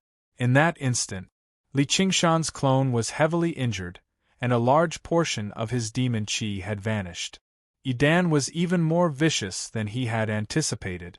He was definitely not something regular golden core cultivators could compare to. He only needed one more strike, and his clone would be in danger of collapsing. He hurriedly used the water mirror's image, channeling demon chi into his clone through his main body. The injuries and lost demon chi recovered very quickly. But in that instant, Jiazhen had already flown several li away. He wanted to obtain the Water God seal first and then work together with Dan to launch a pincer attack on North Moon. Li Qingshan waved his right hand and a violet talisman flew over. He bellowed, "Freeze!" Jiazhen's figure suddenly stiffened, like a tiny insect stuck in space, immobilized. A freeze talisman. Dan, stop him. He circulated his powers in a hurry. He never expected North Moon to use a precious violet talisman right off the bat, but the freeze talisman could not freeze him for long. Now, he instead eased up, as he had confirmed that this was not North Moon's main body. Without waiting for Jiazhen's warning, Dan's punch had succeeded, and he followed it up with another punch. His chi condensed into half a wolf. The wolf's howl even drowned out the thunderous storm. If he were struck directly, he probably would not even have the time to recover before he would directly collapse. All Li Qingshan could do was flap his wings of wind and fire desperately. The huge wolf lunged over from behind, and he swung his hand backwards without even looking back. Spirit Turtle's profound shell. Pieces of translucent hexagons weaved together to form a thin screen of light behind him. It clearly reflected the huge wolf's posture. Dan did not take this tiny obstacle seriously at all. The huge wolf collided with the screen of light and tore it apart easily, but a small portion of the force was reflected back. The huge wolf twisted and exploded loudly. Affected by the shockwaves, Li Qingshan felt his back ache, but he could not care about that. Right now, he was in a race against Jiazhen. He had to obtain the Water God seal first before immediately using the water mirror's image to hand the Water God seal to his main body. Then, he would win. He flew forward further and saw Jiazhen staring at him with a sunken face. His body trembled slightly as light flickered on his body, about to break free from the freeze talisman's restraints at any time. A foul wind rushed over from behind, and Dan's figure swelled up, turning into a giant almost 30 meters tall. His clothes ripped apart, revealing a lifelike tattoo of a black wolf on his chest. He roared furiously as he strode over, actually no slower than when he flapped his wings. Truly, there was a tiger ahead and a wolf behind. Jiazhen's arm suddenly moved. He waved his feather fan lightly and pointed it at the approaching north moon. The lightning in the sky seemed to have found a guide and target in that instant. They gathered into a blazing lightning snake, swimming through the sky at an unbelievable speed and striking Li Qingshan. Boom! Li Qingshan's entire body shook. He did not feel any pain, only a deep numbness. For a moment, he was unable to move. Only then did he feel intense pain everywhere. If Jiazhen had not barely managed to cast a spell under the effects of the freeze talisman, this bolt of lightning would have completely ended Li Qingshan's race. Before he could recover his wits, an evil wind assaulted him from behind. The gigantic Yi Dan stretched out his fingers and grabbed at him. He only needed to squeeze hard, and his clone would immediately shatter. Li Qingshan gritted his teeth and took out a second purple talisman, activating it. There was a flash of golden light, forming a steel fortress around him. This was a defensive talisman. The steel fortress twisted and deformed under Yi Dan's brute force, producing an ear-piercing rumble, but it forcefully blocked it. Li Qingshan had already used this opportunity to fly towards the center of Moon Court Lake. Jiazhen waved his feather fan again, and a whirlwind whistled up, sucking Li Qingshan in. The battle on the lakeside reached the island in the center of the lake. Yi Liubo said in surprise and joy, "Sister, it's Master's demon Qi. He's currently fighting with someone. Gather everyone." Yi Liusu passed down the order, and the night roamers answered loudly below the watchtower. As the commander of the night roamers recognized by the North Moon, Li Qingshan had already used her own methods to consolidate her authority, even though it had already been quite some time since he last came. She was slowly restoring the glory of the night roamers. "But how can we help Master with just us?" Yi Liubo was willing to die for him, but she also understood that his battle was not something they could take part in with their strength. "Have you forgotten? Get everyone to the altar. Mother will host the ceremony." "Yeah, I almost forgot. What about you, sister?" "I'm going out for a moment." "Going out?" Yi Liubo gazed in the direction of the lakeside. Just the shock waves from the battle there were enough to make her shiver inside. "I'm not taking part in the battle. I'm taking the water god's seal." "Oh right, send someone to invite Helicoverpa. Before Yi Liubo could reply, Yi Liusu leapt off the watchtower. She merged into the darkness. She was not too clear about the exact situation, but she could tell that the water god's seal was crucial. With his strength, he could flee even if he could not win. The chances of him being directly killed were not great. However, if he lost the water god's seal, it would be an irreparable loss. The pitch-black torrential rain whistled down. Li Qingshan gasped for air, but in that moment, he had almost been killed several times, and had already used up all the purple amulets he had on him. He had only managed to slow down Jiazhen and Yi Dan's footsteps slightly, but was unable to cause any damage to them. The two of them had displayed terrifying strength that far surpassed that of ordinary golden core cultivators. Either one of them had the strength to fight against his main body.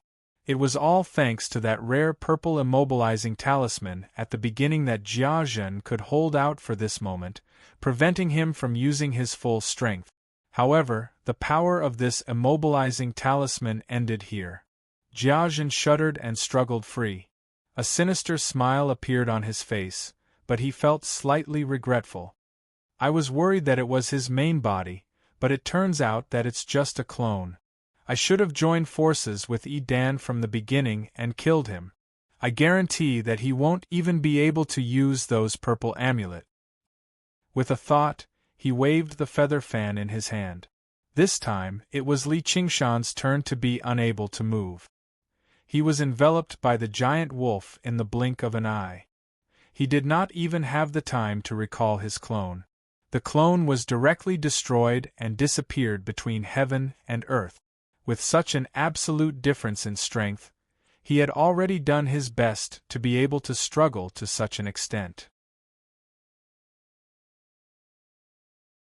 After Jiazhen waved his fan, he did not even look at the result, and flew towards the place where the lightning intersected. Yi Liuba had completed Yi Liusu's orders, and waited by the lakeside. She looked anxiously at the sky full of wind and rain, and her heart suddenly shook. Master's demon chi has disappeared. That can't be, that's just Master's clone. He might have concealed his aura and escaped. Master won't die. What are you mumbling about? Yi Liusu walked out from the dark lake. The water flowed smoothly off her body, and she carried a naked child in her right hand. He looked to be only 4 or 5 years old, and he was struggling with his legs. However, his movements did not seem like those of a human's. This is that fish.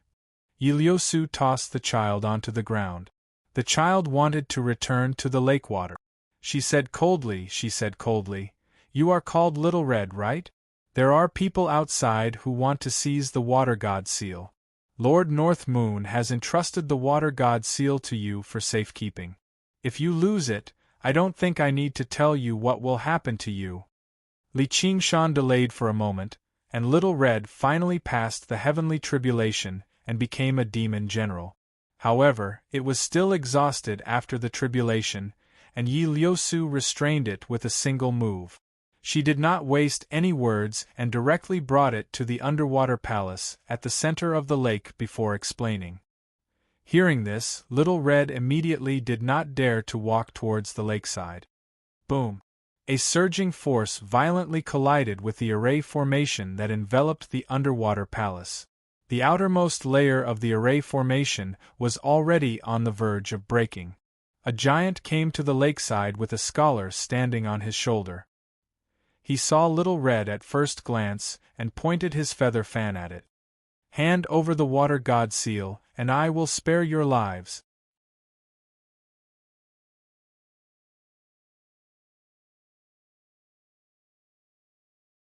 Chapter 673. The presences that the two of them gave off were so powerful that Yi Liusu and the others had never seen them before. Even Helicoverpa Rosa paled in comparison. Although they were separated by layers upon layers of formations, they still did not feel safe at all. It was as if they could kill them easily as crushing ants if they wanted to. Under such pressure, even golden core cultivators would shiver inside. Yi Liusu stabilized her mind. "Please give us some time to consider it. No, we can't hand the Water God Seal to someone else." Li Red leapt a meter into the air and called out with her tender voice. "We're just considering it. What's wrong with that? An opponent like that is not someone we can contend against. Even if we lose the Water God Seal, Sir North Moon won't blame us. However, we probably have no right to make a decision over something as important as this. Let's go back and gather everyone to discuss it." Yi Liuba seemed tempted too. She exchanged glances with Yi Liusu. Handing over the Water God Seal was impossible. They had to buy some time first. "We don't have that much time for you to consider it. I'll count to 10. If you don't hand over the Water God Seal, prepare to die with the North Moon," Jiazhen said with a sunken voice. He had only killed a clone of the North Moon earlier. His main body would probably arrive very soon, which would make the matter troublesome. Without Siqing, it was impossible for the two of them to kill him if they worked together. If they had not made arrangements beforehand, probably even the three of them would struggle to keep him here. They were undefeatable. If he left with the Water God Seal, there really would be nothing they could do to him. He did not believe the North Moon would care about the fates of these night roamers. At most, he would find a way to avenge them afterwards. However, he did not believe the night roamers would have any loyalty to the North Moon either. Night roamers had always been known for their craftiness. As long as he could subdue them and obtain the Water God Seal, then everything would be fine. 10, 9, 8, sister, what do we do? Listening to Jiazhen's countdown, Yiliobo felt anxious. These two people were not so easy to appease. She looked at Yiliosu, only to find that she had a relieved expression. If they were not willing to delay, it meant that they still had scruples. If they were completely unscrupulous and allowed them to delay, it would mean that the situation had reached the worst possible state. Even if they delayed, it would be useless. This concern naturally lay with the North Moon. After estimating his flying speed in his mind, he made up his mind that the only thing he could do now was to stall for as much time as possible. Jia Zhen counted down to 1. All right, we can hand over the water god seal, Yiliosu said. Jia Zhen revealed an unsurprised expression. Idan slapped the formation fiercely and roared madly, "Bitch, hurry up and give me the water god seal," Yiliosu said, "but I want all of you to swear a deadly oath to the heavens that after you obtain the water god seal, you absolutely won't harm us. Otherwise, wouldn't we become fools if you guys fell out after taking the water god seal? You think a bitch like you has the right to make us swear a deadly oath?" Idan became even more enraged. The black wolf tattooed on his body gave off violent demon chi, yet it miraculously merged with his own aura. His figure expanded once again, and long black wolf fur grew on many parts of his body. His mouth protruded forward, and his back arched backwards. His eyes shone with jade-green flames, making him look both human and wolf. "All right." Jia Zhen immediately agreed, swearing a deadly oath to the heavens. He sneered inwardly.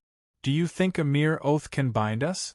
For cultivators, some oaths indeed could not be made carelessly, but those oaths had to be made with sincerity and sincerity.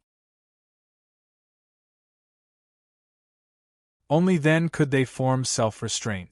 Otherwise, the strong could easily suppress the weak and make them swear loyalty to them for life. Otherwise, they could do whatever they wanted. And even if it was a heartfelt oath, there would not be any punishment from the heavens if it was violated. It would just easily form an inner demon. Oaths with stronger restraints required certain techniques and arcane treasures. Jia Zhen did not take an empty, vicious oath like this seriously at all. He had already made up his mind. The moment they handed over the water god seal, an opening would definitely appear in the layers of formations. By then, he could destroy them conveniently and turn all the night roamers and demons into slaves, selling them to the Dragon Province. Yiliosu sank into her thoughts before letting out a sigh. "Forget it." "What did you say?" Jia Zhen's face sank. Yiliosu ordered Liel Red, "Hurry up and activate the water god seal. Stop them for a while. Sir North Moon will arrive to provide reinforcements very soon." "You bitch." Jia Zhen's face changed drastically. He never thought they, who were as insignificant as ants, would be bold enough to trick him. "Jia Zhen, I've already said it before. Your tricks can't be used everywhere. It's just a bunch of third-rate formations. No matter how many layers there are, they can't even withstand a single blow. Let's destroy the formations. We have to get these two bitches." Idan had run out of patience a long time ago. He was extremely disapproving of Jia Zhen's thoughts of playing tricks and taking shortcuts everywhere. As he said that, he threw a punch at the formation. Suddenly, a surging wave slammed over from behind. His body that stood over 30 meters tall staggered, and his punch landed on the formation, but it failed to achieve its intended effect. The barrier of light was riddled with cracks, but it still held. It was Liel Red, who had just transformed successfully. She was currently powering the water god seal. Idan was not injured, but he was surprised inside. The water god seal is actually so powerful. It's already so powerful when powered by a measly demon general who has just undergone the heavenly tribulation. If the North Moon gets his hands on it, wouldn't he be even more difficult to deal with? I have to destroy the formation as soon as possible. He raised his head and howled as he punched out with both fists. Like a thunderclap, the layer of spell formation was destroyed in an instant. Jia Zhen waved his feather fan, and various techniques rained down like a storm.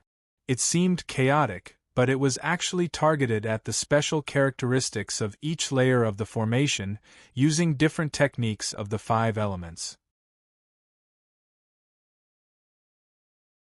Liel Red did her best to control the water god seal to obstruct the two of them, but with the cultivation of a demon general, it was impossible for the rivers and lakes of the Rui Commandery to unleash the full power of the water god seal.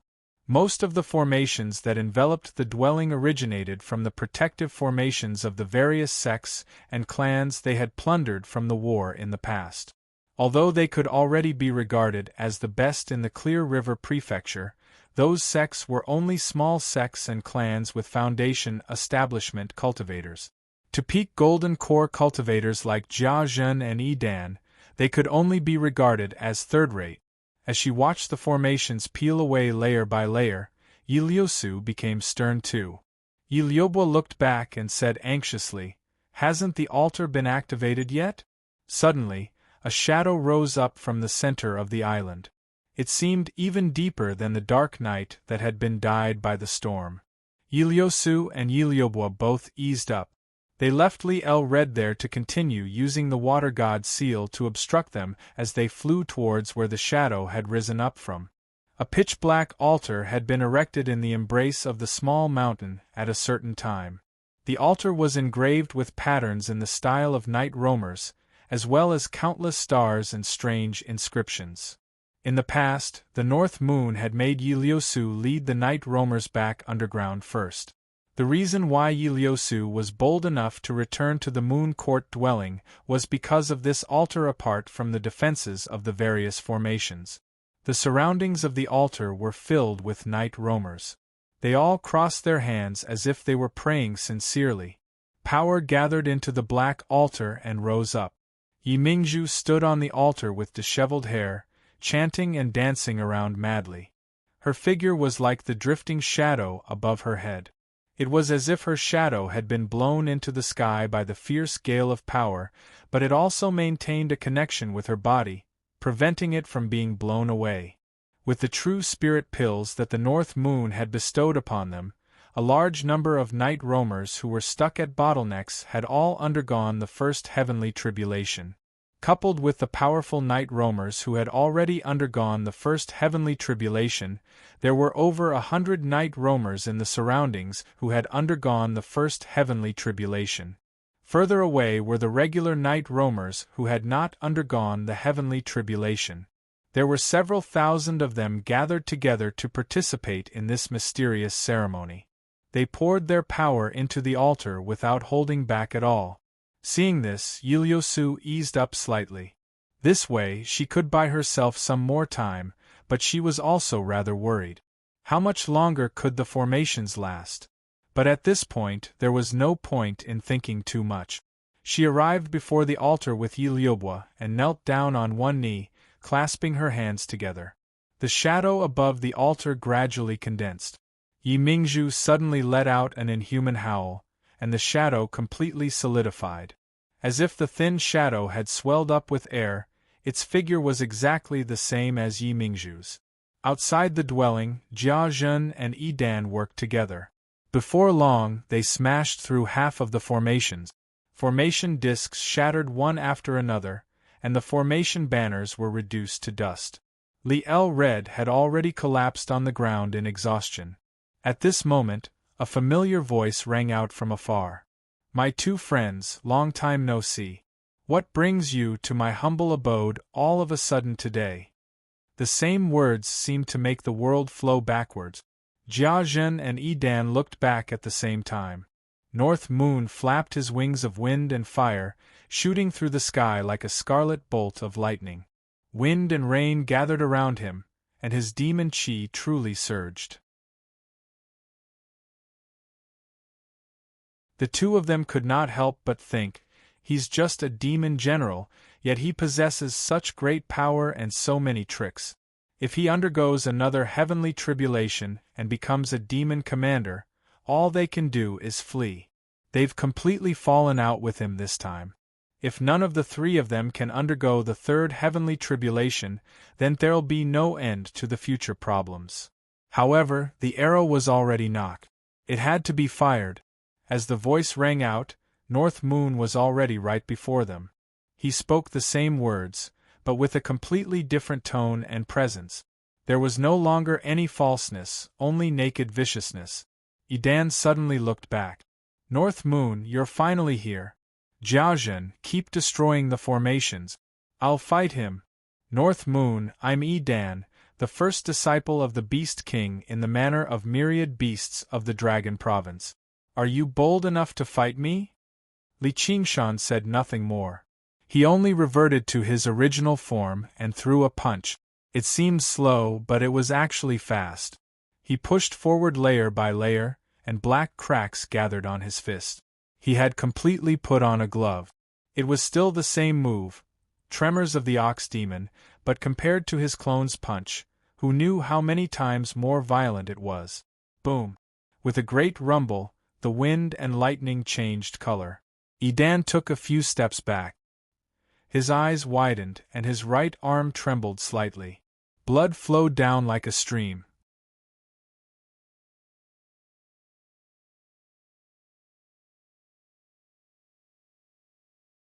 Chapter 674. Above the torrential lake, bolts of lightning ripped through the night sky. An invisible shock wave spread out in all directions. In that instant, countless waves were torn to pieces. A large region of water actually recovered its peace for a moment before immediately becoming even more turbulent. In the lake, two colossal figures faced off against each other. The crimson eyes that were like burning charcoal and the wolf eyes that shone with jade-green light shot out like lightning, clashing in the air. They were both violent and bloodthirsty. However, in Li Qingshan's eyes, apart from the violent and bloodthirsty look, there was also a sense of steadiness akin to a mountain as he looked down on Edan. A pair of curved horns stabbed into the sky, and a pair of hooves dug into the ground. The deep lake water only reached his waist, and the huge fist constantly slammed against his pitch-black, reef-like chest. Edan stood closer to the island, so the terrain was much higher. However, he was still more than a head lower than Li Qingshan. He could not help but raise his head and look at this wretched demon, who was much weaker than him in both cultivation and time of cultivation. Blood flowed down his right arm, dyeing the water red in the blink of an eye. Apart from his startlingly great strength, the terrifying tremors contained in the punch were the true culprit behind the damage. A shrill wolf's howl suddenly ripped through the night sky, coming from Edan and the black wolf's tattooed mouth at the same time. His muscles bulged, and his bones extended, swelling up once again. Black wolf fur erupted from his body like spears, covering his entire body. He turned into a black wolf that stood on its hind legs. A long wolf tail even grew on its back, swinging wildly. Li Qingshan also felt threatened. This person's personality was extremely detestable, but he was still an opponent worth fighting. His body and strength were definitely not something a regular golden core cultivator could possess. However, he found it strange. He's also half human, half demon?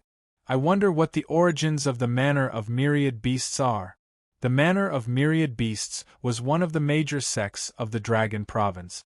It was on par with the three major sects of the Green Province, and it even surpassed them in certain aspects.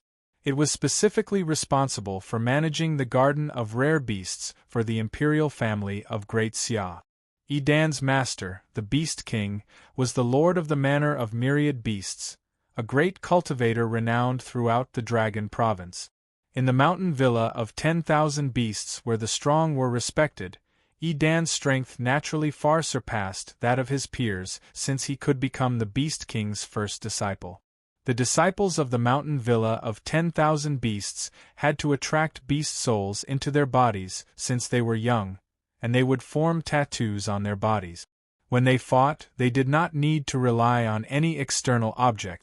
They only needed to release the beast souls, and they would be able to possess terrifying combat power that far surpassed cultivators at the same level as them.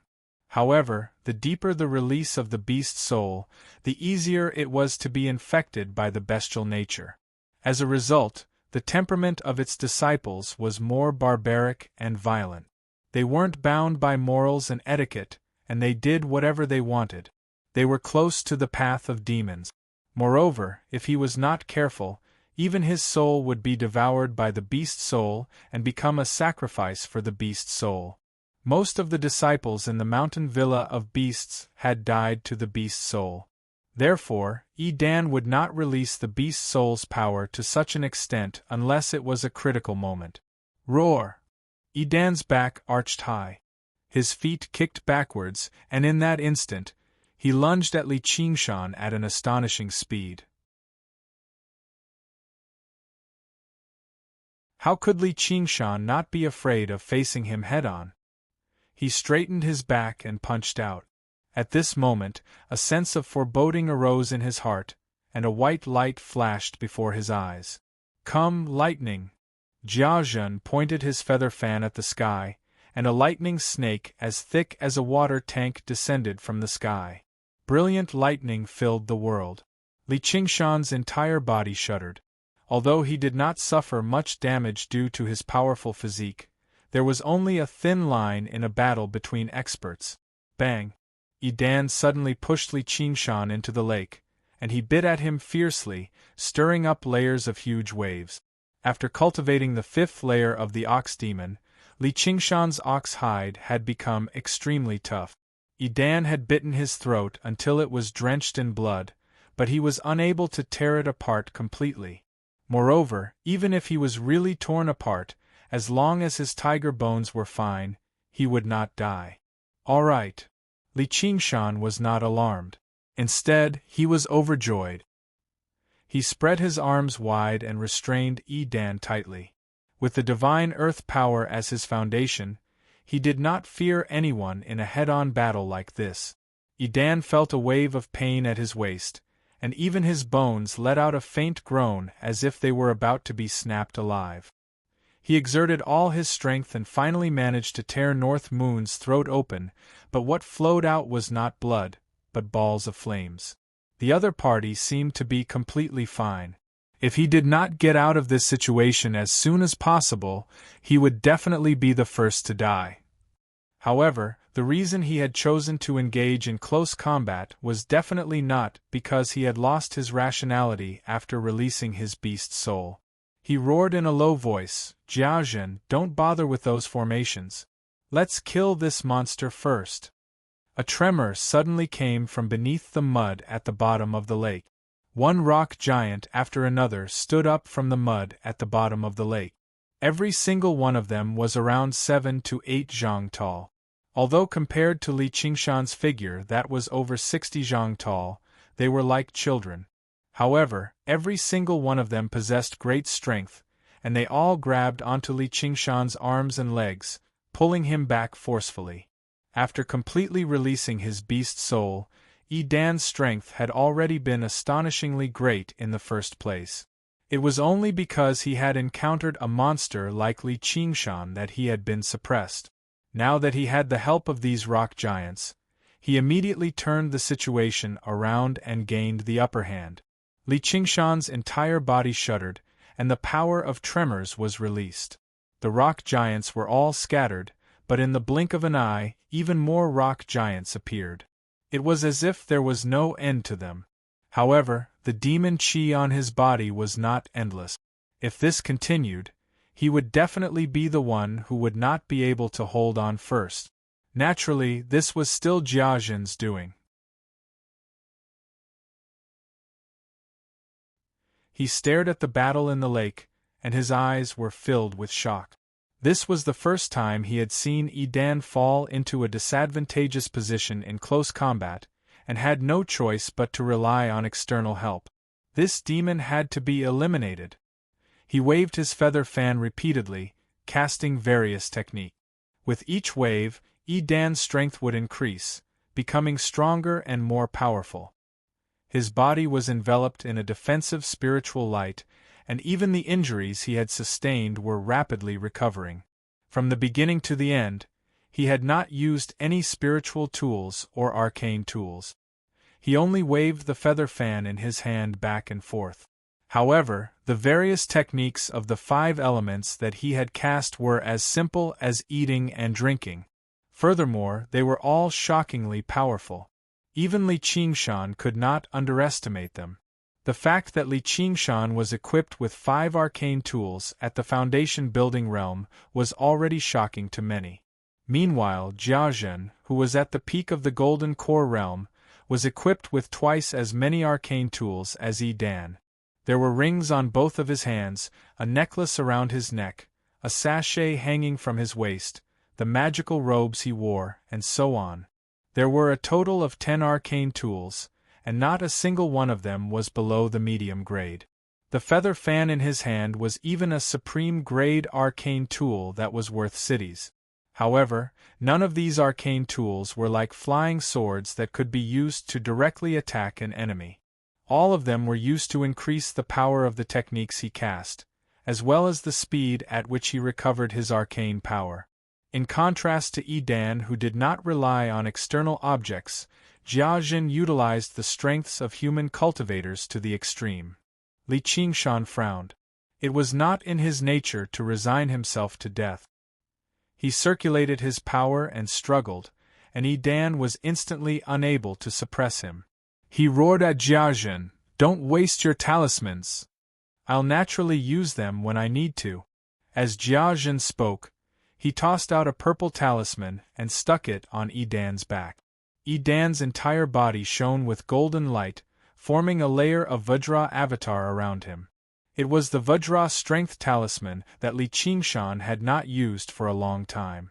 However, this purple talisman was countless times more powerful than the yellow talisman he had first seen.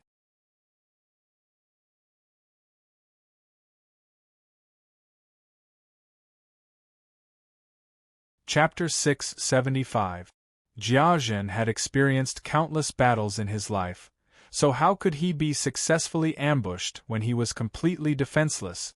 In that instant, at least 5 layers of defensive spiritual light flashed on his body. There were protective artifacts on his body, as well as defensive technique. Even Li Qingshan might not be able to break through them with a single punch. However, the dagger that was made of shadows actually pierced through the layers of defensive spiritual light without a sound, causing Jiazhen's heart to tremble. He wanted to dodge, but he was one step too late. He felt a pain on his back as the dark blade pierced through his heart.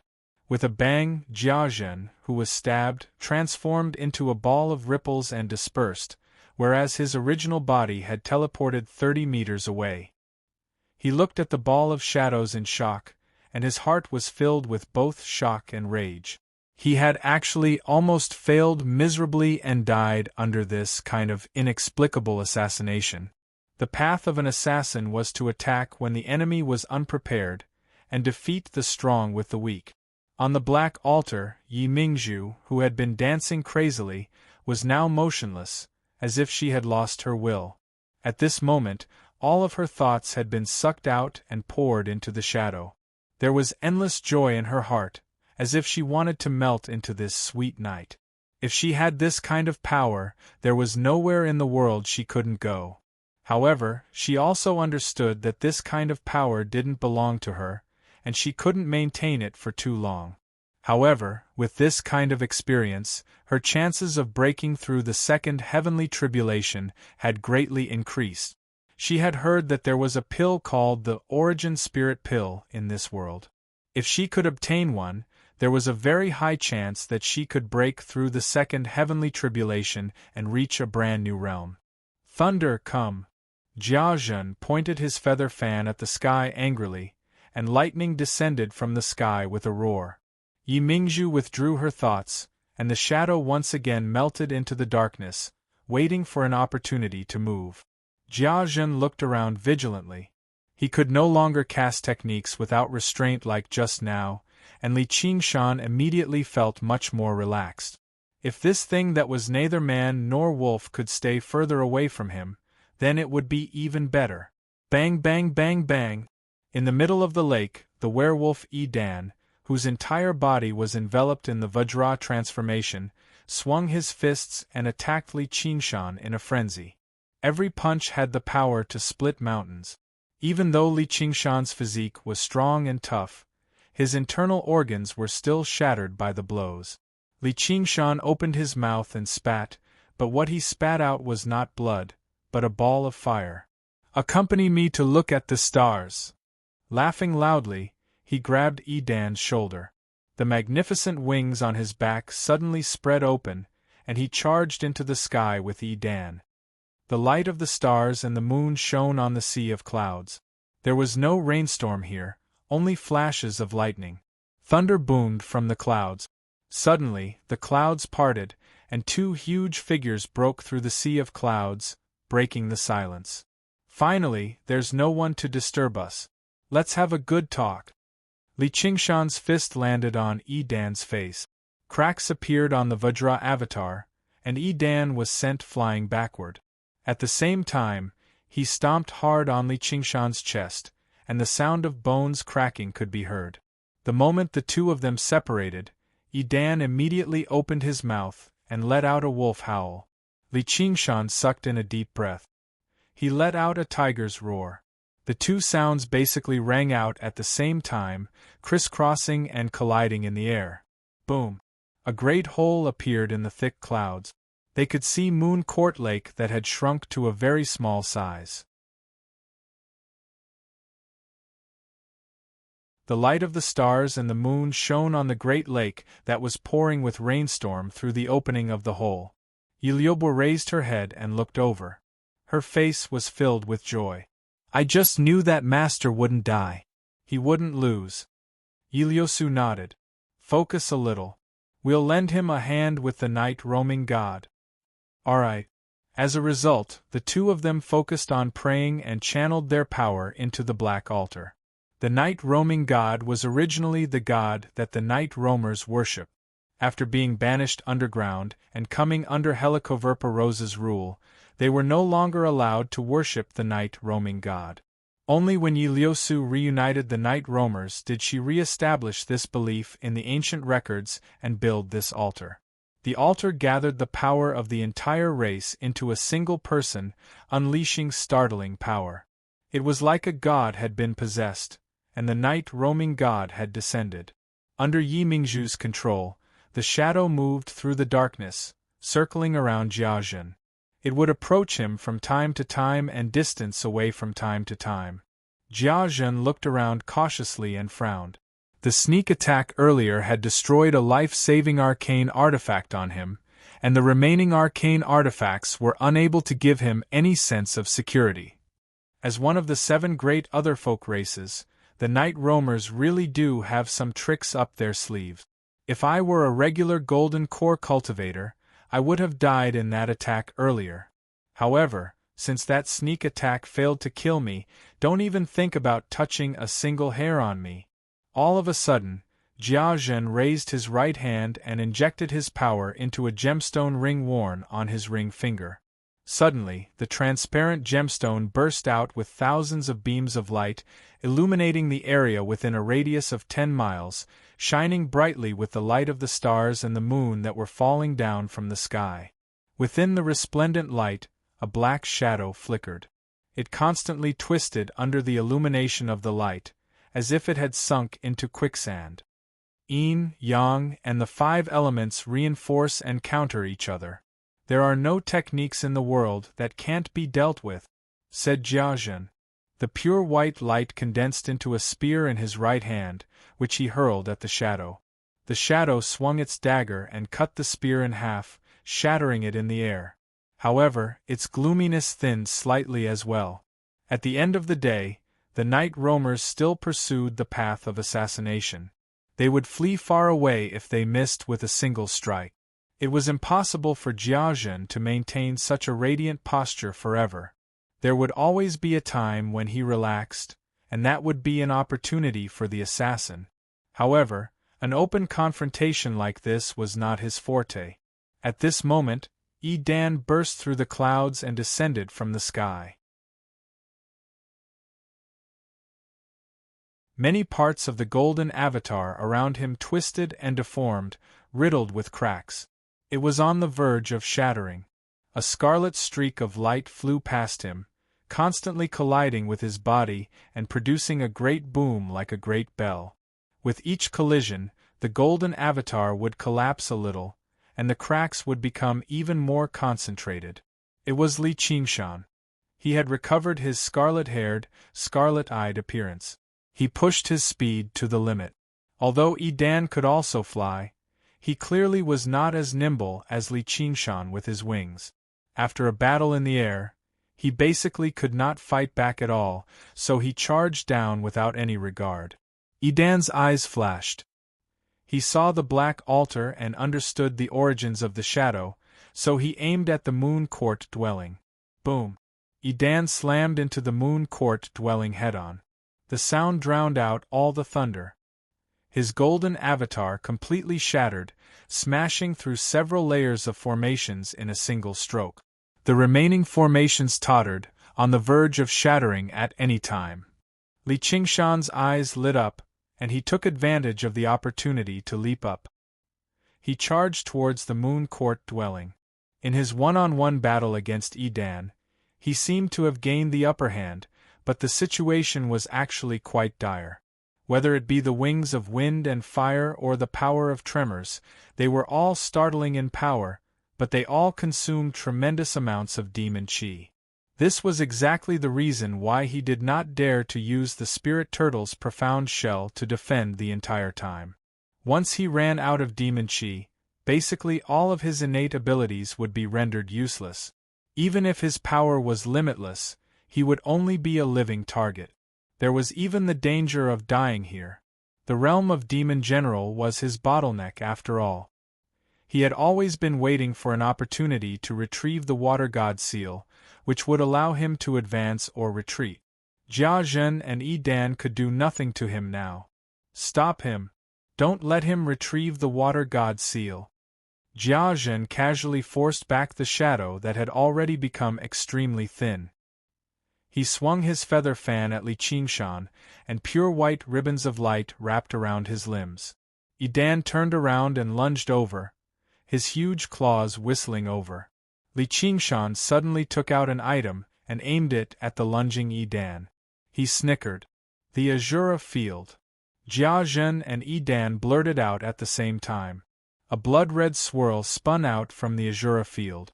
Edan was unable to react in time, charging headfirst into the swirl and vanishing. Li Qingshan broke the ribbons of light. He passed through the only remaining spell formation and entered the Moon Court underwater residence. He landed heavily on the sandy ground and picked up Little Red in one go. He patted its belly and spat out the Water God seal. Then he glanced at the space between its legs. Fuck, it's even a male. So much for giving you such a feminine name, Xiaohong. You can go be gay with Xiaolan in the future. He angrily tossed him onto the sand. North Moon, it really is you. Jia Zhen's face sank. North Moon had retrieved the Water God seal. They had basically already lost half of this battle. So what if it's me? Li Qingshan turned around and said with a smile. He swallowed the Water God seal, and instantly felt endless water spiritual power pour into his body, flowing through it. His demon chi recovered quickly and he felt refreshed. Jia Zhen threatened, the Azura Field belongs to the Imperial family. Do you know what will happen to you for taking it? You've even offended Mou. Even the Dragon King of the Sea won't protect you. You're even more stupid than I imagined. The Water God seal belongs to your father. Do you know what will happen to you for taking it? You've even offended your grandfather. Even your grandmother won't protect you. You ask who your grandfather is? Of course it's still me. You're even more stupid than I imagined. Li Qingshan was completely dismissive of Jia Zhen's threat. Jia Zhen's expression changed. Monster, you don't know what's good for you. Li Qingshan shouted, cut the crap. Do you dare to fight me in the Azura Field? Watch me fight 1 against 2 and blow up your doghead. Otherwise, I'll blow up your dog heads here first. Jiazhen mocked. Do you think I'm as stupid as you? You want to trap Edan with the Azura field you've just refined? Of course you can run, but I'll slaughter all the night roamers on this island and your demon subordinates. Are there any of them that you're particularly familiar with? I'll give them a special treat. Then it looks like all I can do is stuff you in. Murderousness and malice surged out like a tsunami, erupting from Li Qingshan's body, ready to be unleashed. I'm just afraid you don't have the strength to spare. Jiazhen's figure suddenly multiplied into 2, then into 4, before turning into almost 100 in the end. They spread out and spoke at the same time. How crafty! Li Qingshan cursed inside. If he used the spirit turtle to divine, finding Jiazhen's true body would not have been difficult. However, his right hand was behind his back, holding on to the Azura field. Jiazhen was right. If he could trap Edan and finish off Jiazhen in a one-on-one battle, he would have taken action a long time ago. There would have been no need for the series of battles earlier at all. At this moment, the surface of the Azura field constantly rose and fell. Edan rampaged around inside, about to break out at any time. Instead, it took up a tremendous amount of his energy and demon chi to control the Azura field and suppress Edan. The Azura field had just been refined, so it was like a newborn. Although it had the potential to become an arcane treasure, it did not possess much battle prowess right now. After all, the dragon arena that it had originally been made of was not used for battle in the first place. The two of them faced each other across the only remaining formation. Jiazhen wanted to wait for Edan to emerge, while Li Qingshan was thinking of a plan. For a moment they entered a stalemate. North Moon, looks like you're in trouble. Suddenly, a familiar voice rang out. Li Qingshan looked back and saw Helicoverpa Rosa standing on a rock nearby in black, tight clothes. Her blood-red lips curled slightly, completely like she was watching a show. Clearly, she had no plans on assisting him. Since you've come, cut the bullshit and come help me. I can escape if I want to. By then, do you think they'll spare you? They'll probably fuck you 100 times. Li Qingshan's eyes lit up. As he spoke, he made his way behind Helicoverpa Rosa. As long as Helicoverpa Rosa could keep Edan busy in the Azura field for a while, he could finish off Jiazhen first. He did not doubt Helicoverpa Rosa's abilities. She was a carapace demon commander after all, and she even possessed a powerful defensive innate ability. Edan was vicious, but he did not have something like the tremors of the ox demon at the end of the day. Killing Helicoverpa Rosa would not be that easy. I didn't think there would be a time when you'd beg me. Why should I help you? What benefits do I get from helping you? Let me tell you, I want to see you die. Helicoverpa Rosa smiled extremely bewitchingly, looking down at Li Qingshan from above. She recovered some of her pride as a queen. Li Qingshan stared into her eyes and licked his lip. If I win, I'll fuck you 101 times to repay your kindness.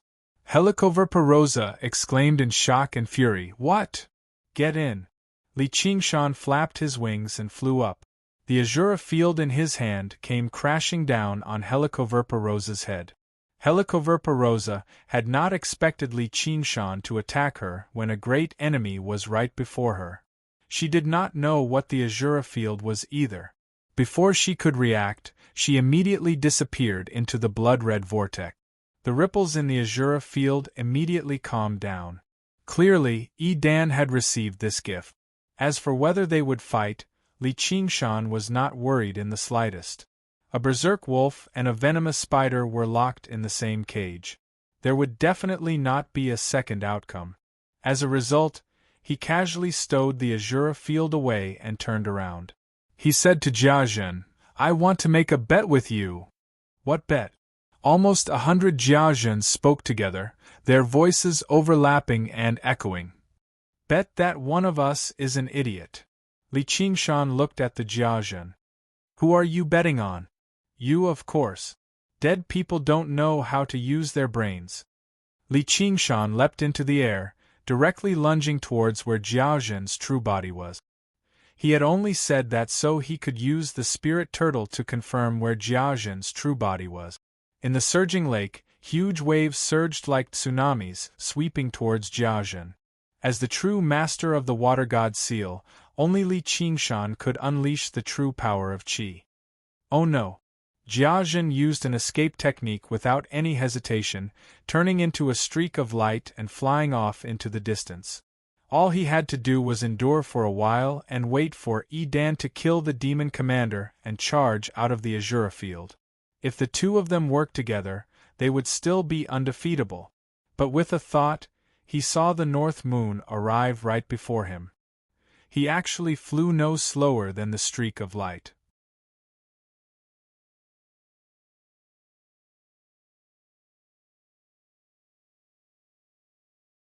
Chapter 676.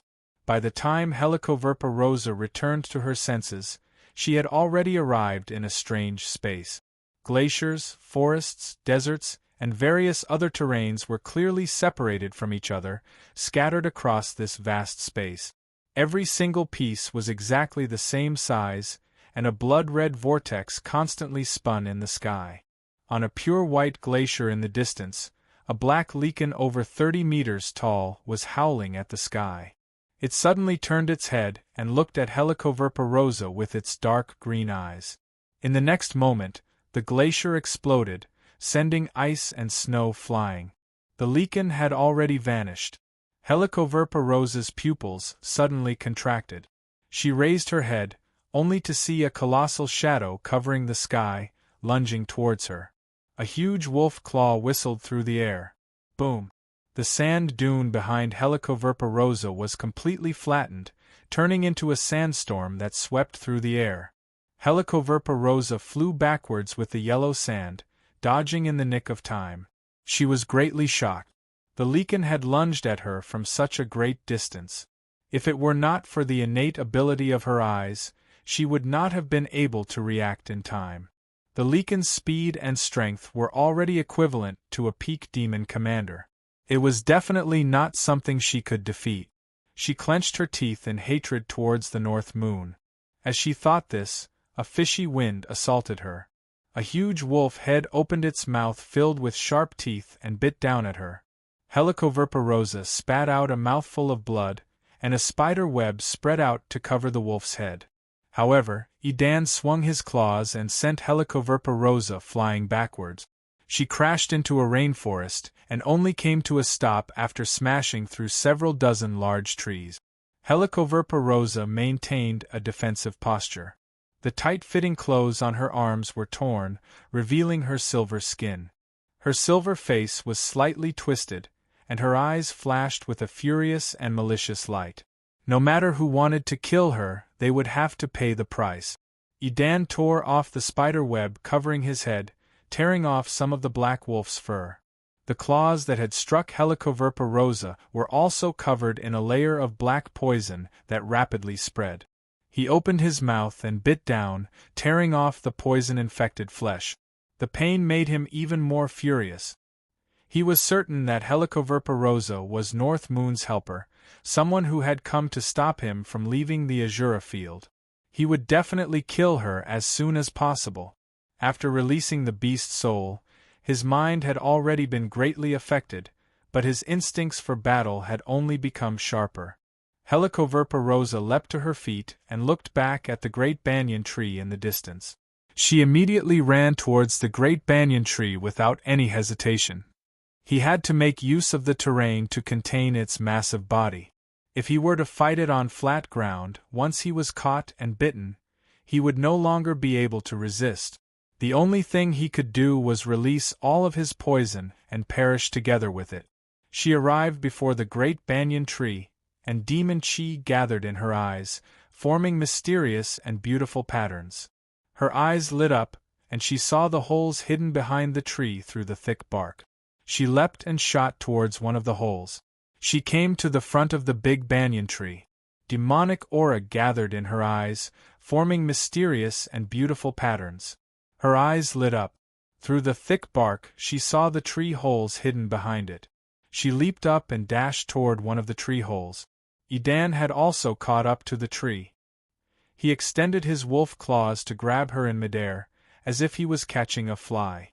Spider Queen Lolth spat out a strand of silk, sticking it to the tree and pulling hard. She suddenly accelerated, escaping from between Edan's fingers by a hair's breadth. At the same time, she swung the poisonous whip in her hand and tore through the bark, slamming into the tree trunk. Before she could catch her breath, there was a loud boom behind her. Countless splinters shot out, and a wolf's claws stabbed into the tree trunk, grabbing Helicoverpa rosa.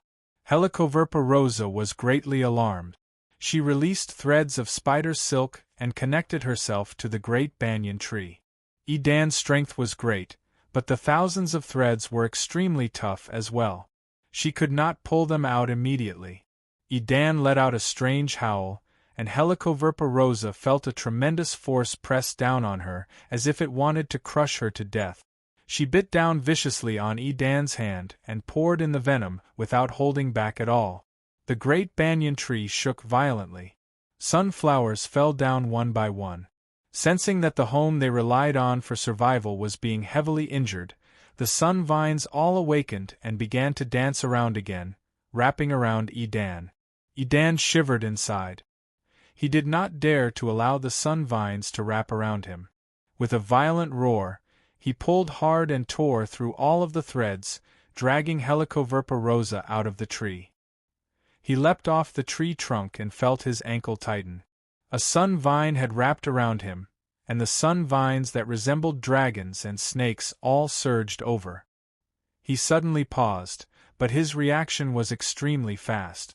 With a swing of his wolf claws, he cut through the sun vines and threw himself into the jungle. With a great boom, who knew how many trees he had crushed, but he had finally escaped the range of the sun vines. Suddenly, she felt her right hand go numb. She could not use any strength at all. The venom had already invaded deeply. Helicoverpa rosa used this opportunity to break free, fleeing towards the great banyan tree covered in vines. Boom! Edan held his poisoned right hand and stomped on her. Above the lake, the storm became even more intense. It was no longer rain. Instead, it seemed like the heavenly river was pouring down all the way to the end of the world. Even the roaring thunder had subsided, as if it had been extinguished by the rain. Under the power of the water god seal, surging water spiritual energy gathered over from every river and lake in the Rui Commandery that spanned tens of thousands of kilometers, triggering the phenomena of the world. Within the pitch-black darkness, only 2 specks of light flickered. Jiajin's body was enveloped in layers of protective spiritual light that originated from the yin and yang 5 elements. There were all kinds of powerful defensive spells, but they didn't clash with each other. The various colored spiritual lights fused with each other, forming a wonderful harmony, as if he was an impregnable fortress. Regular cultivators would mostly choose one of the yin, yang, and the 5 elements to cultivate. Only ancient cultivators would cultivate all 7, and the difficulty was not just 7 times greater. If they were not exceptionally talented, they would not even be able to begin with it, let alone cultivate to late golden core. Jiazhen was a prodigy like that, which was why Si Qingyi treated him as an arm and referred to him as Mr. Not only did his powers surpass regular golden core cultivators, but the yin, yang, and the 5 elements formed a cycle in his body, allowing him to cast techniques with startling speed and power.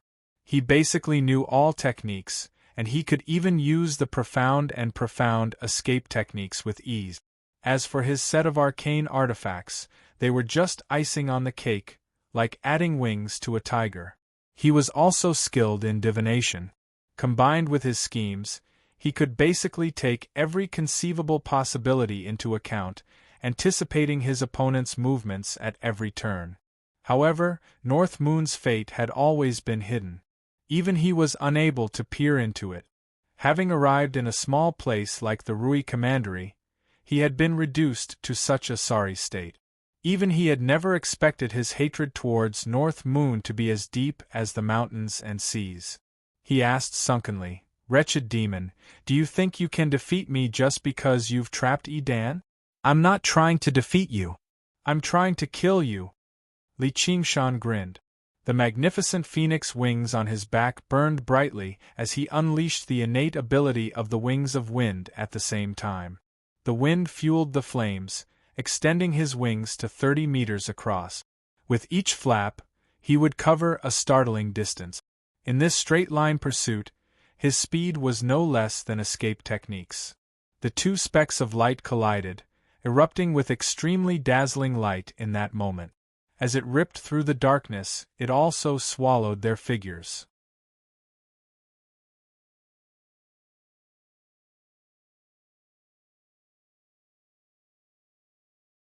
Chapter 677.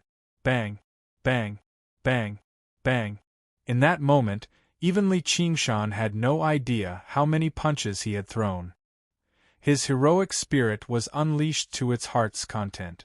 Under the unbridled barrage, the fortress constructed from 7 layers of light tottered. The shock waves and light collided and flickered, illuminating his handsome, wild face. Moon Court Lake sprung to life like a colossal beast crouching on the ground, constantly roaring and roaring at the sky. It was also like a murderous army, constantly attacking cities and seizing territory with its only commander. Li Qingshan felt endless delight, completely submerged in the excitement of battle. At the same time, he constantly rose up, overlooking all the bodies of water in the entire Rui Commandery. After refining all the bodies of water in the Rui Commandery, this was the first time he had used the water god seal in battle. His will merged with the boundless waters. He was the rivers and lakes, surging violently. Perhaps it was the enlightenment from the fruit of wisdom, or perhaps it was because he had comprehended the meaning of the boundless ocean, but he gained a clearer understanding of the arts of the boundless ocean. He felt like he was already standing at the doorstep of the Golden Core realm. The ocean pearl was waving at him. If he took another step forward, it would be a whole new world. He could ingest an origin spirit pill and attempt the second heavenly tribulation once he returned, but he still had to win this battle first. Jia Zhen's face became paler and paler as if he was about to be swallowed by the water. He was surrounded by surging water in all directions, front, back, left, and right. It was basically impossible to tell whether he was above a lake or in the abyss of the ocean. However, he was not willing to be a sitting duck. He would definitely retaliate with every attack from North Moon. Resplendent lightning and dazzling golden light constantly flickered and howled. There was no need for him to think or make a judgment. All he needed to do was unleash his powers to unleash the most powerful technique, bombarding North Moon all at once. Ripping his skin and stripping away his flesh, North Moon's vital points were all heavily injured. His entire right arm was basically reduced to bone. He seemed wretched. However, it only made his attacks become even more frenzied. And as long as he was not attacked consecutively, his horrific wounds would recover at an extremely rapid rate. With a wave of flames, everything would return to normal. This is the fire of the phoenix. He has the bloodline of the phoenix. Jia Zhen had experienced countless battles in his life, but this was the first time he felt that victory was hopeless. He couldn't help but think, could it be that this monster is immortal? Naturally, Li Qingshan was not invincible. As long as his tiger bones were crushed and his demon core was destroyed, he would also die. However, this was not something a golden core cultivator could do, no matter how talented or powerful this golden core cultivator was. With the water god seal as a foundation, he was not afraid of the depletion of his demon chi. He could maintain the spirit turtle's profound shell the entire time, so he should not have been so heavily injured. However, in the intense battle, some conflict arose between the spirit turtle and the phoenix again. As a result, he purposefully did not use the spirit turtle's innate ability. Instead, he allowed the phoenix to constantly heal his wounds so that he could avoid excessive internal strife.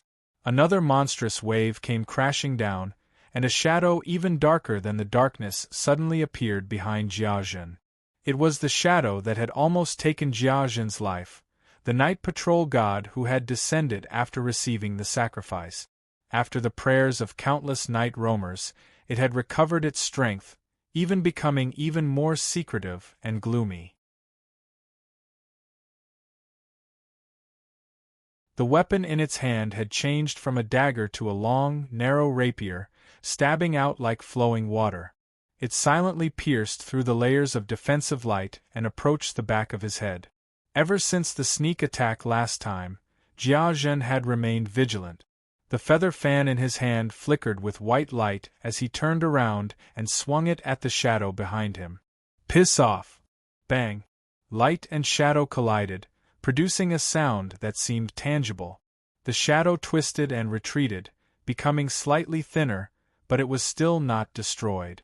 Instead, it immediately merged with the darkness, silently waiting for the next opportunity. Boom!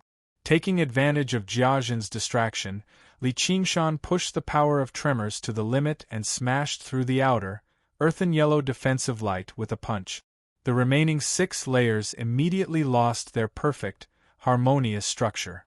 It seemed like there were still 6 layers, but their defenses had been reduced by more than half.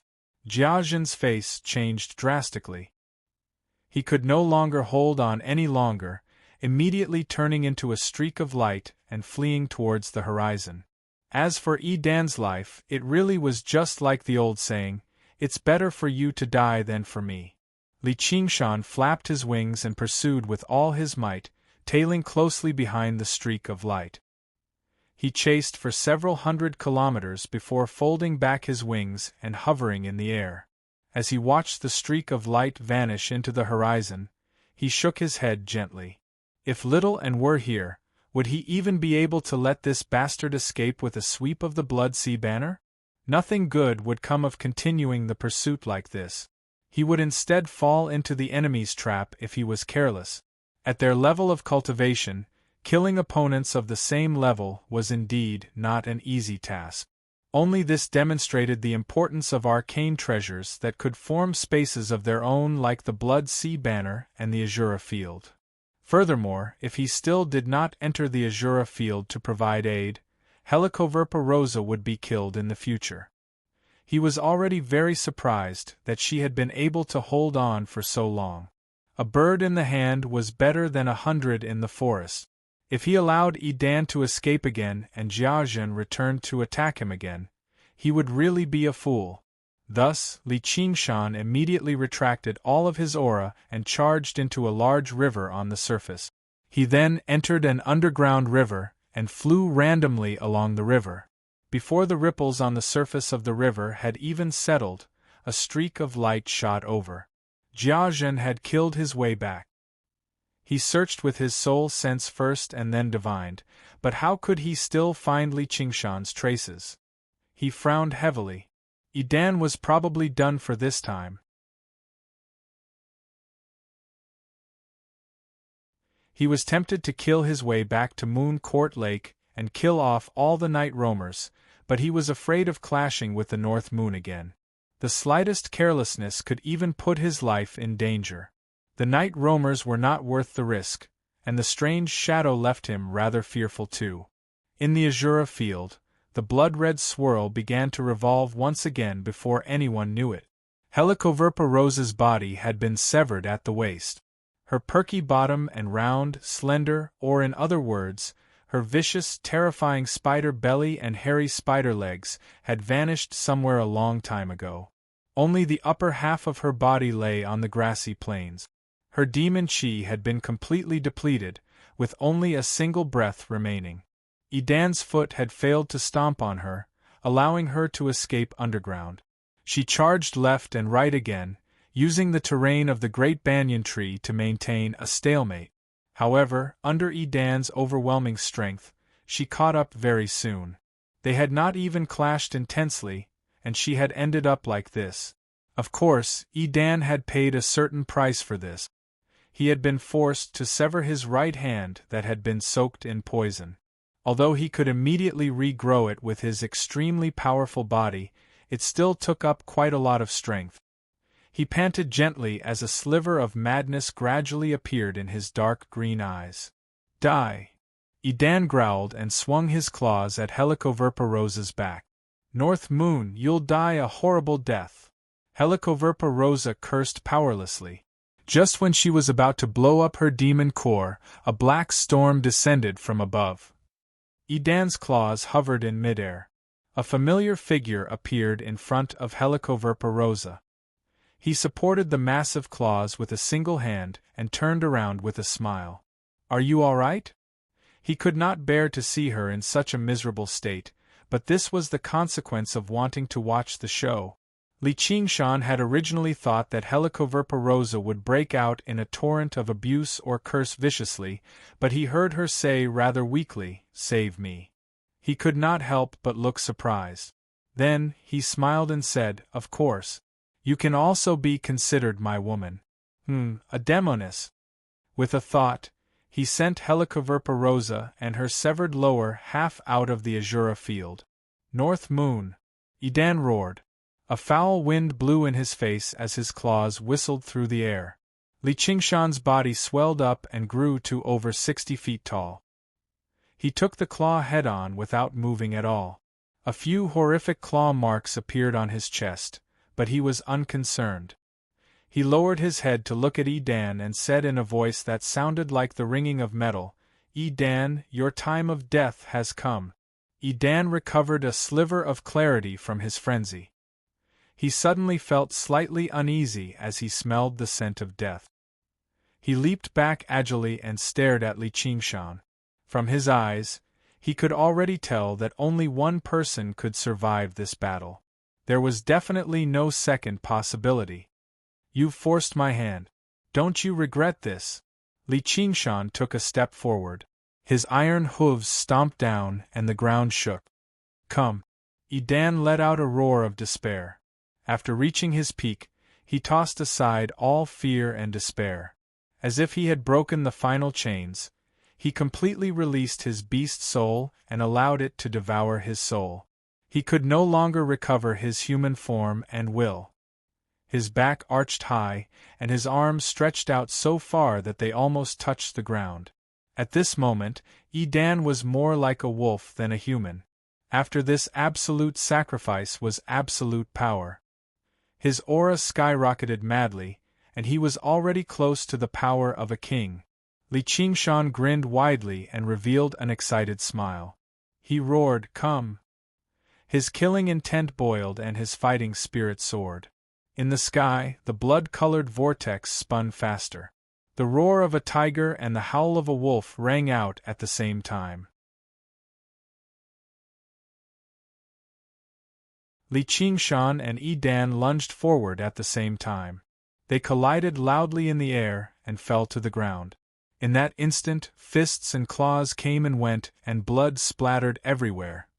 Their figures were like humans yet not, like beasts yet not. They were like sorcerer gods from the primordial era, fighting each other on the wastelands.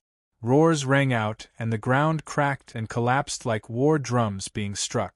The blood-colored vortex was like a single eye, watching this scene with satisfaction. This newly born Azura field was being refined and improved bit by bit as they fought. More and more Azuras descended from the sky. At first, there were ordinary Azuras, but later on, there was actually an Azura general descending. They watched the battle between the two from afar, their expressions as if they were intoxicated. Perhaps their battle techniques could not compare to a true Azura commander, but this almost primordial battle was a completely different stance. Edan's attacks were like the wind. In the beginning, Li Qingshan was injured repeatedly, but he did not retreat a single step. He was injured but not killed. The water god Seal supported his demon chi, and the earth divine power supported his power. He stared at the storm-like attacks and advanced with a wild laugh. After Edan's power reached its peak, it began to decline involuntarily.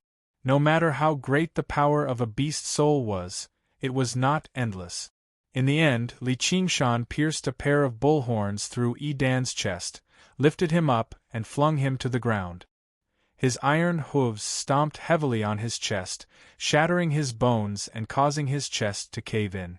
Just as he was about to die, Yi Dan recovered a sliver of consciousness. There was no fear, and he did not beg for mercy. He only said 2 words, "You win."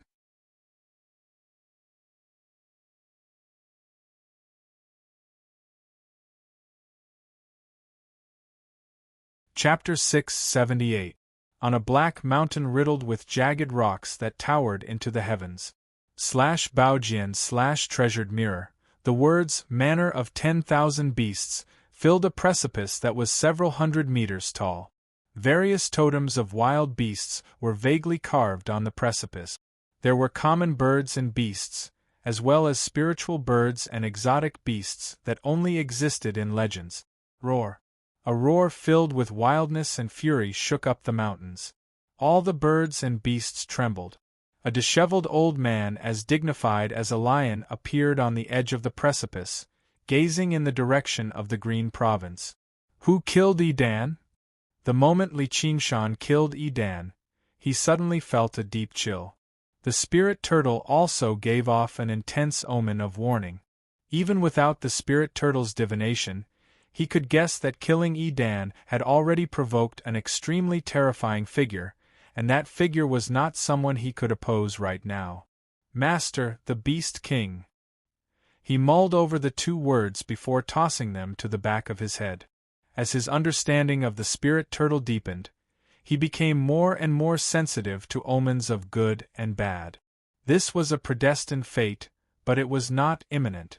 The Beast King would receive news of Yi Dan's death, learn who the murderer was from Jiaojin, and then travel from the Dragon Province to the Green Province. It would take him a lot of time. Within the killing intent, there was still a chance of survival. Even if he could not defeat them, could he not flee? In short, if it was a blessing, it was not a curse, and if it was a curse, he could not avoid it. There was no need for him to worry unnecessarily. Li Qingshan yawned and looked at the blood-red swirl in the sky. He had no idea whether Yi Dan's soul had already returned to the Azura realm, or whether it had been devoured by the beast soul and completely vanished from the world. He lowered his head and looked at the grayish-black golden core in his hand. The totem of a black wolf could be vaguely seen on it, giving off a wild and savage presence. Stepping out of the Azura field, he arrived over 5 kilometers underground. A small river gurgled through the darkness. Helicoverpa Rosa lay on the riverbank nearby, completely naked. Although she seemed extremely weak, her wounds had basically all healed. There was only a bloody gash on her waist that had yet to heal. This type of injury wouldn't take her life, but it was undoubtedly a serious injury. Even her scarlet lips lost a bit of color. Helicoverpa Rosa looked at him from behind. "You won again. Hee, it's all thanks to you. Open your mouth." Li Qingshan walked over and hugged her back. He took out a section of the banyan tree trunk and squeezed it hard. Milky white sap dripped down. It fell into her mouth. Soon, the injuries on her body were completely healed, and her lips regained some color. She continued to stare at him with a strange expression. He vaguely understood why the Golden Cicada Spirit King treated him with special respect and even treated him as an equal. There was something different about him that allowed him to grow from a small demon general under her command to where he was today. Helicoverpa Rosa regained some of her demonic energy. Li Qingshan patted her cheek. "All right, you can go back now." Helicoverpa Rosa suddenly hugged his neck. "Have you forgotten something?" You said you'd do me if you won. Now you've won." Helicoverpa Rosa licked her lips and said in a low and seductive voice. Li Qingshan and Helicoverpa Rosa had done it many times, but they were all forceful. She couldn't resist and only half-heartedly agreed. This was the first time she took the initiative to make love. He couldn't help but smile. This also meant that she no longer thought about revenge and completely accepted his existence. It wasn't love, it was nothing more than acknowledging the strong and obeying the strong. But this was enough for Li Qingshan. He pinched her chin and smiled. Fortunately, you're not too stupid. Otherwise, I'm afraid that one day I'll really kill you with my own hands. That would be too much of a waste. The reason why he didn't kill Helicoverpa rosa was initially because of the law that monsters couldn't kill each other. Later, he took the face of the golden cicada spirit king into consideration. As for what made him the happiest, it was not the most important reason. Whether it was a woman or a banshee, there were many of them in the world. Even if he was lustful, he didn't need to hang himself on this tree. Not to mention, beauty was not his biggest pursuit. When he became stronger and could ignore all these rules, if she was still looking at him with that kind of hatred in her eyes, he might just laugh it off and not take it to heart. Or he might change his mind and settle old scores with her, and then he would raise his blade and strike. That day won't come. Helicoverpa rosa took the initiative to raise her head and kiss his lip. Li Qingshan raised his hand to cover her lips. I still have something to do. You go back and wait for me. Oh right, don't forget to hide a little deeper. The storm hasn't ended yet. After seeing off Helicoverpa rosa, Li Qingshan's smile faded. He immediately returned to Moon Court Lake. The storm was still pouring down, and the waves were still rising and falling, but it was no longer as intense as before. From afar, he could see the final few formations still enveloping the Moon Court dwelling, which made him stop worrying. What he worried about the most was Jia Zhen returning and unleashing a massacre in the Moon Court dwelling. Although he did not have any special feelings towards night roamers, he still cared about Yi Liusu and her sister very much. They had performed quite well in the battle this time. If it were not for the 2 sneak attacks from the shadow, Jia Zhen would never have fled so quickly, which made things rather difficult for him. On the black altar, Yi Mingzhu still had her eyes firmly shut, standing in the center of the altar. The shadow lingered around her. She had no idea about the situation, so she was afraid to disperse the night roaming god for now. All the weaker night roamers in the surroundings had already fainted on the ground. Even the more powerful night roamers tottered about slightly. Yi Mingzhu suddenly opened her eyes and looked at the figure walking over from the colonel. The shadow merged with the darkness and appeared behind Li Qingshan, ready to strike. Only when it saw him did it stop. Yi Mingzhu knelt down in a hurry. Master! When the other night roamers saw the scarlet-haired, scarlet-eyed figure, they all beamed with joy, let alone Yi Liusu and Yi Liubo. No matter what, the fate of the night roamers in this region had already become linked to him. It was indeed through him that he had freed them from Helicoverpa rosa's control, allowing them to survive under the stars. Actually, the main reason was that Li Qingshan was just too busy. He really did not have much time to oppress them. If he were as bored as Helicoverpa rosa, he probably would have enjoyed the decadent life of a ruler. At most, he would not be as deviant as her. Li Qingshan nodded slightly and smiled in approval at Yi Liusu and Yi Liubo. You've all done well. Everyone here today will be rewarded. He arrived before the black altar. He tapped it gently. The altar seemed to be carved from a single piece of obsidian. It possessed a wondrous power. Then he said to Yi Mingzhu, "You're about to break through to the second heavenly tribulation, right?" "Yes, master. This is an origin spirit pill. It's used by humans when they break through to the second heavenly tribulation. I wonder if it's effective on night roamers." Li Qingshan tossed it casually. Yi Mingzhu caught the origin spirit pill in surprise and joy. "Thank you for your reward, master. I want to ingest the pill right now." Although she was a little exhausted after the battle, the power of the night roaming god still resided in her body. Her will was unprecedentedly powerful. This was without a doubt a heaven-sent opportunity. "Up to you." Li Qingshan also wanted to see what it would be like to undergo the second heavenly tribulation so that he could make some preparations for the upcoming tribulation. Yi Mingzhu immediately ingested the origin spirit pill. She sat down on the altar with her legs crossed. The shadows that lingered around her gradually dispersed, and the power that belonged to her surged out, enveloping her surroundings. With a rumble of thunder, lightning descended from above. The night roamers all retreated to the surrounding hills. On the peak with the best location, Li Qingshan smiled at Yi Liusu and Yi Liubo. It really has been a long time. You've done well this time. How do you want me to reward you? Yi Liubo grumbled. And I thought you'd forgotten about us, Master. Everyone says they can't split themselves up, but Master, you have both a true body and a clone, yet you don't even know to visit us. I don't care about rewards. I just want what you owe me. What do I owe you? Ah, Master, you've actually forgotten. I want a child. Yi Liubo seemed like she was about to burst into tears. All right. We'll have one when we get back.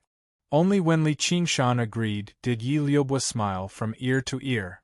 She wrapped her arms around his waist firmly as if she was afraid he would flee. Then Li Qingshan asked, "What about you, Liusu?" "I'm not bold enough to ask for anything. I'll be satisfied as long as you show me even the slightest bit of affection. I wonder which one is easier compared to having a child?" Yi Liusu turned around and smiled. She stared into his eyes with her starry eyes. Li Qingshan raised his eyebrows and broke into laughter. His elder sister's displeasure was even greater than his younger sister's. He lowered his head and kissed her gently on the lip. "I'm sorry. I really do have a little too much on my plate. Although I killed an opponent this time, his master is the Beast King of the Dragon Province. He'll probably come looking for trouble very soon, so I can't stop yet." Yi Liusu was greatly touched. She had never expected him to explain or even apologize to her so sincerely. With his power, there was no need for him to care about what she thought. She said with deep emotion, "You've already given me enough, yet I can't help you with anything. However, I always think of you, and no matter what, everything I have belongs to you." "Sister?" Under Yi Liubo's surprised gaze, Yi Liusu's face reddened and she lowered her head. Li Qingshan smiled. "Do you want a child too?" "As long as you want it." Yi Liusu turned around and gazed at the valley. The flickering lightning constantly illuminated her face. She gradually became rather worried. Can Mother undergo the tribulation successfully? Who knew how many years it had already been since a second heavenly tribulation expert had emerged from the night roamers in this region? First of all, the night roamers were at each other's throats. Once a genius like that appeared, the other clans would do everything they could to kill them. Then, there was the suppression from Helicoverpa Rosa. She only needed a single word to summon them into Cobweb City, and devour them for what the other clans could not achieve. Finally, without a wondrous pill like the Origin Spirit Pill, overcoming the second heavenly tribulation with her own strength was not easy either. Don't worry. If she weren't confident, she wouldn't have chosen to undergo the tribulation right now. According to Li Qingshan's observations, the power of the second heavenly tribulation was not particularly terrifying. At the very least, he felt like he would be fine. Of course, this confidence was based on his unbelievably tough body. Yi Mingzhu was not that powerful, but she had been stuck at this bottleneck for so many years, so the foundation she had built up was extremely deep. The Origin Spirit Pill was just a final push to her. Sure enough, when the last bolt of lightning fell, Yi Mingzhu remained standing on the black altar. She was filled with joy. "Everyone retreat to the underground. No, all of you, come to my side," Li Qingshan suddenly ordered loudly. He gazed in the direction of the Dragon Province. His tribulation had arrived.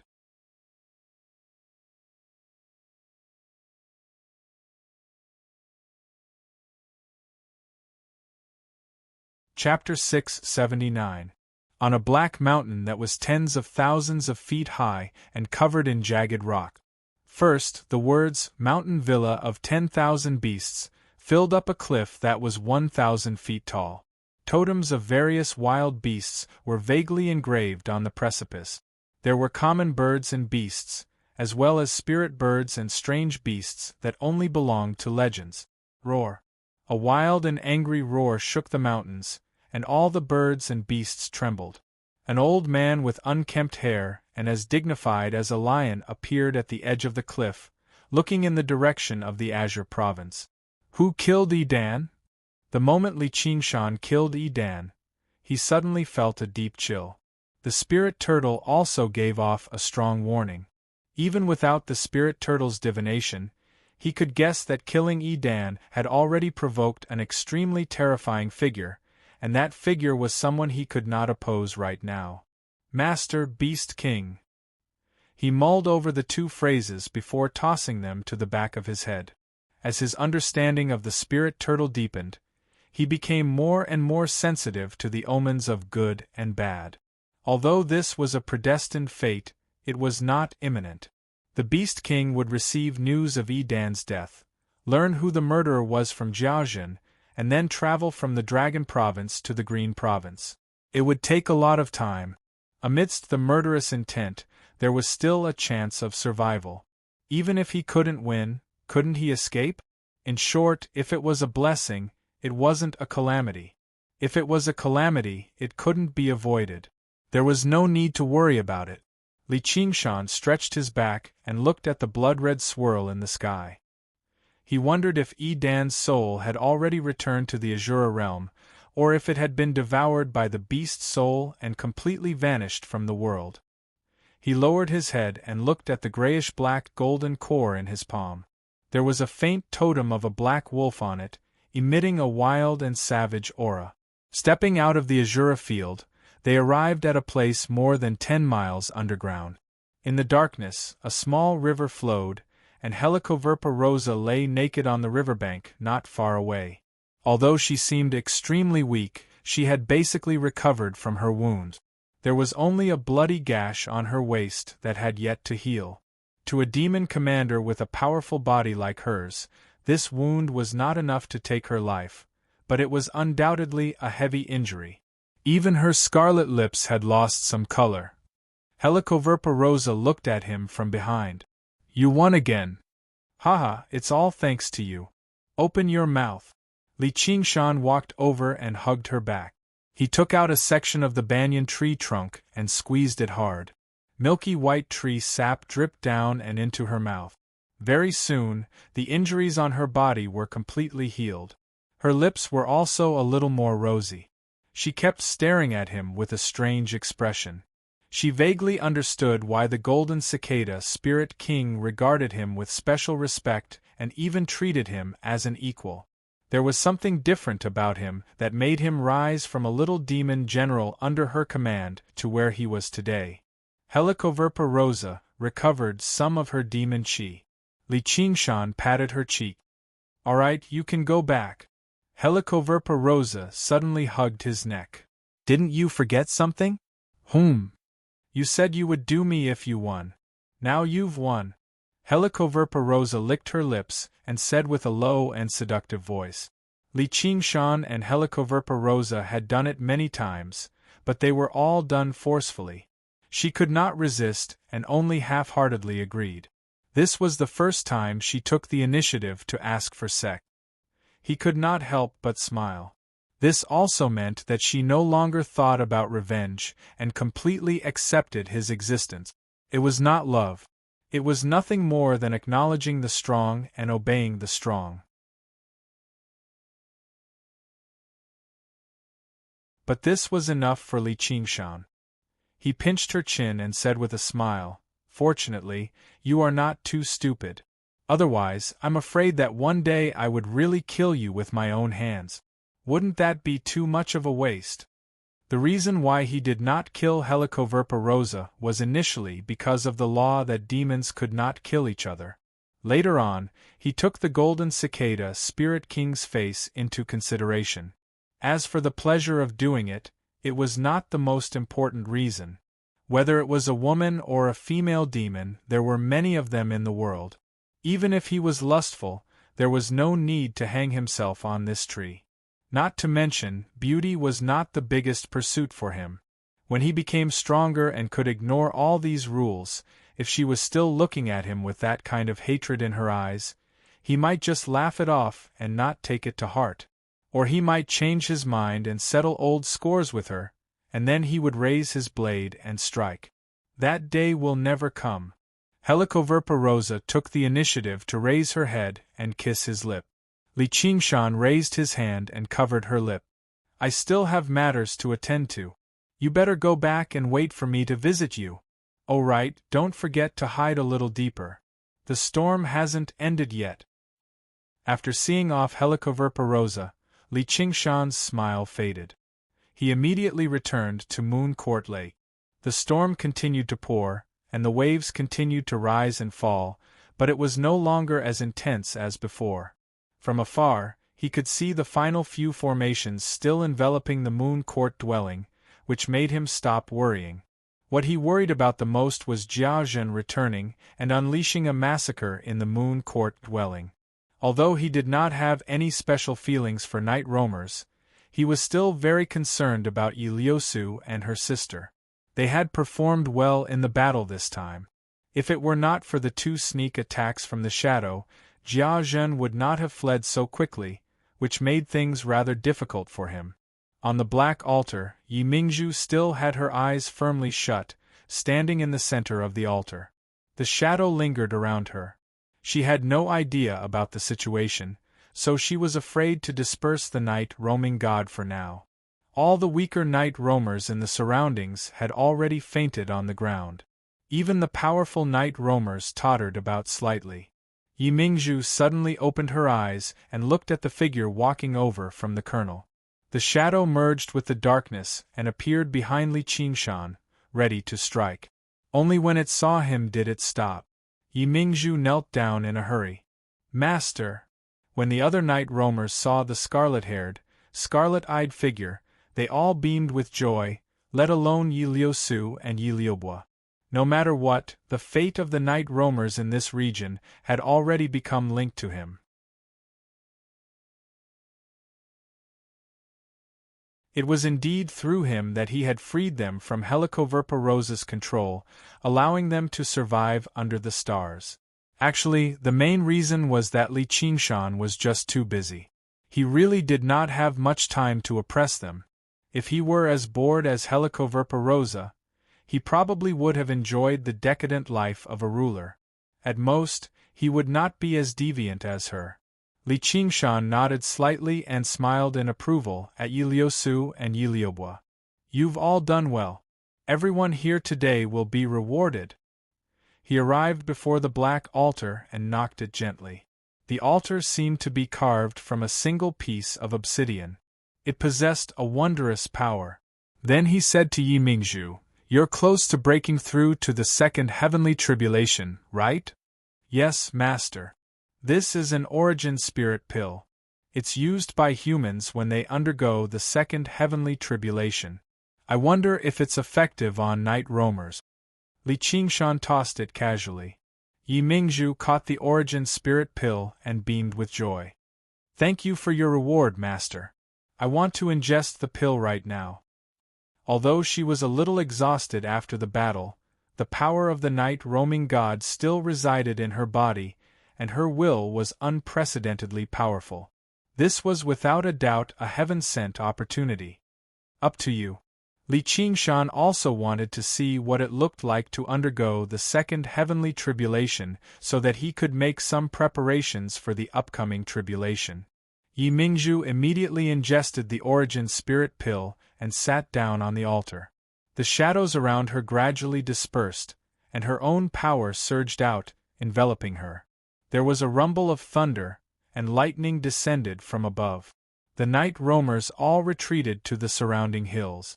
On the peak with the best location, Li Qingshan smiled at Yi Liusu and Yi Liubua. "It really has been a long time. You've done well this time. How do you want me to reward you?" Yi Liuba grumbled. And I thought you'd forgotten about us, master. Everyone says they can't split themselves up, but master, you have both a true body and a clone, yet you don't even know to visit us. I don't care about any reward. I just want what you owe me. What do I owe you? Ah, master, you've actually forgotten. I want children. Yi Liuba seemed like she was about to burst into tears. All right. We'll have them when we get back. Only when Li Qingshan agreed did Yi Liuba smile from ear to ear. She wrapped her arms around his waist firmly, as if she was afraid he would flee. Then Li Qingshan asked, "What about you, Liusu?" "I'm not bold enough to ask for anything. I'll be satisfied as long as you show me even the slightest bit of affection. I wonder which one is easier compared to having children?" Yi Liusu turned around and smiled. She stared into his eyes with her starry eyes.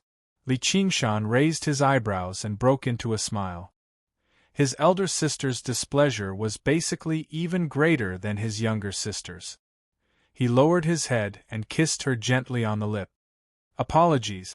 I really do have a little too many matters to attend to. Although I killed an opponent this time, his master is the Beast King of the Dragon Province. He'll probably come looking for trouble very soon, so I can't stop yet." Yi Liusu was greatly touched. She had never expected him to explain or even apologize to her so sincerely. With his strength, there was no need for him to take her thoughts to heart. She said with deep emotion, "You've already given me enough, but I can't help you with anything. However, I'm constantly thinking about you, and no matter what, everything I have belongs to you." "Elder sister?" Under Yi Liuba's surprised gaze, Yi Liusu blushed and lowered her head. Li Qingshan smiled. "Do you want me to give you a child too?" "As long as you want it." Yi Liusu turned around and gazed at the valley. The flickering lightning constantly illuminated her face. She gradually became rather worried. Can Mother undergo the tribulation successfully? Who knew how many years it had been since a second heavenly tribulation expert had emerged from the night roamers in this region? First of all, the night roamers were at each other's throats. Once a genius like that appeared, the other clans would do everything they could to kill them. Then, there was the suppression from Helicoverpa Rosa. She only needed a single word to summon them into Cobweb City, and devour them for what the other clans could not achieve. Finally, without a wondrous pill like the Origin Spirit Pill, overcoming the second heavenly tribulation with her own strength was not easy either. Don't worry. If she weren't confident, she wouldn't have chosen to undergo the tribulation right now. According to Li Qingshan's observations, the power of the second heavenly tribulation was not particularly terrifying. At the very least, he felt like he would be fine. Of course, this confidence was based on his unbelievably tough body. Yi Mingzhu was not that powerful, but she had been stuck at this bottleneck for so many years, so her foundation was extremely deep. The Origin Spirit Pill was only a final step to her. Sure enough, when the last bolt of lightning fell, Yi Mingzhu remained standing on the black altar. She was filled with joy. "Everyone retreat to the underground. No, all of you, come to my side," Li Qingshan suddenly ordered loudly. He gazed in the direction of the Dragon Province. His tribulation had arrived. It had come so quickly.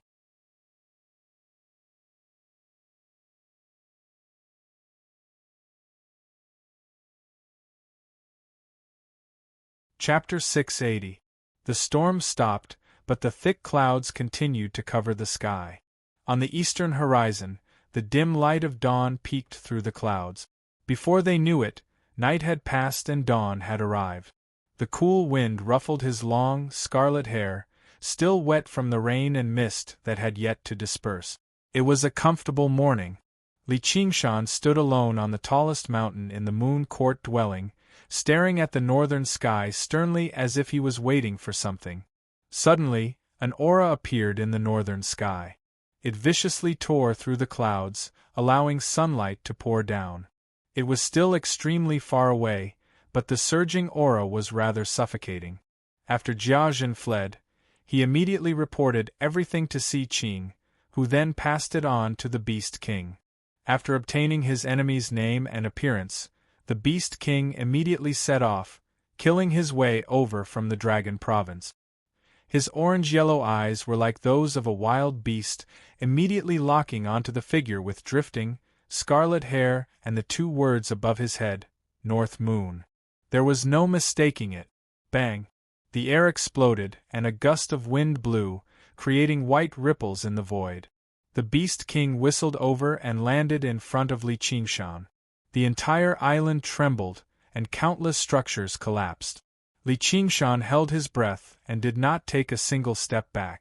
He studied the Beast King. He seemed to be in his 50s, and he was much taller than regular people.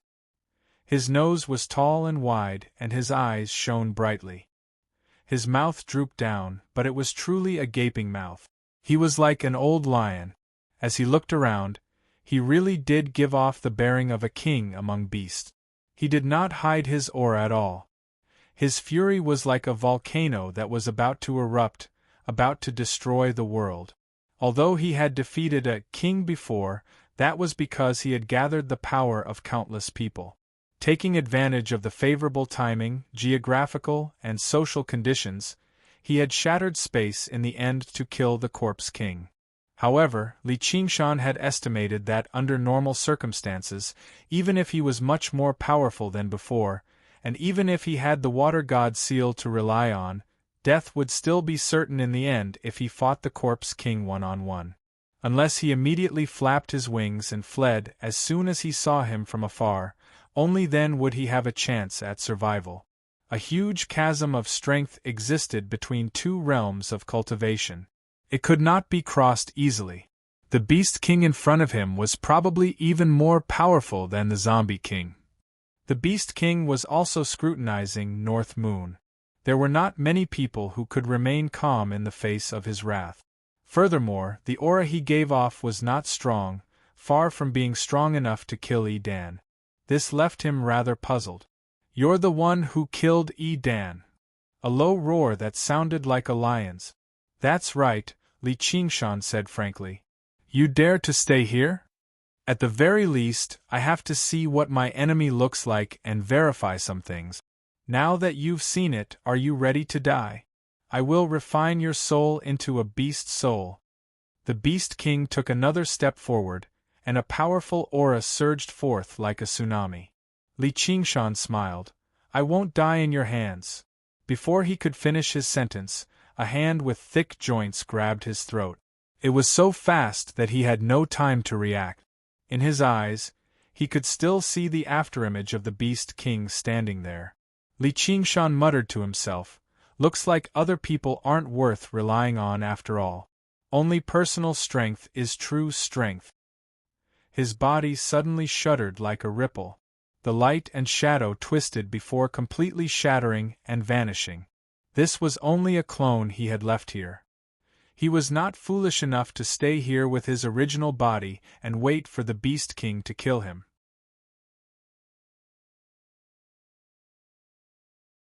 When he sensed the impending doom and danger coming from the north, he immediately made up his mind, which was to flee. As the saying went, fleeing is the best strategy of the 36 stratagems. The true essence of the spirit turtle was to avoid disaster and conceal himself. In simpler terms, he was a coward who could not be found. No matter how powerful his enemies were, they could do nothing to him. He had left his mirror clone here to see what the Beast King looked like, as well as to see how the Dragon King of the Sea would react. It did not make sense that only Dan could kill North Moon, while North Moon could not, or he would be killed in revenge. As the king of the demons of the Green Province, the Dragon King of the Sea was also the protector of all demons in name. If he allowed the demon commanders and demon generals under him to be killed by powerful human cultivators, he would be failing in his duty. But in the end, the Dragon King of the Sea did not appear, which explained many problems. It was impossible for the Dragon King of the Sea to be unaware of such a great disturbance on Moon Court Lake. The Beast King had charged over from the Dragon Province aggressively, while the Dragon King of the Sea, who was also on the Green Province, had not arrived in time. Perhaps he lacked the ability, or perhaps he lacked the will, but there was only one conclusion. The Dragon King of the Sea was not worth relying on. North Moon, no matter where you flee to, I will kill you and refine you into a beast's soul. With a roar, the clouds dispersed, and the Beast King punched the mountain below him. Boom! Black cracks spread out in all directions. The entire island fell to pieces, collapsing into Moon Court Lake. The underwater dwelling was completely destroyed. At this moment, Li Qingshan was traversing deep underground. In order to hide his tracks, he did not even unfurl his wings. He only ran swiftly and gracefully with a smile on his face. He sensed a slight tremor in the distance, and fine sand rustled down from above. He concealed his aura and slowed down slightly, silently circulating the spirit turtle's demon core. The only thing he was worried about was someone locking onto his location through divination. With his identity and cultivation as a Beast King, he would definitely be able to find an extremely powerful practitioner of divination. He had to be careful about this. Fortunately, the spirit turtle was skilled in this aspect.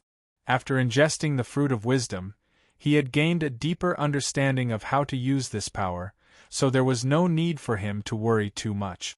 However, he had to temporarily give up on his identity as North Moon. Entering the pitch-black, complicated caves, he was like a spirit turtle slowly diving into the abyss. No one could find his traces anymore. In an inconspicuous little cave in the Chain Mountains, a small stream gurgled into it. Li Qingshan strode out of the pitch-black underground.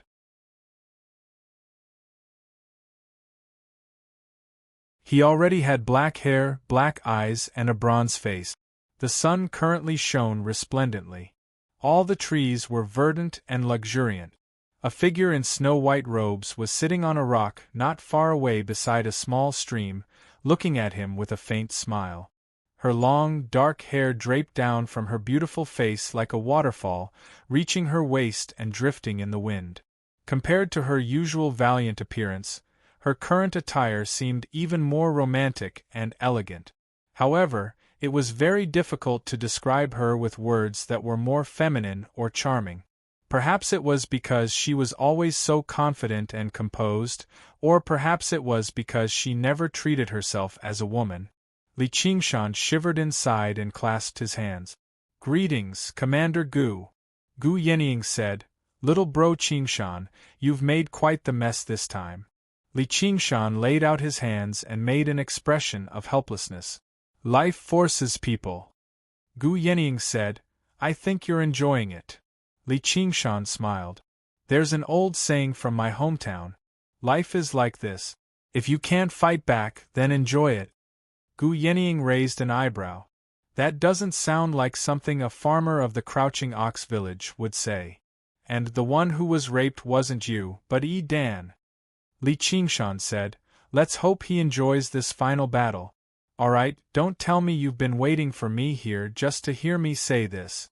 Gu Yenying raised 2 fingers. "2 matters.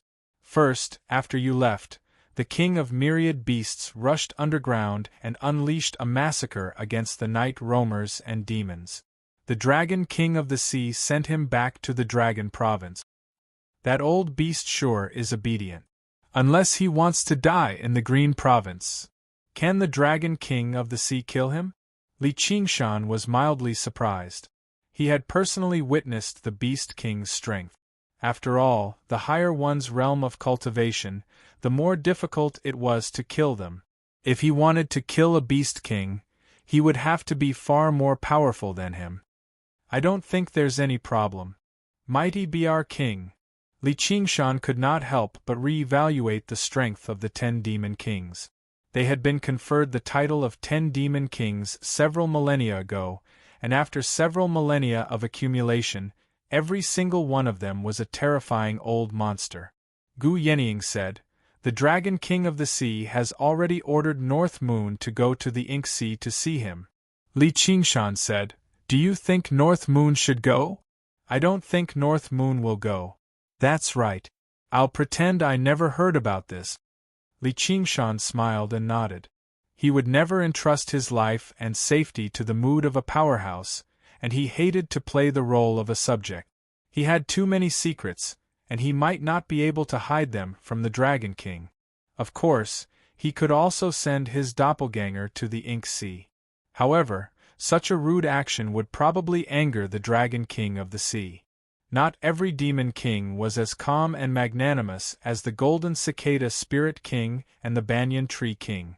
Therefore, the best way was to pretend he never heard about this. Gu Yenying said, "Then there's the second thing. There's an official in Great Xia called the Imperial Astronomer. I know their supervisor. He's a muddle-headed old man, but at the same time, he's the most powerful yin-yang practitioner in the 9 provinces. The Imperial Astronomer has a magic treasure called the Imperial Heavenly Platform. It's 100 feet tall, refined from yin and yang, the essence of the 5 elements and flying stars. As long as that old man performs divination on it, there's almost nothing he doesn't know. Jiazhen happens to be related to him." This revealed the thing that Li Qingshan was most worried about.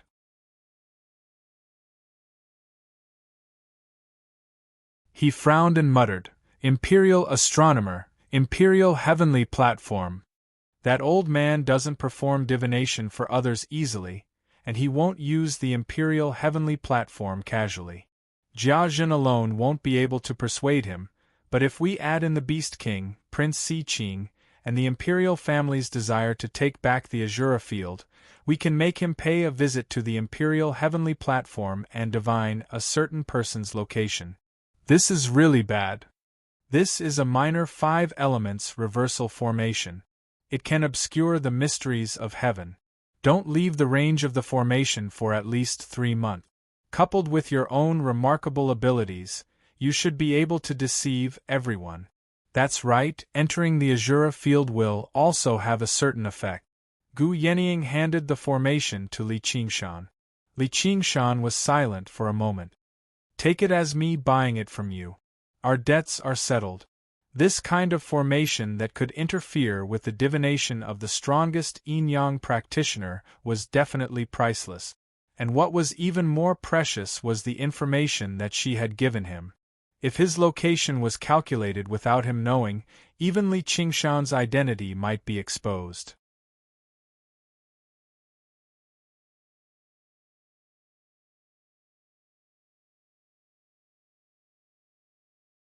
Chapter 681. After watching Gu Yenying vanish into the horizon, Li Qingshan pondered for a while more before returning to the Qing Shao dwelling. After several years of accumulation in the 8 gates formation of golden locks, the spiritual qi in the dwelling had become extremely dense. Perhaps it was not on par with a first-rate cultivation dwelling, but it was still a decent place for cultivation. Only after casting down the minor formation of 5 elements reversal and turning the heavenly secrets upside down and chaotic did Li Qingshan stop worrying. Afterwards, he entered the Azura Field.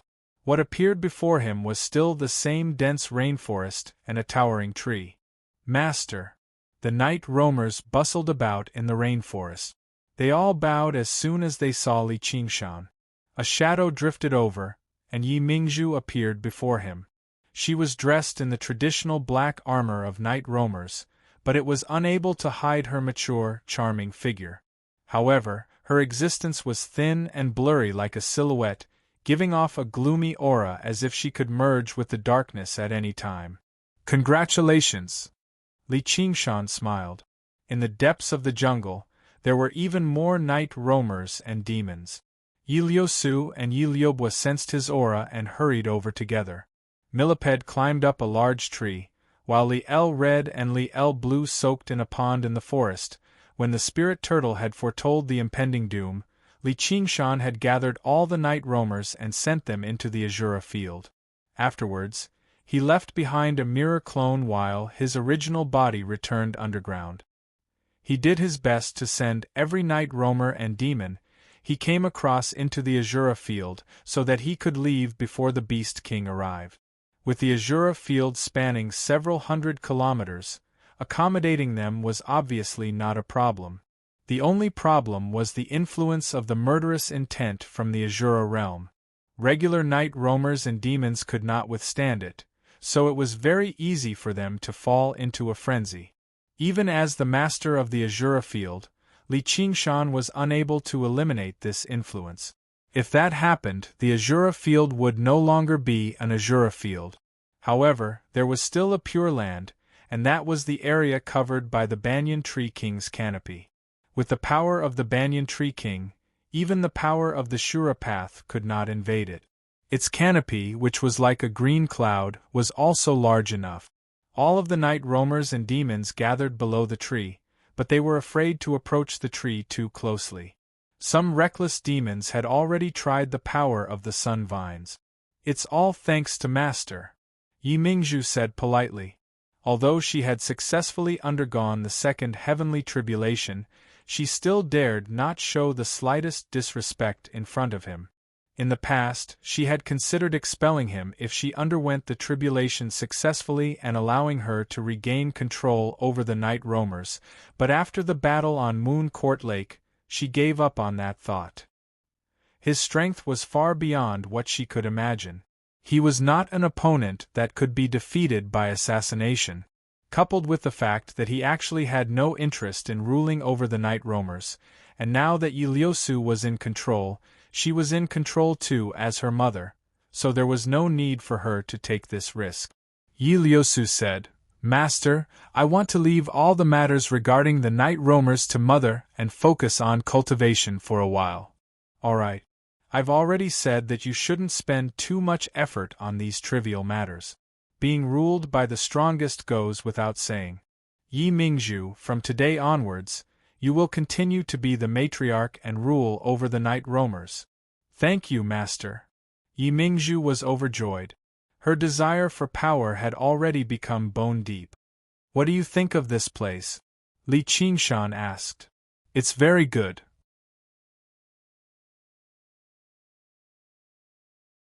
According to the records, night roamers lived in a forest like this before they ventured underground. Li Qingshan raised his head and gazed into the distance. Under the cover of the great banyan tree's canopy, the dense forest that never saw the light of day seemed even darker. It seemed like it was very suitable for night roamers to live here. As a result, he asked the Banyan Tree King from afar, "Sir, are there night roamers in the Mist Province too?" "There are many, many of them. Most of them live under my shade." The great banyan tree produced an ancient voice, which surprised all the night roamers. When they first saw such a huge tree, they had already become speechless from shock. They never thought the tree was actually a demon with a will. Even Yi Mingzhu widened her eyes. Li Qingshan said, "This is one of the 10 demon kings, the Banyan Tree King. Of course, this is just a clone of his." The Banyan Tree King. Yi Mingzhu was a renowned 10-demon king. Everyone knew about the Dragon King of the Sea who reigned over the Green Province. He had always been a figure of legend in her eyes.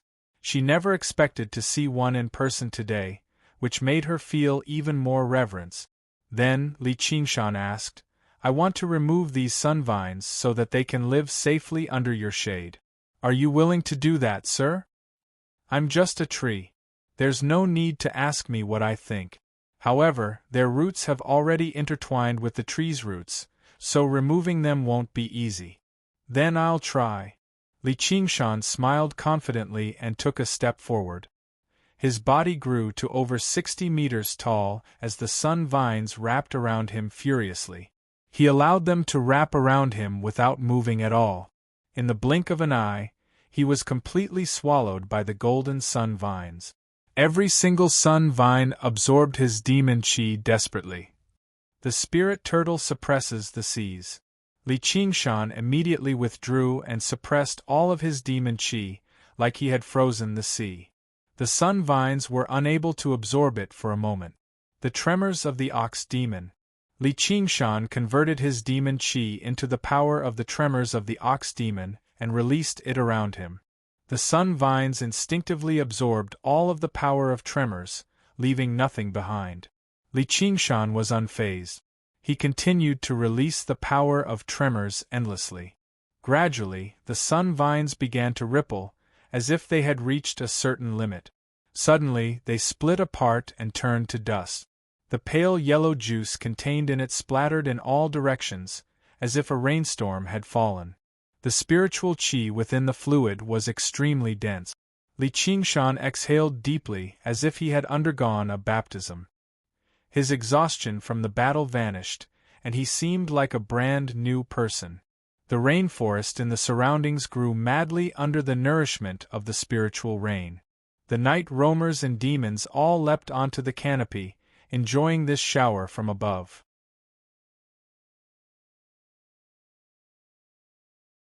Due to the sun vine's ability to absorb, even the finest roots buried deep in the earth were shaken to pieces, uprooted. Perhaps there would be a day when they could regrow, but that would probably take a very, very long time. Under Yi Mingzhu's supervision, the night roamers built houses and residences under the great banyan tree's tangled roots. Li Qingshan stood on the great banyan tree, overlooking the bustling night roamers below before gazing at the boundary of the Azura field. He could not help but sigh in amazement. In the past, he could only sleep in a cowshed. Just how cramped was that? Now, he possessed a private territory that spanned several hundred kilometers. It truly felt like a lifetime had passed. However, the difficulties of the past were not worth lamenting over. Even now, he was unable to see just how colossal the oxen that had accompanied him for over a decade was. "I'll be waiting for you beyond the 9 heavens, waiting for the day when you stand beside me." He gazed at the sky. Was the Azura realm lofty? Beyond the 9 heavens was probably an even greater place. "Don't lower your head to anyone or anything, because you've once ridden on my back." These words were engraved in his heart. He took out the bamboo flute he had not used in a very long time and placed it by his lips, playing it rather rudely. The flute music that was not particularly pleasant drifted through the wind. The banyan tree king listened on silently. He had heard countless pleasant tunes in the past, but he had never heard a flute like this.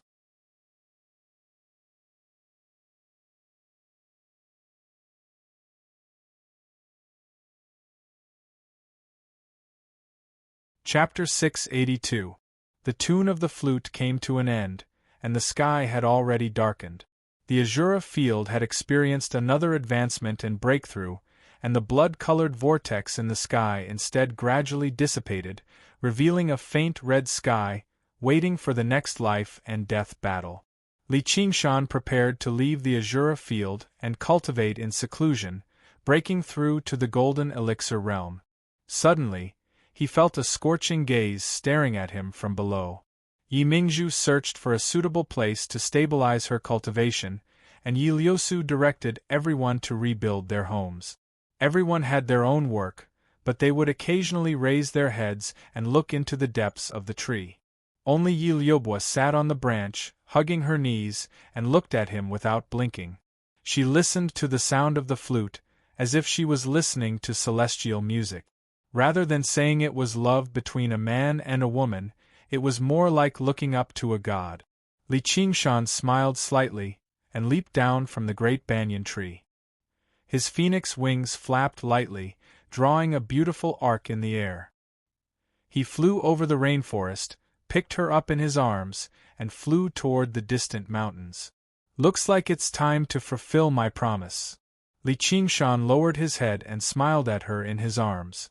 "Master," Yi Liubo said in surprise and hugged him tightly. "Just call me by my name. But I like to call you Master." "That's up to you."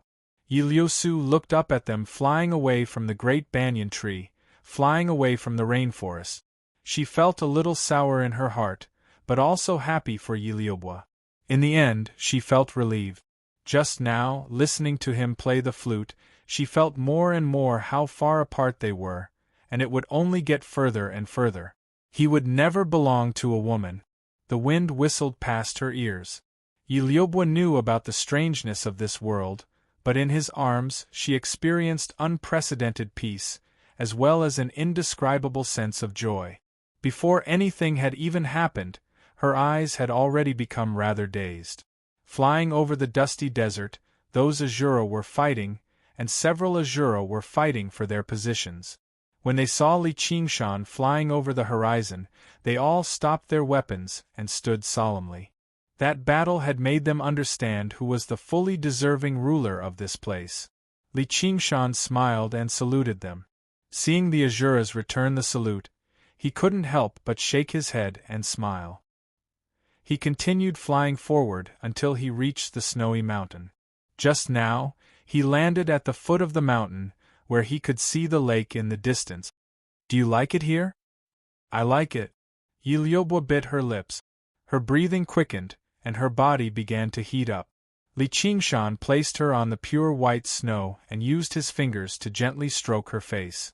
Then, he slid his fingers down. Her armor silently disintegrated, and her plump breasts jumped out.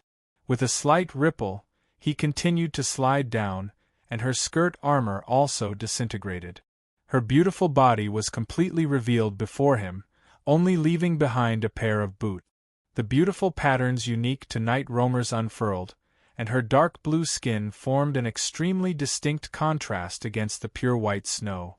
Iliobwa gazed at him eagerly and helplessly like a lamb waiting to be slaughtered. She murmured, "Master." Li Qingshan was in no hurry when faced with this cute pet, who had offered everything to him without holding anything back. He teased her patiently and interestedly.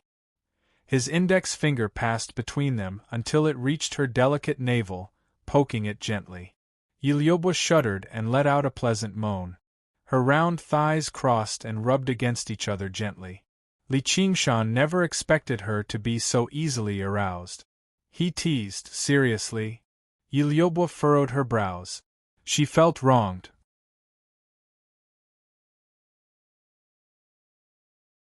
"It's all because of you, master. Don't talk back." Li Qingshan pressed his index finger against her pouting lips with a smile. She immediately fell into warmth. She raised her head and sucked on his finger. Her smooth, fragrant tongue wrapped around it, licking and sucking as if she was tasting some delicacy. Her eyes were blurry but filled with joy. She was both passionate and careful, like the most fervent believer pleasing their God. Li Qingshan felt his desire burn. His caresses became more intense. He played around with the softness forcefully and extended a hand under her body. He discovered that it was even moister than her mouth.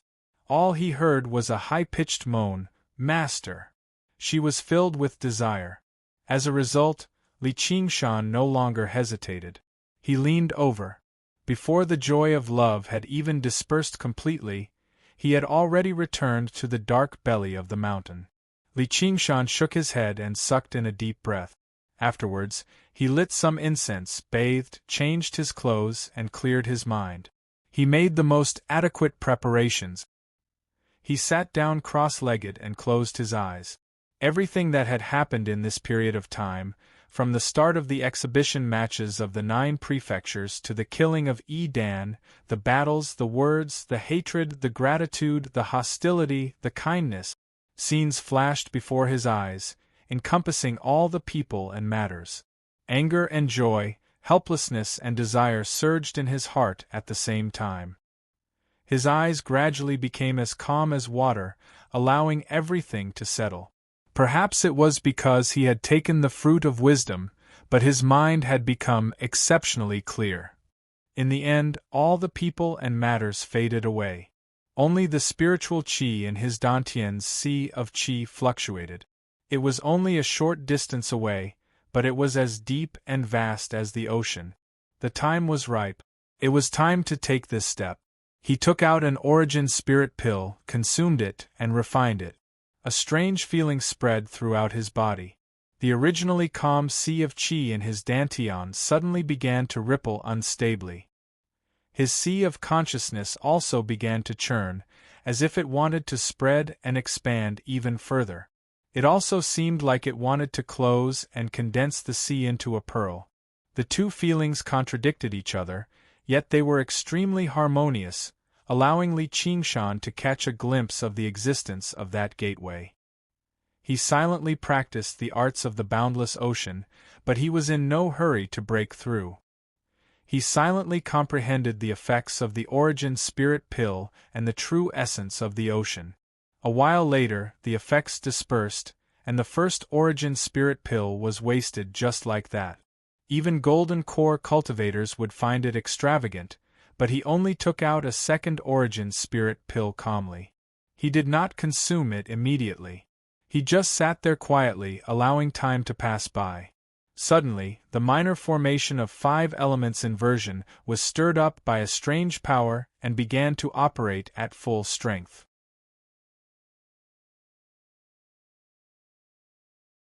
However, even the wondrous formation could not stop the probing of the power.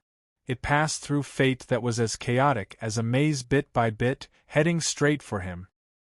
He held his breath and waited, making the spirit turtle dive deep and hide in the abyssal sea. It shrank into its shell and formed a system of its own. After passing through the formation, the power became rather sluggish. It probed for a long time, but it was unable to find any openings in the end. All it could do was return empty-handed. On the Dragon Province, the observatory of heaven shone with a faint light. The sun, moon, and stars were engraved on its 4 sides, as well as the changes in the weather. At the very top was a huge 8 trigrams diagram. A ruddy, white-haired old man sat in the center. A while later, the old man opened his eyes. They were pitch black and had no pupils, but they were as clear as a pool. The stars in the sky were reflected in them. He muttered to himself, "It's a difficult person to know. The minor formation of 5 elements inversion. If he had to divine it, it was not impossible. At the very least, he would be able to determine its location. However, he would have to pay a corresponding price. The dead disciple of the Beast King was not enough to make him do this. If Si Qing had died himself, that would be more like it. Though, I can't divine you, but can't I divine this minor formation of 5 elements inversion?" The stars in the old man's eyes flickered together. As a formation specifically used against divination, the minor formation of 5 elements inversion did not have any defensive or trapping abilities. It was not a commonly seen formation, but it was quite valuable.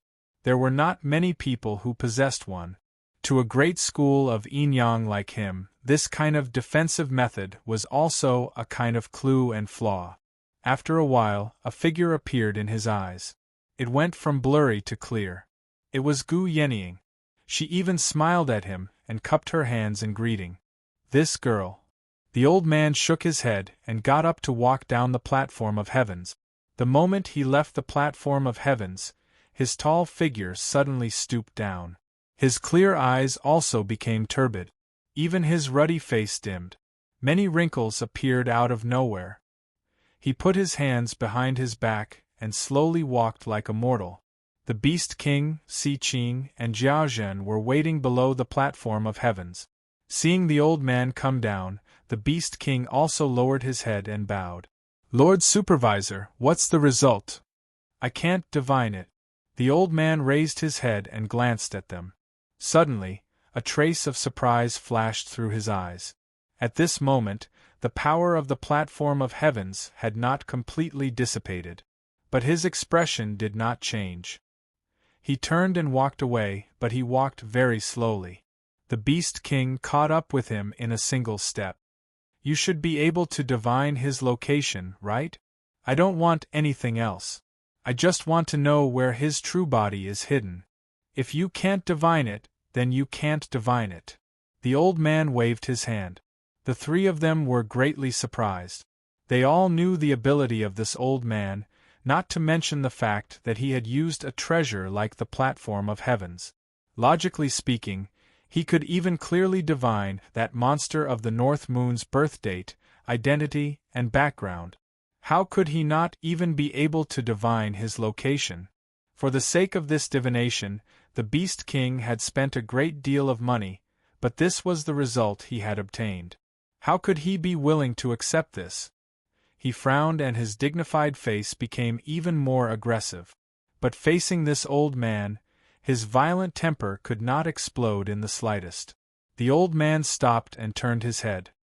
His turbid eyes became very clear. "That's right, I have something to tell the three of you." The three of them did not dare to be negligent. They listened attentively.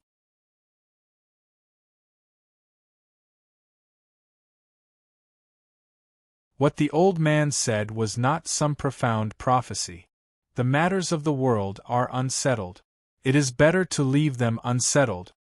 At this time, Li Qingshan took the second origin spirit pill. He still did not need to break through.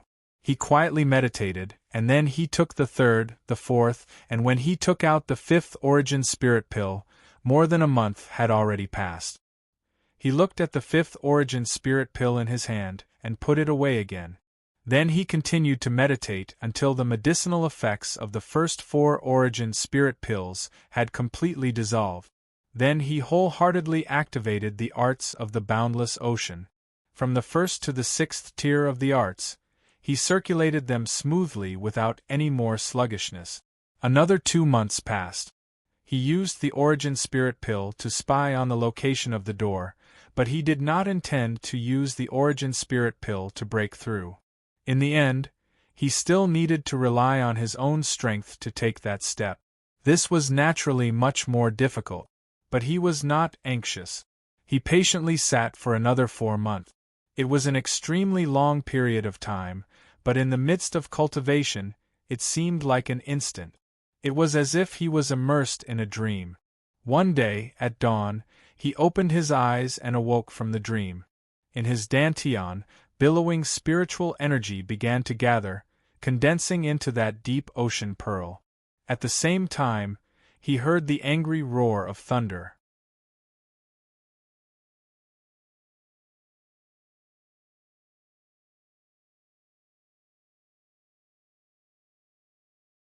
Chapter 683. Li Qingshan leapt up and rushed out of the center of the mountain, welcoming the first bolt of lightning that descended from above. Boom! The dazzling white lightning struck Li Qingshan, and he felt a strange numbness all over his body. Even the depths of his soul trembled slightly, shocked by the terrifying might of the world. Only then did he feel a deep pain. This was a fatal bolt of lightning. It was also the greatest test of the heavens for those who were unwilling to accept their current situation. It was a heaven-sent opportunity for them to break out of their cocoons and become butterflies. The spiritual energy in his Dantian's sea of qi was rapidly consumed by the lightning. At the same time, the impurities were removed and they were fused in a new way. Different from the first heavenly tribulation, the tribulation clouds piled up thickly in the sky. Whether it was the momentum or the pressure, they were many times stronger than before. They hung low above the Lianyu mountain range.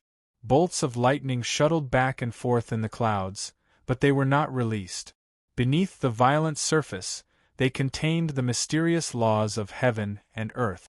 The heavens and the earth flickered indeterminately.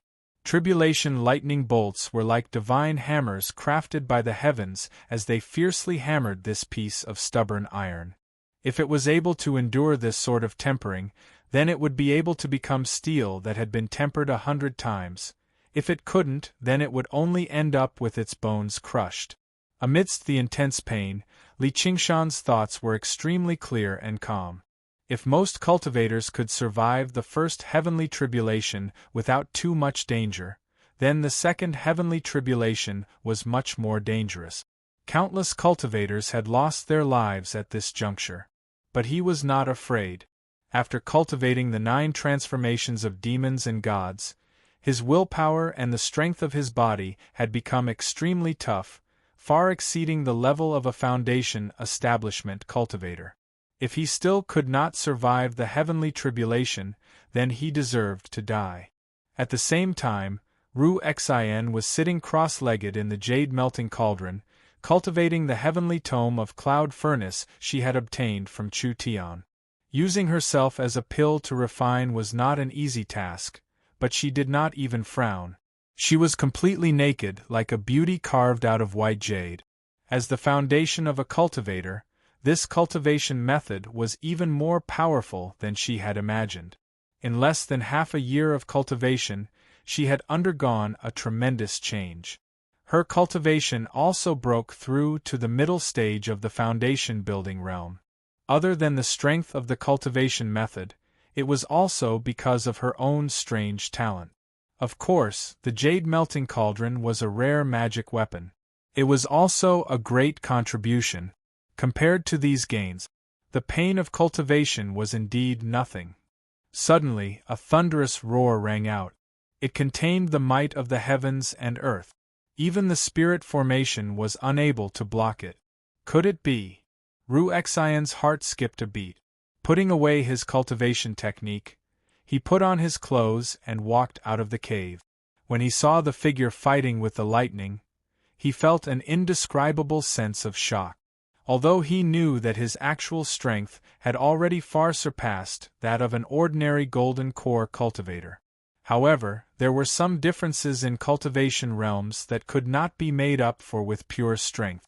Once he took this step, he would be able to reach a whole new realm and become a peerless genius in the cultivation world of Qingzhou. The rumbling of thunder was continuous, as if it was roaring endlessly, drowning him completely. Ru Xian was also unable to look at it directly. She thought to herself, no wonder so many cultivators died under the second heavenly tribulation.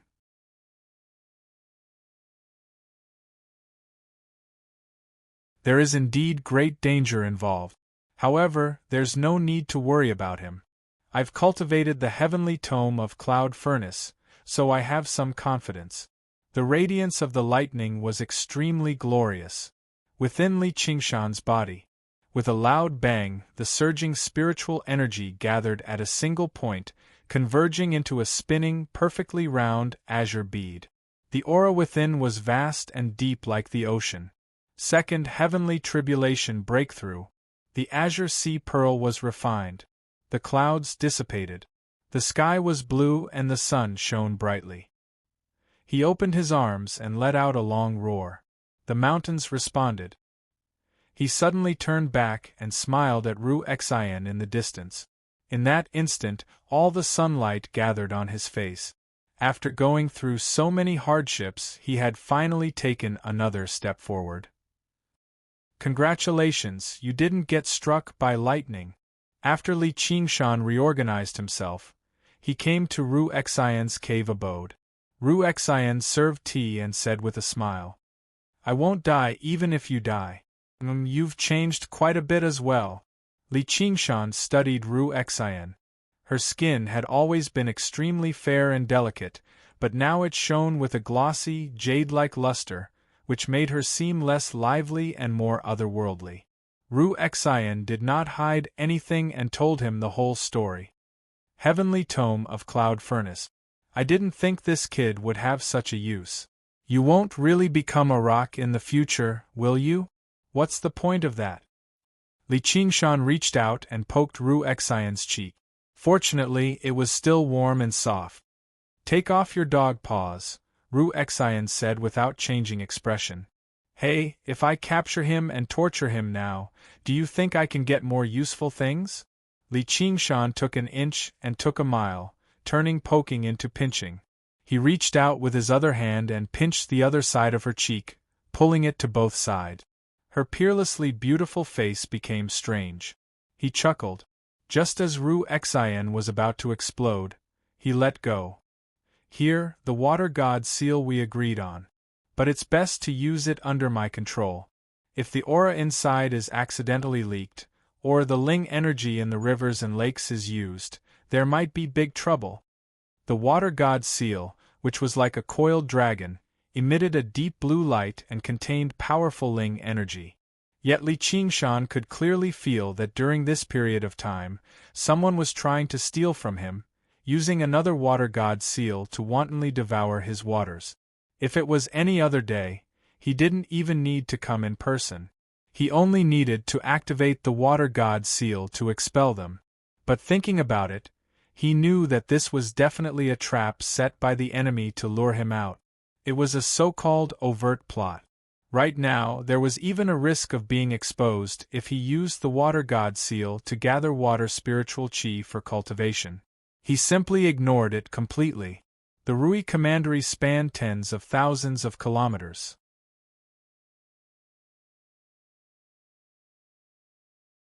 There were so many rivers and lakes, and he had only managed to unify them so quickly with the divine powers of the spirit turtle.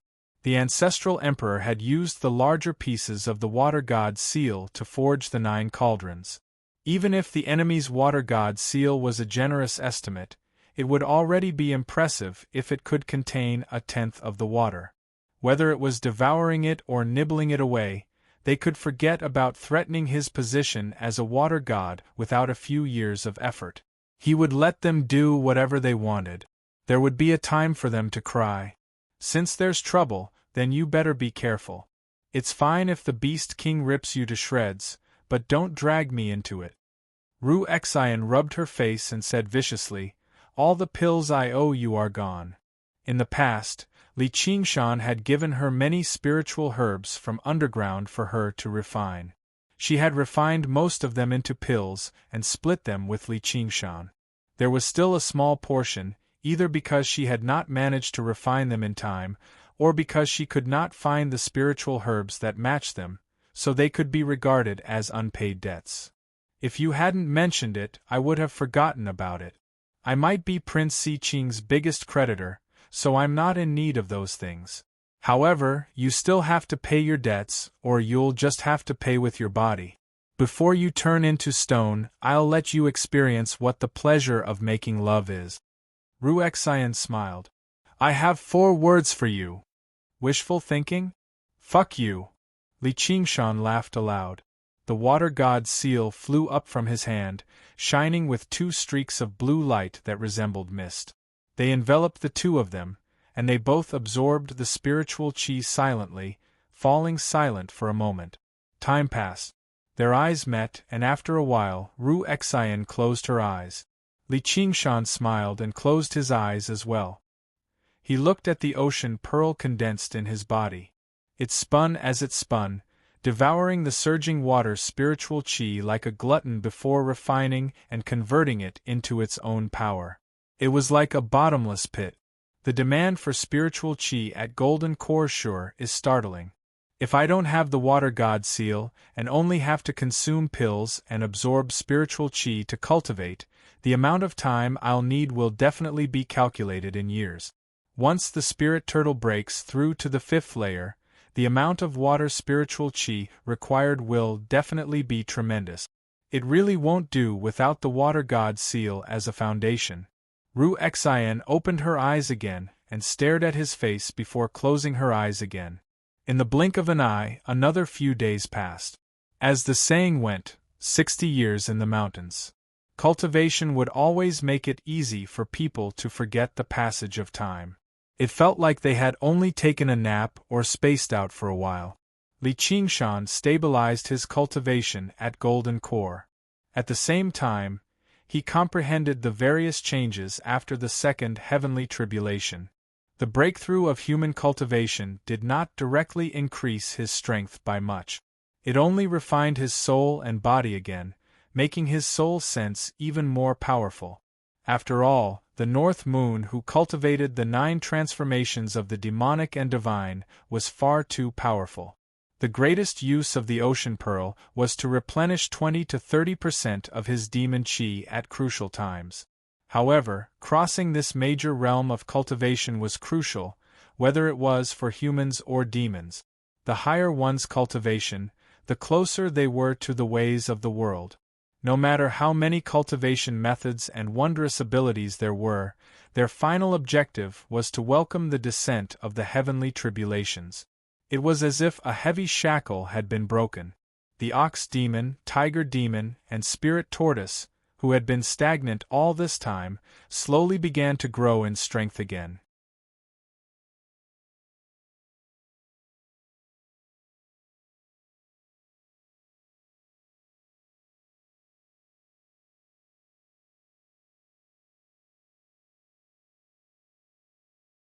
Chapter 684. Are you suffering from schizophrenia? The corner of Li Qingshan's lips curled, and he let go. The gratitude on her face seemed to serve as a cushion for her malicious words, so as to create an impact.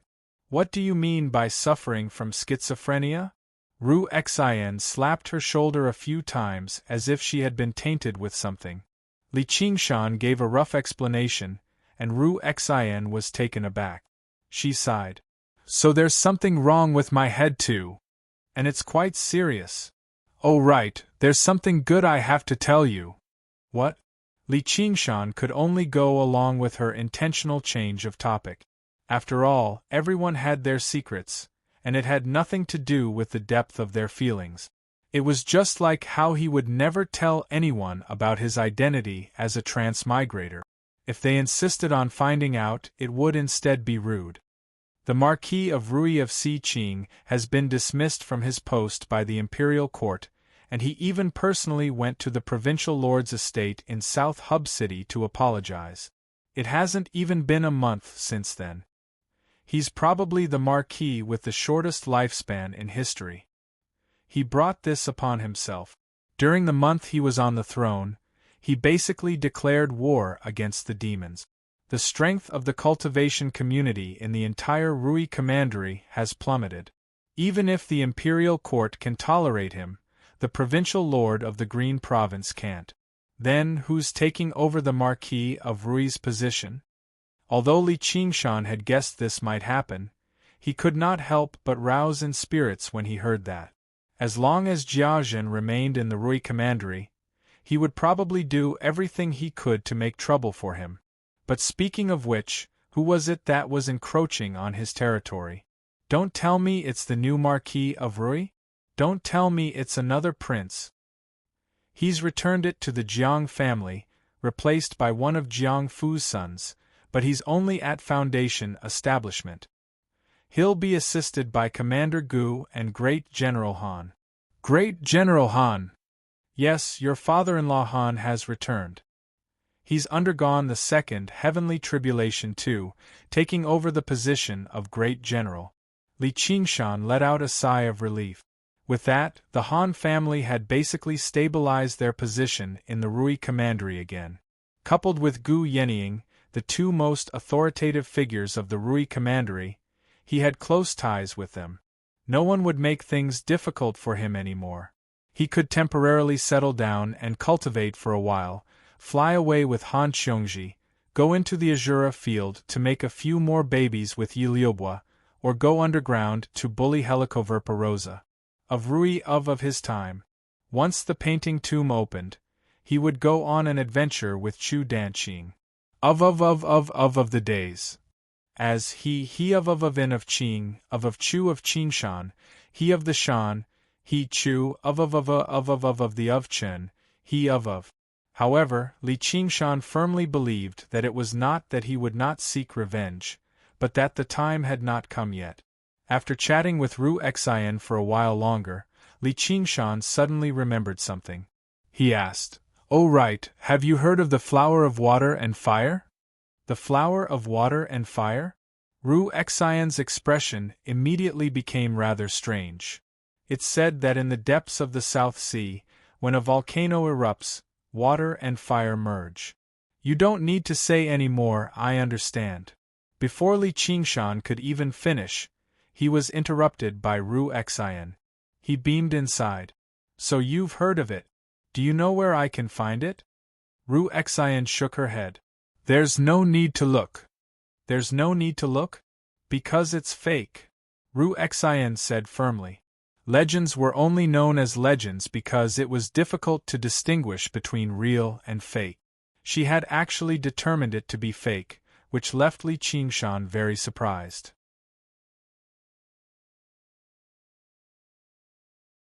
That's what the Banyan Tree King personally told me. He's stayed in the Mist Province for 10,000 years. That's not like he's omniscient. I'd advise you to stop wasting your time on this. This legend is a lie. Ru Xian's gaze drifted away as if she was gazing into an extremely distant place. The legendary flower of water and fire was indeed a symbol of peace between the two races, but there was more to the legend. If the flower of water and fire bloomed constantly, it would bring great disaster to the two races. In the headquarters of the Hawkwolf Guard in the prefectural city of Clear River, the bronze hawk spread its wings, overlooking and guarding the city. However, the entrance seemed rather deserted. This was obviously due to Si Qing's sins. If it were not for the fact that a portion of the Hawkwolf Guards were not disciples of the 100 schools of thought and that they were out on missions and did not take part in the exhibition matches of the 9 prefectures, they basically would not have been able to function normally already. In a room on the top floor, Hua Chenglu was currently busy with official documents. In the past, she lacked this ability, but after the wisdom imbuement she was extremely adept at it now. Suddenly, she heard a few thumps outside the window. She turned around in surprise, only to see a familiar figure standing outside the window with a resplendent smile. "Big Brother Li, you've emerged!" Hua Chenglu was overjoyed. She stood up in a hurry and opened the window, letting Li Qingshan in. Li Qingshan saw Hua Chenglu dressed in the uniform of a Scarlet Wolf commander. She seemed valiant and much more mature. "Congratulations, you've been promoted. Greetings from subordinate Hua Chenglu, Commander." Hua Chenglu clasped her hands with a smile. She was delighted to be able to work with him. The only flaw was that her elder brother Commander did not spend much time in the Hawkwolf Guard. Li Qingshan said seriously, "Just like how men and women work together, work is never tiring. You should have been my assistant a long time ago. I'd even be interested in coming here a few more times." "Then if you don't come in the future, I won't let it go." Hua Chenglu pouted slightly. No matter how mature she had become, she could not help but behave like a little girl when she faced the man she had been thinking about day and night over the past few months. As soon as she said that, she found it to be a little too intimate. Her face reddened slightly, which made her seem extremely charming. It made Li Qingshan's heart skip a beat. He sniggered. "I'll do my best. Where's your elder brother?" "My elder brother has broken through to mid-foundation establishment and been promoted to a White Wolf Guard. He's gone to the Rui Commandery." When Hua Sungzan was mentioned, Hua Chenglu recovered some of her composure. She could not help but recall what Hua Sungzan had said to her when she returned from the Rui Commandery.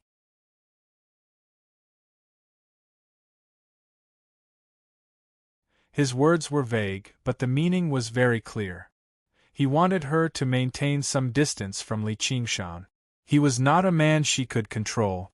Li Qingshan sighed with a smile. He's finally gotten what he wanted. The infatuated lover of Hua Sungzan had finally gotten a little closer to the woman of his dreams.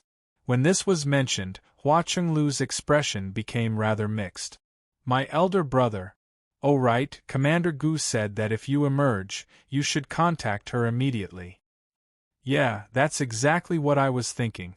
When Li Qingshan left the Chain Mountains, he had chosen this place as his first stop because he wanted to contact Gu Yenying. Her status was great enough, so she knew many secrets. He wanted to ask her just who was encroaching on his territory. Hua Chenglu watched as Li Qingshan stepped into the room to contact the Hawkwolf Guard of the Rui Commandery. She sank into her thoughts. She felt like Li Qingshan's aura had changed slightly again with his appearance this time, but she was unable to describe just what the changes were. Suddenly, she thought of something. "Don't tell me Big Brother Li has broken through to Golden Core?" Afterwards, she shook her head and found that impossible.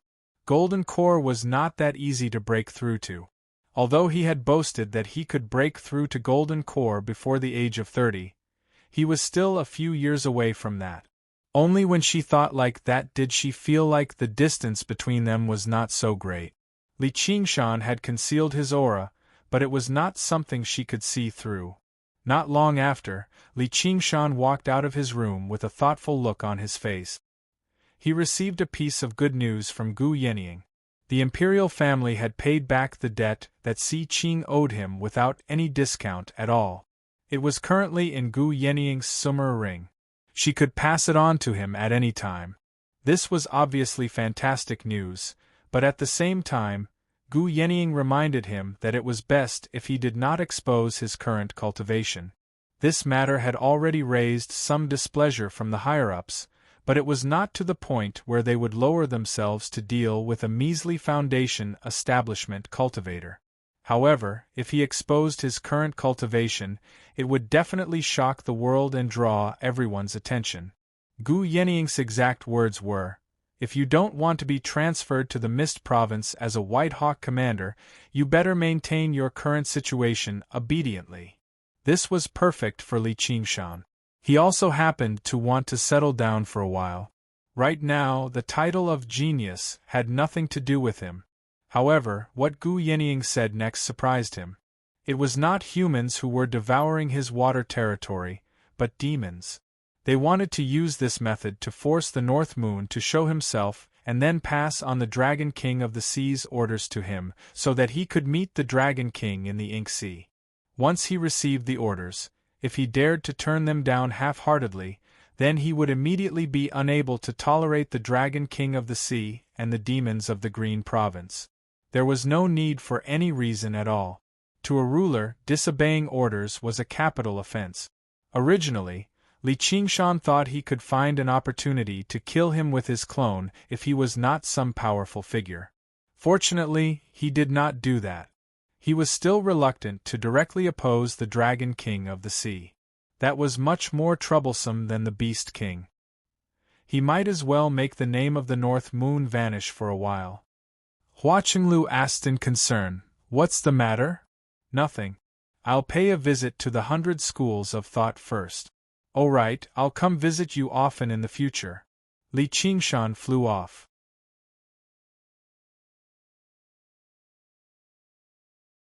Hua Qinglu grumbled, "What do you mean come visit me often? This isn't a building." In the underground palace under Benevolence Island, Chu Tian quietly lay on a frost jade bed. The frost jade bed exuded a white mist, and his naked body was faintly discernible. Originally, his figure was extremely ordinary, but now it had become much taller. He appeared slightly thin, but it complemented his elegant temperament. The only regret was that his face was too ordinary. Beside the bed, a red-crowned crane incense burner spat out a wisp of smoke. It curled around Chu Tian as if it was alive, giving off a dense, wondrous fragrance. It made his body relax, and his bones seemed to loosen up bit by bit. He slumped on the bed, and even his mind drifted away. A white figure walked over to the bed and extended her hand. One of them held a sharp knife that was only around an inch long. She said, "Are you ready? I'm about to begin." The voice was hazy, as if it came from afar. Through the mist and smoke, Chu Tian made out Ru Xian's face. Using the last of his strength, he nodded slowly. Afterwards, his thoughts rapidly sank. Li Qingshan walked in from the passageway and stood beside Hua Ci. He had left the Chain Mountains with Ru Xian. He knew she wanted to perform plastic surgery on Chu Tian, so he obviously had to come and take a look. Obviously, she had to come and take a look. All she saw was Ru Xian concentrating.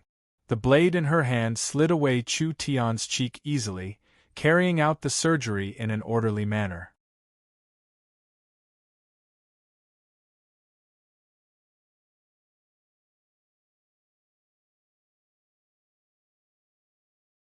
Chapter 685. Arriving outside the underground palace, Hua Ci thanked Li Qingshan first. However, even when this little, dark-skinned old man expressed his gratitude, he did not seem particularly enthusiastic. He always gave Li Qingshan the impression that he was a relatively cold person. /Baojian/treasured mirror, Hua Ci took a moment to organize his words. Ru Xian isn't her original name. Really? Then her original name is... Li Qingshan's heart skipped a beat. From the very beginning, he found this name to be rather special. He had never heard of anyone with the surname Ru before. Her original name isn't important. I'll be honest with you.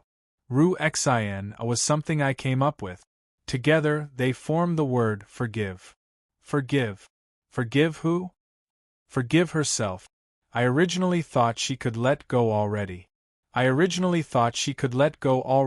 become a doctor in the Green Province, but ever since the exhibition matches of the 9 prefectures, Hua Si sighed. His face was filled with worry. Why are you suddenly telling me this, senior? If she wants to go to the Mist Province one day, you have to stop her. Hua Si's eyes shone, which gave Li Qingshan the feeling of an old man passing down his will and asking someone to take care of his young child. He thought, he's not as cold as he seems on the surface either. If something happens to her, I obviously won't just stand by. Though, why should I forgive her? Since she can't let go of her past, I'll just help her kill whoever she wants to kill. Li Qingshan's plain words were filled with unwavering confidence and resolve. Hua Si studied Li Qingshan again and shook his head with a bitter smile. Li Qingshan wanted to ask about Ru Xian's past, but Hua Si refused to tell him. I'll let her tell you herself.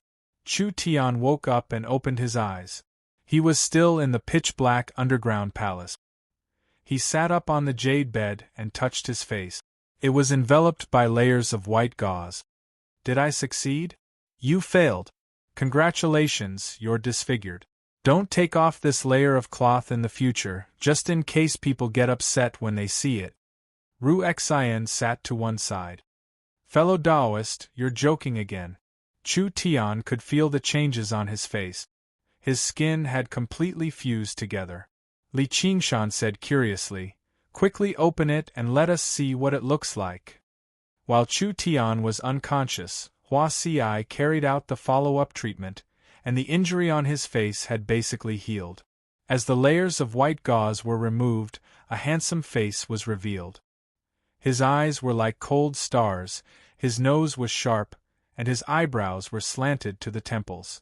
Other than his pale face, he was a standard handsome man. Coupled with the change in temperament after recovering his memories, there was no trace of Chu Tian at all. How shameless! Li Qingshan grinned. She actually made herself so handsome. He was even more convinced by Ru Xian's plastic surgery skills. Chu Tian took the mirror and looked at his face. He first cupped his hands towards Ru Xian and said, "Thank you for your help." Then he smiled at Li Qingshan and said, "This is my face from my previous life. It's not that I'm ugly or beautiful. From today onwards, I am no longer Chu Tian." On Cloud Wisp Island, the bamboo forest rustled.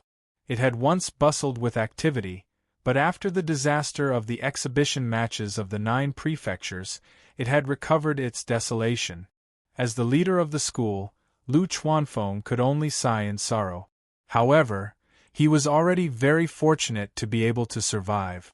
All he could do was look forward to the entrance examination.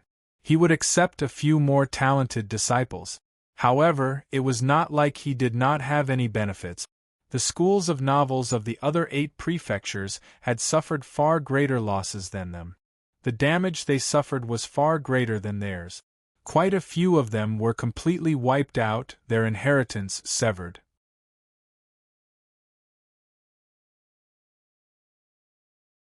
There was no longer a single prefecture that could compete with them for control over the Cloud Wisp Association anymore.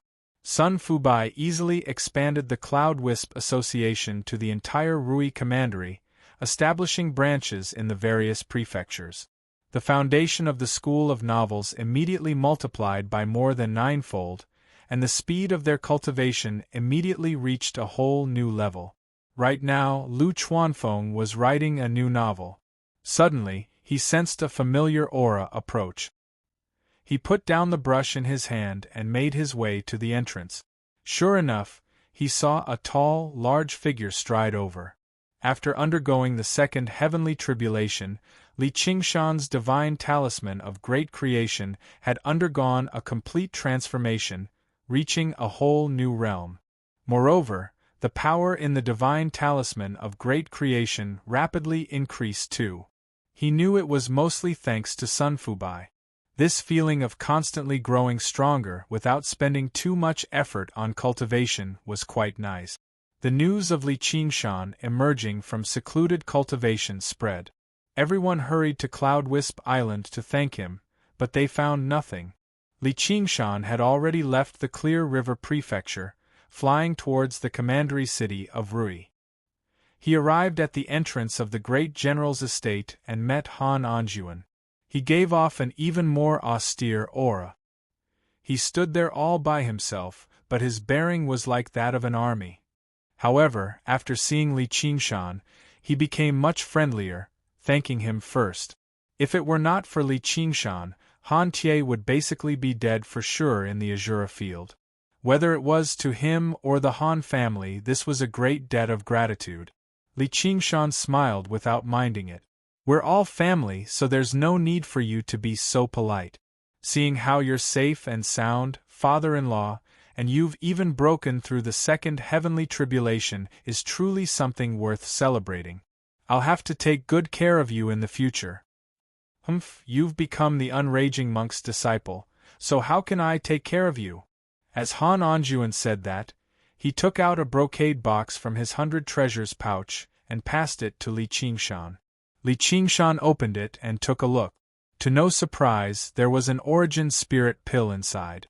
He passed it back to Han Anjuan. You better leave it for Tie. I don't need it. As long as you stop saying those unpleasant things in front of Cheongji and making her suffer, it'll be fine. Han Anjuan did not decline any further. He knew that Li Qingshan had won a staggering sum of money from Prince Siqing, and he also knew that he had given a 5-year virtue accumulation pill to Han Cheongji for cultivation. It was no less valuable than an origin spirit pill, so it was impossible for him to calculate everything clearly. I'm her father. There are some things that I need to say. Whether she listens to it or not is her business. I won't blabber on about it.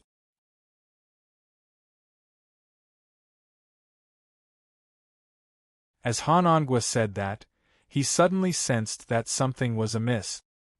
He stared at Li Qingshan and was alarmed inside. He asked in some disbelief, "You've undergone the second heavenly tribulation?" Li Qingshan had only used a regular method of concealing his aura. He did not use the power of the spirit turtle, so it was obviously no problem for him to fool Foundation establishment cultivators. If Golden Core cultivators did not look carefully, they would miss it too, but if they looked carefully, they would discover the problem. You've noticed, but please keep this a secret for me. It's best not to divulge this for now. Even if Han Anjuan's disposition was firm like iron, he couldn't help but let out a long sigh at this moment. He'd tempered himself bitterly for so many years, cultivated day and night, and experienced countless dangerous tests in the Azura arena before finally taking this step. Unexpectedly, he noticed that this kid had already caught up to him in the blink of an eye, and Chen-Shi faintly showed signs of catching up from behind. The word genius could no longer describe Chen-Shi. After leaving the great general's estate, Li Qingshan did not see Han Cheongji. As it turned out, she was also in secluded cultivation. It would take quite a lot of time for her to completely refine the effects of the virtue accumulation pill. You're tuning in to the Phoenix Knights YouTube channel. Don't forget to subscribe and join us on this journey to catch the most captivating stories.